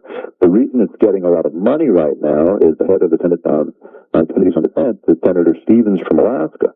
And this is the pot from which the money flows, and he's hyping it here during his election year as this great godsend. And one of the port barrel. Yeah, it's a wonderful backyard Alaskan port barrel. And the thing that's happened here that's interesting, and one of the sort of the side notes, is that they are in fact testing this earth-penetrating tomography application, which was set as a priority for the Senate. Nick, you better describe what earth-penetrating tomography is. Right. This is the idea of looking into the Earth several miles deep of the Earth, and to look at the interior. And the way they've characterized it is for locating underground nuclear facilities and tunnels and so forth. But one of the thing that's interesting here is the local newspaper, which has the largest circulation in Alaska, the only thing they've printed on HARP is this particular application early on as being extremely good for the state because it would also have the potential of locating underground oil deposits, natural gas deposits, because the strata that they're formed within is so much different. It's porous material, much different than the surrounding rock. What's interesting is the location of HARP is within 20, 30 miles of the Alaska pipeline, which is only running at about 65% capacity right now in terms of oil. The state is in a financial crunch because of its oil revenue declines. We're able to say to the state legislature, there's a strong indication that there may be oil reserves because it is situated within a potential oil basin that's been defined by USGS for years and years, in fact, a couple of decades. If they actually found something there at this particular juncture, as the controversy over this technology is rising, they would in fact be able to co-opt, I think, our legislature into supporting the project as opposed to standing against it because of the potential revenue stream developed by immediate reserves located close to a pipeline that's not at capacity. It's on the road system. The logistics are extremely good for developing the fields they could discover one, plus the ability to generate a much higher rate of revenue return on a known deposit that you could define the perimeters of in terms of leasing. And within this, you have native holdings, land holdings. My father was responsible for the Native Land Settlement Act, which gave Native Alaskans 44 million acres.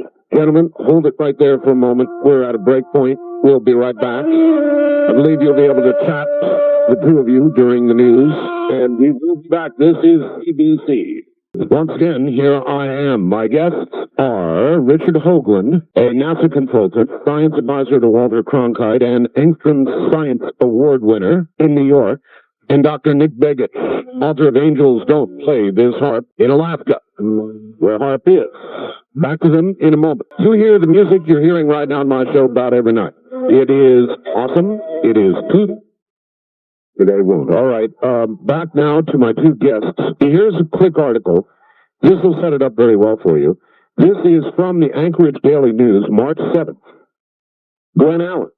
Local residents worried about a government auroral research project in Alaska gathered at the Caribou Cafe a few days ago to watch a video about the program and share their concerns. They viewed a video that included a piece on the High-Frequency Active Oral Research Program, or HARP, and a copy of the segment on the project from the Sightings television program.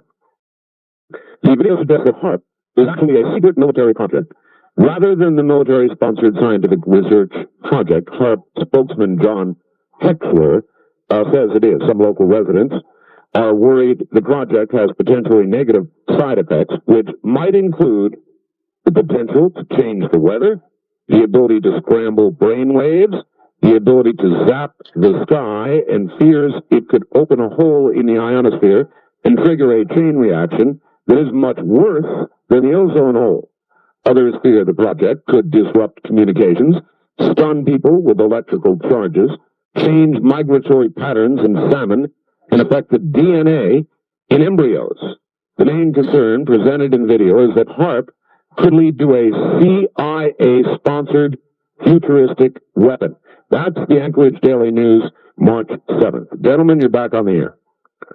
Well, that article was actually interesting, and in fact, we'll be up in Glen Allen speaking probably to that same gathered group here this next weekend.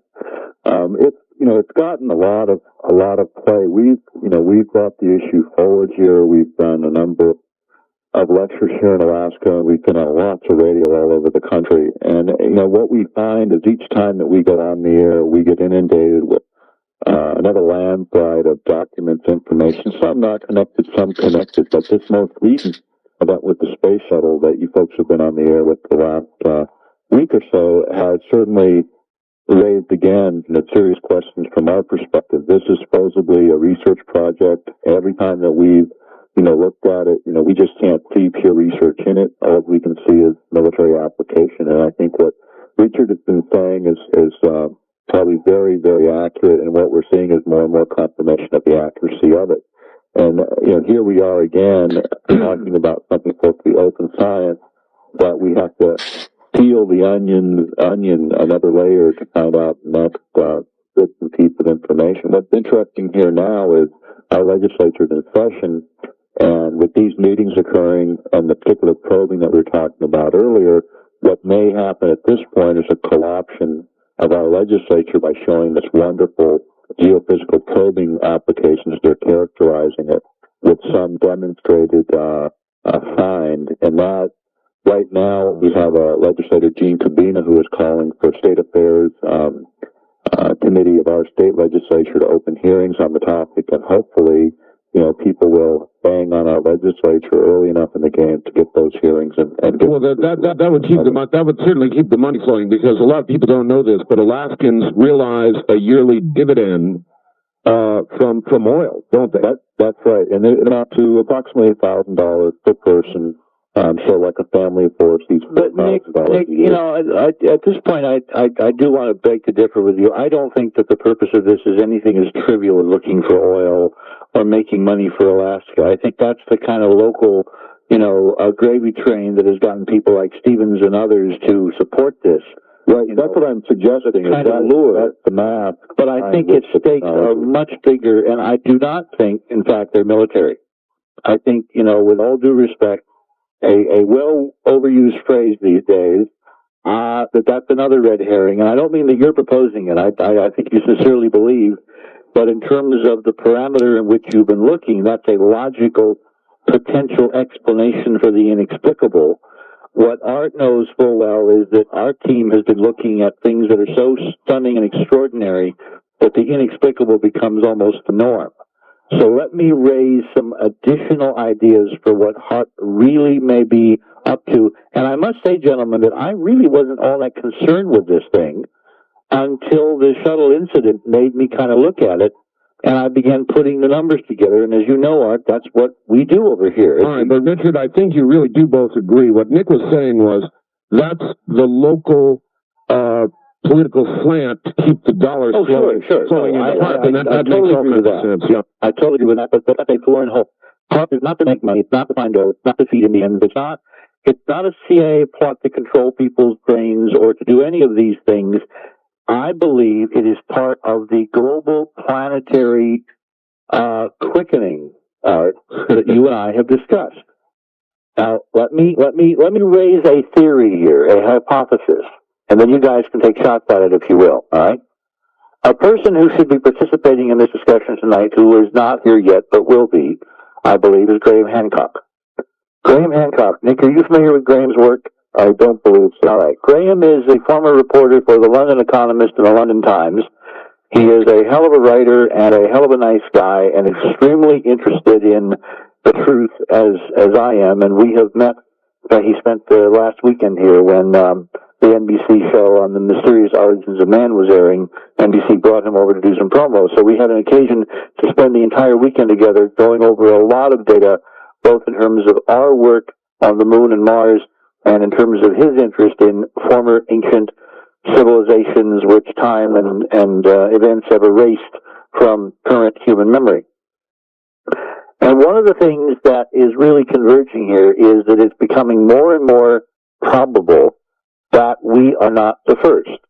That Art and Nick, we are heir to a legacy of preceding previous cycles of high technological civilization on this planet that for whatever reason have disappeared, leaving only traces, both physical traces and legendary historical, textual, or artifact traces. All right? In that model, if there is a precipitant catastrophe which overwhelms the human species on a periodic or quasi-periodic basis, in terms of Graham's research and my own, independent, and many, many, many others, all right, it looks as if maybe there is an effort to save some people when these times approach where whatever happens is going to happen.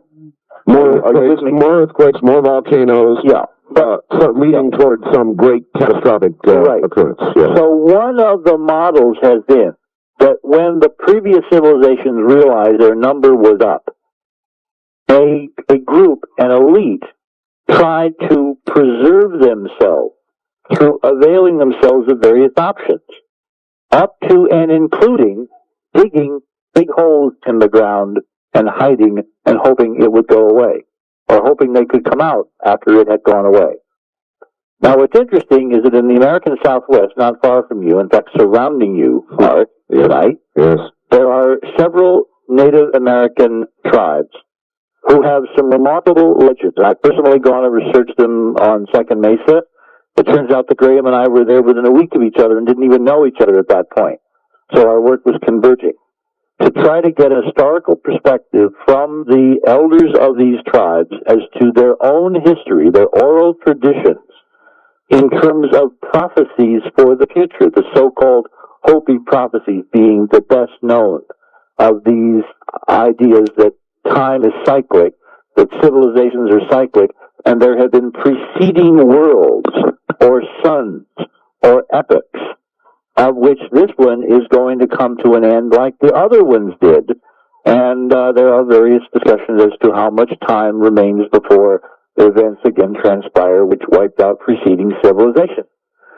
Now, if this is more than myth, and there is increasing substantive, documentable, reproducible scientific evidence. There is, yes. And you have spent many programs, and I'm sure you're going to spend a lot more. I saw the program, the mysterious art of man. So, yes. All right. Well, I have been quietly, through my sources, digging into the evidentiary record, and I got to say that I think that Graham is 100% right, and we're going to have some very interesting news to report soon on that front. Now, why is Hoagland and company, the Mars mission, interested in ancient technical civilizations on Earth?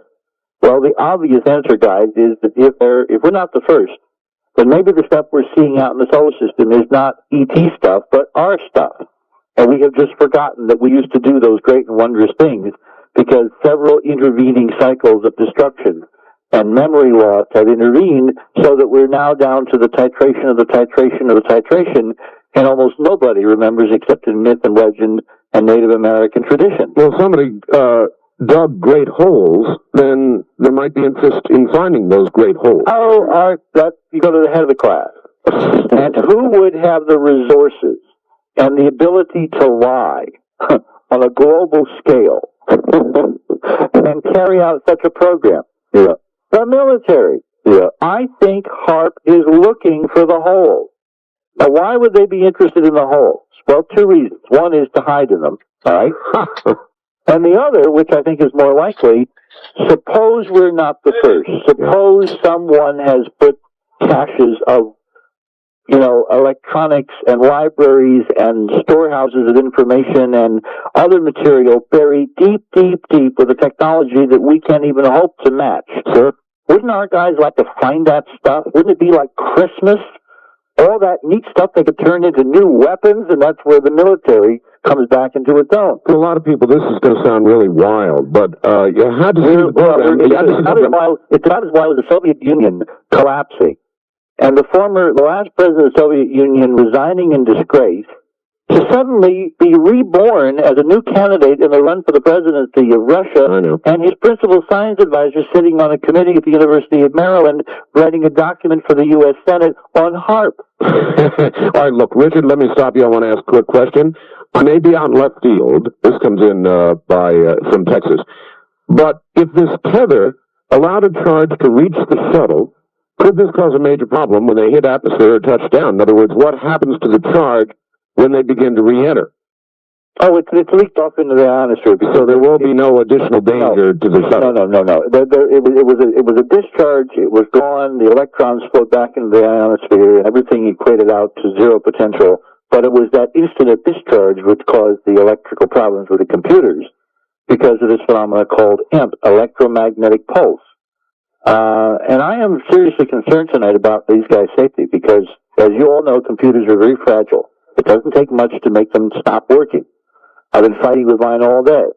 And the idea that those guys are dependent totally on computers, even if they're backups. Remember, all these backups were exposed to the same savage blast of radiation. That's true. When that thing cut loose.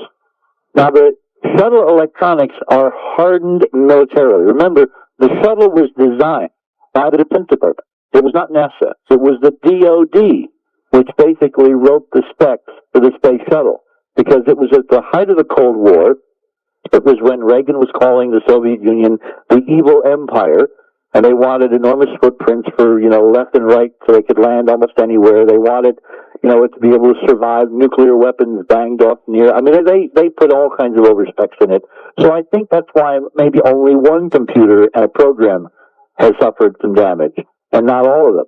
But because there's a screen of deception between us and the truth in a supposedly open space agency, we're not going to know until these guys touch down this morning whether, in fact, this is much more serious than they've been letting on. Well, I've listened to both of you very carefully on separate occasions, and both of you seem to feel there is this compartmentalization going on within NASA, within HARP, that may have some sort of commonality about it. Dr. Begich, do you think that might be so? Absolutely. I mean, that's the whole nature of weapons development. I mean, they compartmentalize to the point where you have active researchers developing small components that standing alone, they do stand alone. They look fine. They appear fine. But when you start to draw the linkages, bringing them together at some high level within the Pentagon, and you start to take a different form and a different shape. And I think that's what we have certainly in the HARP program. And, without taking away from anything that Richard said, I think that what he's demonstrating is, again, another level, another layering of potential applications for the technology that go way, way beyond what the military characterized it as. And again, to, the expressed concern, here we have an effect on this dangling tether that nobody anticipated that demonstrates once again our limited knowledge in playing God with the ionosphere. And again, we're looking at those nonlinear effects, those effects that don't make sense logically, and yet they occur, that could precipitate huge, huge problems on the planet, which we've spoken about on your program before. All right, here's what Dr. Begich says, Richard, that a very small focus of intense energy at one point in the atmosphere, or in the ionosphere, rather, correct me if I'm wrong, Dr. Begich, but you believe could produce a kind of a cascading effect throughout the ionosphere. Correct. Well, it isn't throughout the ionosphere. The idea there is that if you focus these beams, and these beams are spherical, they have 30-degree plus or minus coverage from Alaska. As the diagram in the Senate document demonstrates, the global reach of the facility is much bigger than one might imagine under even conventional reasoning and extrapolation. What happens is, if you focus these beams along magnetic field lines, and you create an intense, what's called precipitation of particles, what happens is the charged particles that are spiraling around the magnetic field lines that from the Van Allen radiation belts are basically diverted and can be dumped into the atmosphere, creating, in effect, artificial aurora. And what's intriguing about this is that for some years we have been considering, in the literature, the UFO crowd particularly, that if somebody wanted to stage an event, a really spectacular event, they need high technology to do it. And this makes a dandy way to stage an event. Remember Irwin Allen's movie, the one with the Richard Basehart and the Sequest and all that? Oh, yes. The day the radiation belt caught fire or something like that, you could with HARP precipitate the most spectacular particle dumping and artificial aurora across the entire northern tier and southern tier of the auroral zone, including most of the United States, all of Europe, the Soviet Union. You could create the most spectacular fireworks by simply triggering with your own input of energy much larger, massive natural forces. So you're both really saying the same thing. Do you agree? But the question would be why? Why would you want to do this? Well, okay, let's find out if you agree, Doctor. I don't disagree with that. In fact, we were talking about ancient prophecy, so to speak, earlier. There's a Alaska Native prophecy that says that at the end of the age, that through man's manipulation, that the sky will turn red like fire. And it's interesting correlation to what Richard just described. Now we go back to the number of antennas and the number of transmitters. I mean, this almost sounds like numerology, Art, but we have some evidence of some levels of this government playing with this physics almost like a ritual magic, a talisman, all right? This physics almost like a ritual magic, a talisman, all right? Where if you do certain things by the numbers while you're supposed to happen. And it's very interesting, Nick, that you bring up these native traditions, because it looks like somebody is almost trying to follow a script. All right, you two, on that note, the script note, hold on, we'll be right back. We'll do another half hour. You're listening to Dr. Nick Beckett in Alaska, Richard Hoagland in New York. I'm Art Bell in the high desert. Stay right where you are. $15.95. All you've got to lose is your tax debt. That's 1-800-34-NO-TAX. 1-800-34-NO-TAX. All right, this may seem off topic, but in a way it's not. And I want to ask both of you this question. Here's a fact from Hawaii, Jerry in Hawaii. Art, what if the government discovered a simple 15-minute medical procedure that would increase lifespan on Earth to 150 years, and you'd be in good physical condition till about the age of 145 to 50, and then the body would stop in a period of 1 month without pain and suffering to the person? Which of the choices do you think would happen? A, the government would announce the new medical procedure, and we all live to 150 years. B, the government keeps it quiet and only uses the medical procedure on certain chosen people. Or C, there is a fire, and the discoverer and all his notes are destroyed. The discovery is lost. What do you gentlemen think would occur? Nick, you want to go first? Yeah, I think probably C. I just think that's probably I think the nature C too. You both, boy. You know why? Well, why? They dare not let it out. So it has to be C. Has to be C. Nick? Yeah, I think so too. I mean, it's the kind of thing that, you have people living 150 years, and when you look at it, it's the kind of thing you'd be able to hide under national security because of the economic ramifications. I mean, how can a government with Social Security starting at 65 survive? How can you have a base of resources to provide for, what would potentially be large numbers of people that just expand rapidly and continue to stay alive? I mean, the whole system isn't built around 150-year life cycles. Well, but it's even worse than that. 150-year-old people, remember, the older you get, the smarter you get. Just as you begin to figure out this whole system, you wind up keeling over. If the median age of adult, wise people, voters, progressed up 20, 30, 40 years, and all the games that go on, all the money that's hidden, all the larceny, all the lies, all the stealing, we're in the primary season, folks, you can tell, all that would have to change.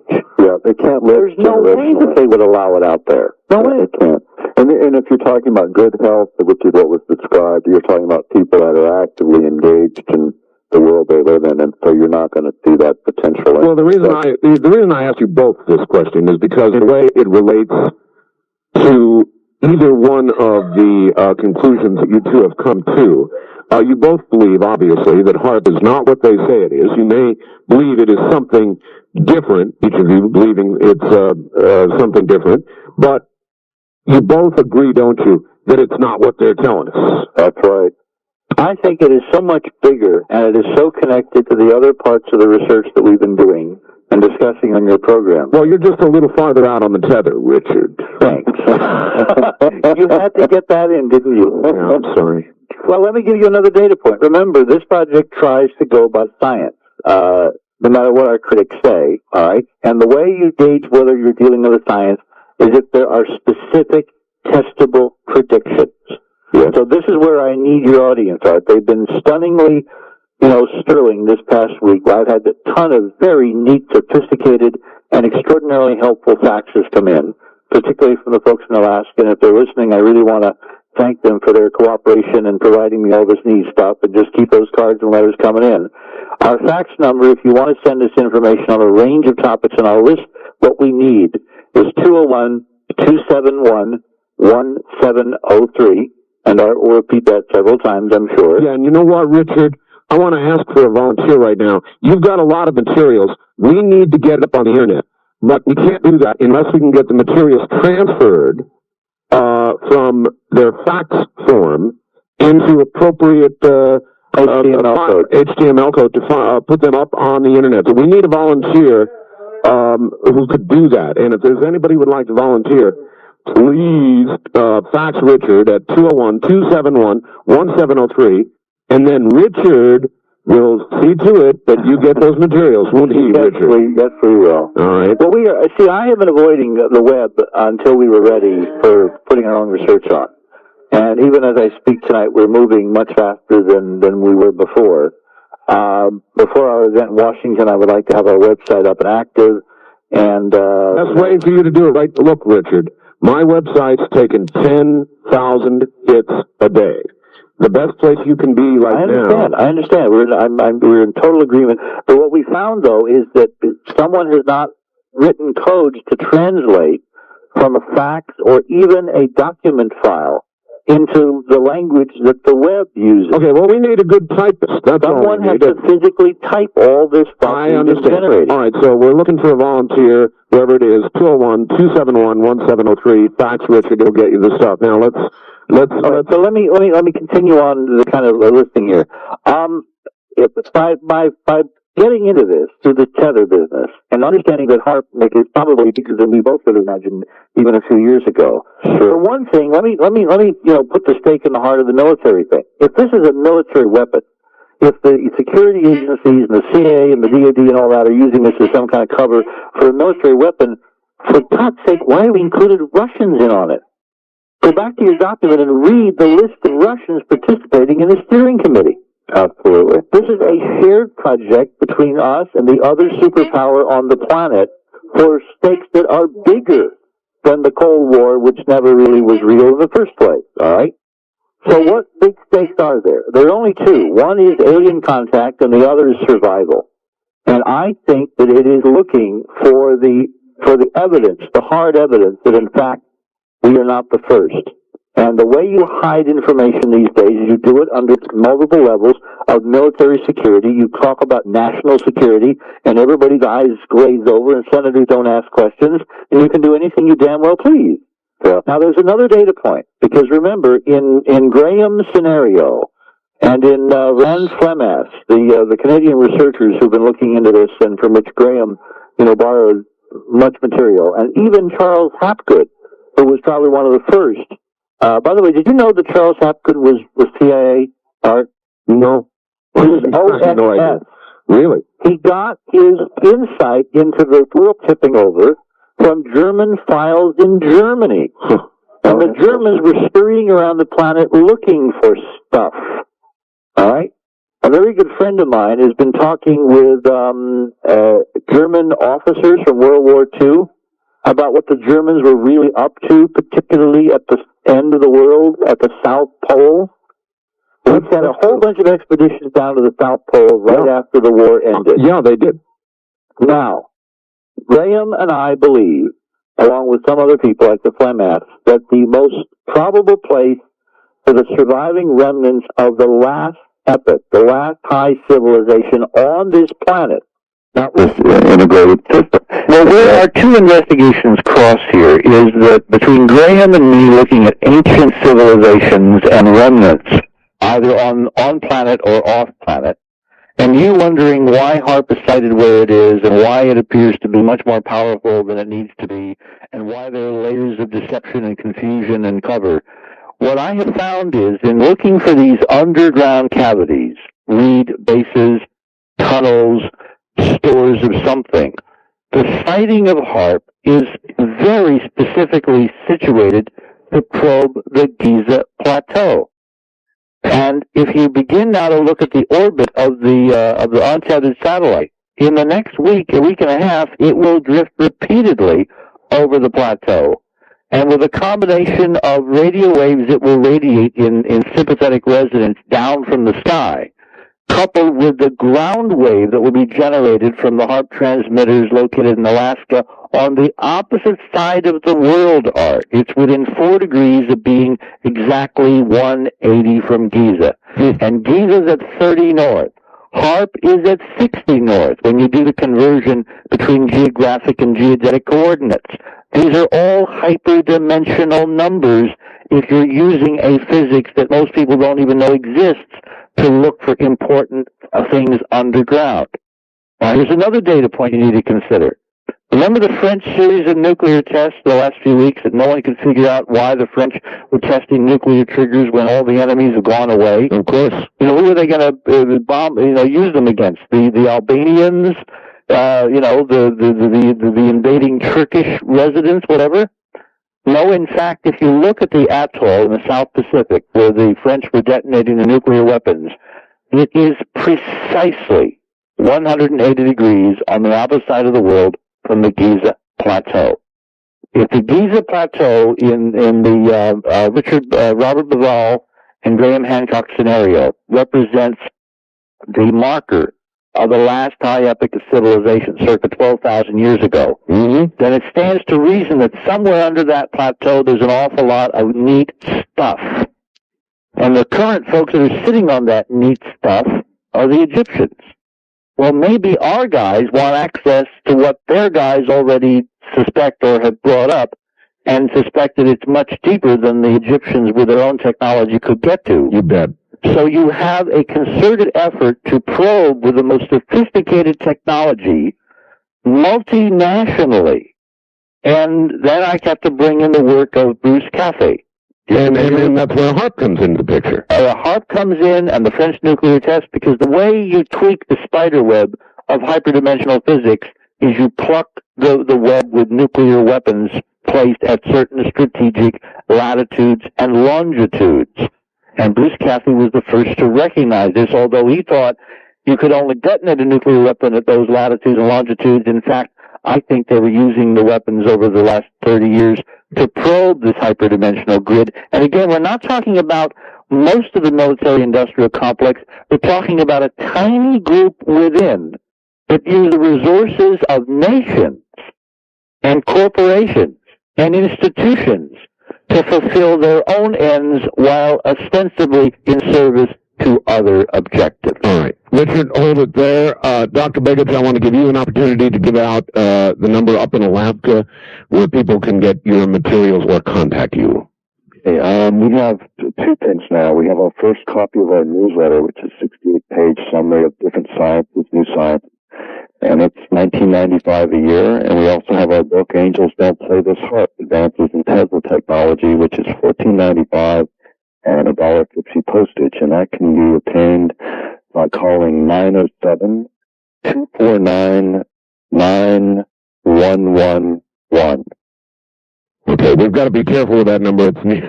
It goes to an emergency number up there. 907-249-9111. And Richard Hoagland's fax number is 201-271-1703. And we're looking for a volunteer. We're looking for information, of course, but we're also looking for a volunteer to put together the materials Richard has to be uploaded to the World Wide Web. And do you have a link to our webpage, Doctor? Not yet, but we would sure like to do that. I've got a website that's got quite a bit of things on it beyond HARP. And I can give that at www.throne.com. And you can find that through any of the search engines. And it's got HARP materials, other materials, and it's continually being added to as well. What would both of you say? The American, the average guy sitting out there is going, man, I get about half of this, but it's one heck of a half. I know. My question to you both is, what should the American people do? I mean, if this is not what it's supposed to be, and it's something either dark, sinister, a weapon, or just somebody trying to mess about and save the world, or ruin the world or whatever it is, if it's not what it appears to be, and you both agree on that, what should the American people do? It's so simple. It goes back to the Constitution. Remember, this nation was founded on the rather radical idea that ordinary people are smart enough and bright enough to have control of their own destiny. Right. That a handful of people hiding in a room somewhere, either wanting knowledge for their own use, their own survival, their own power, their own monetary gain, is not the way a society should be run. But we tried that for thousands of years, and it did not work. The way this society got rich and made people realize their dreams beyond their wildest expectations is by vesting power in ordinary folks who turn out to be extraordinary when you give them the opportunity. That opportunity has been taken away and taken away and taken away, piece by piece by piece by piece, under the guise of this thing called national security. And it's incredibly ironic to me that when all the enemies are gone, when the Cold War is over, when the evil piece by piece by piece by piece, under the guise of this thing called national security. And it's incredibly ironic to me that when all the enemies are gone, when the Cold War is over, when the evil empire has been defeated, that some of the most clandestine and monstrous and strange experiments, harnessing the most gargantuan of energies, with folks playing God, Richard, let me cut to the quick here. It's happening under our noses. Yeah, who should we bitch to? That's the question. We have an election coming up. I wish Pat Buchanan would be addressing the real issues of this, or one of the other candidates who claims to be a populist. This is where the populism thing should really start. Yeah. All those billions and billions and billions, $50 billion a year that's being picked from your pocket and mine, and no one has any accountability. All right, Dr. Begich. I think that it is, I don't disagree. We believe the same basic principles of individuals are where the power vests and should rest. And what we see in this project and the whole chain of events that we lay out, in our work is that the military, the government has run away with the farm and have left us with a fragment, a crumb of sense of control that most people have disintegrated into apathy, feeling like you're overwhelmed. Okay. And on this project, we've seen the activation of a lot of people coming together from very, very different backgrounds, which is a good sign. People are getting involved. We've asked people to contact their congressional delegations and ask for public hearings on this issue as well as the whole issue of non-lethal weapons. We've asked for people to contact our governor here in Alaska in Juneau, Tony Knowles, ask for open hearings on a state basis because we do have a 10th Amendment that transfers and gives states certain rights. We think that monitoring this project independent of the federal government is an important part of taking a little bit more control of our own destiny here. But it is election year. It is time to engage, make this an election issue in every part of the country. National security is the wall behind which too much is hidden, and the American people are becoming the victims. And maybe that evil empire is extended to our own government in many respects. Well, you do. The two of you do have a big area of agreement, and we're out of time. I want to thank you both. I'm going to give both your numbers out on the air again after the top of the hour.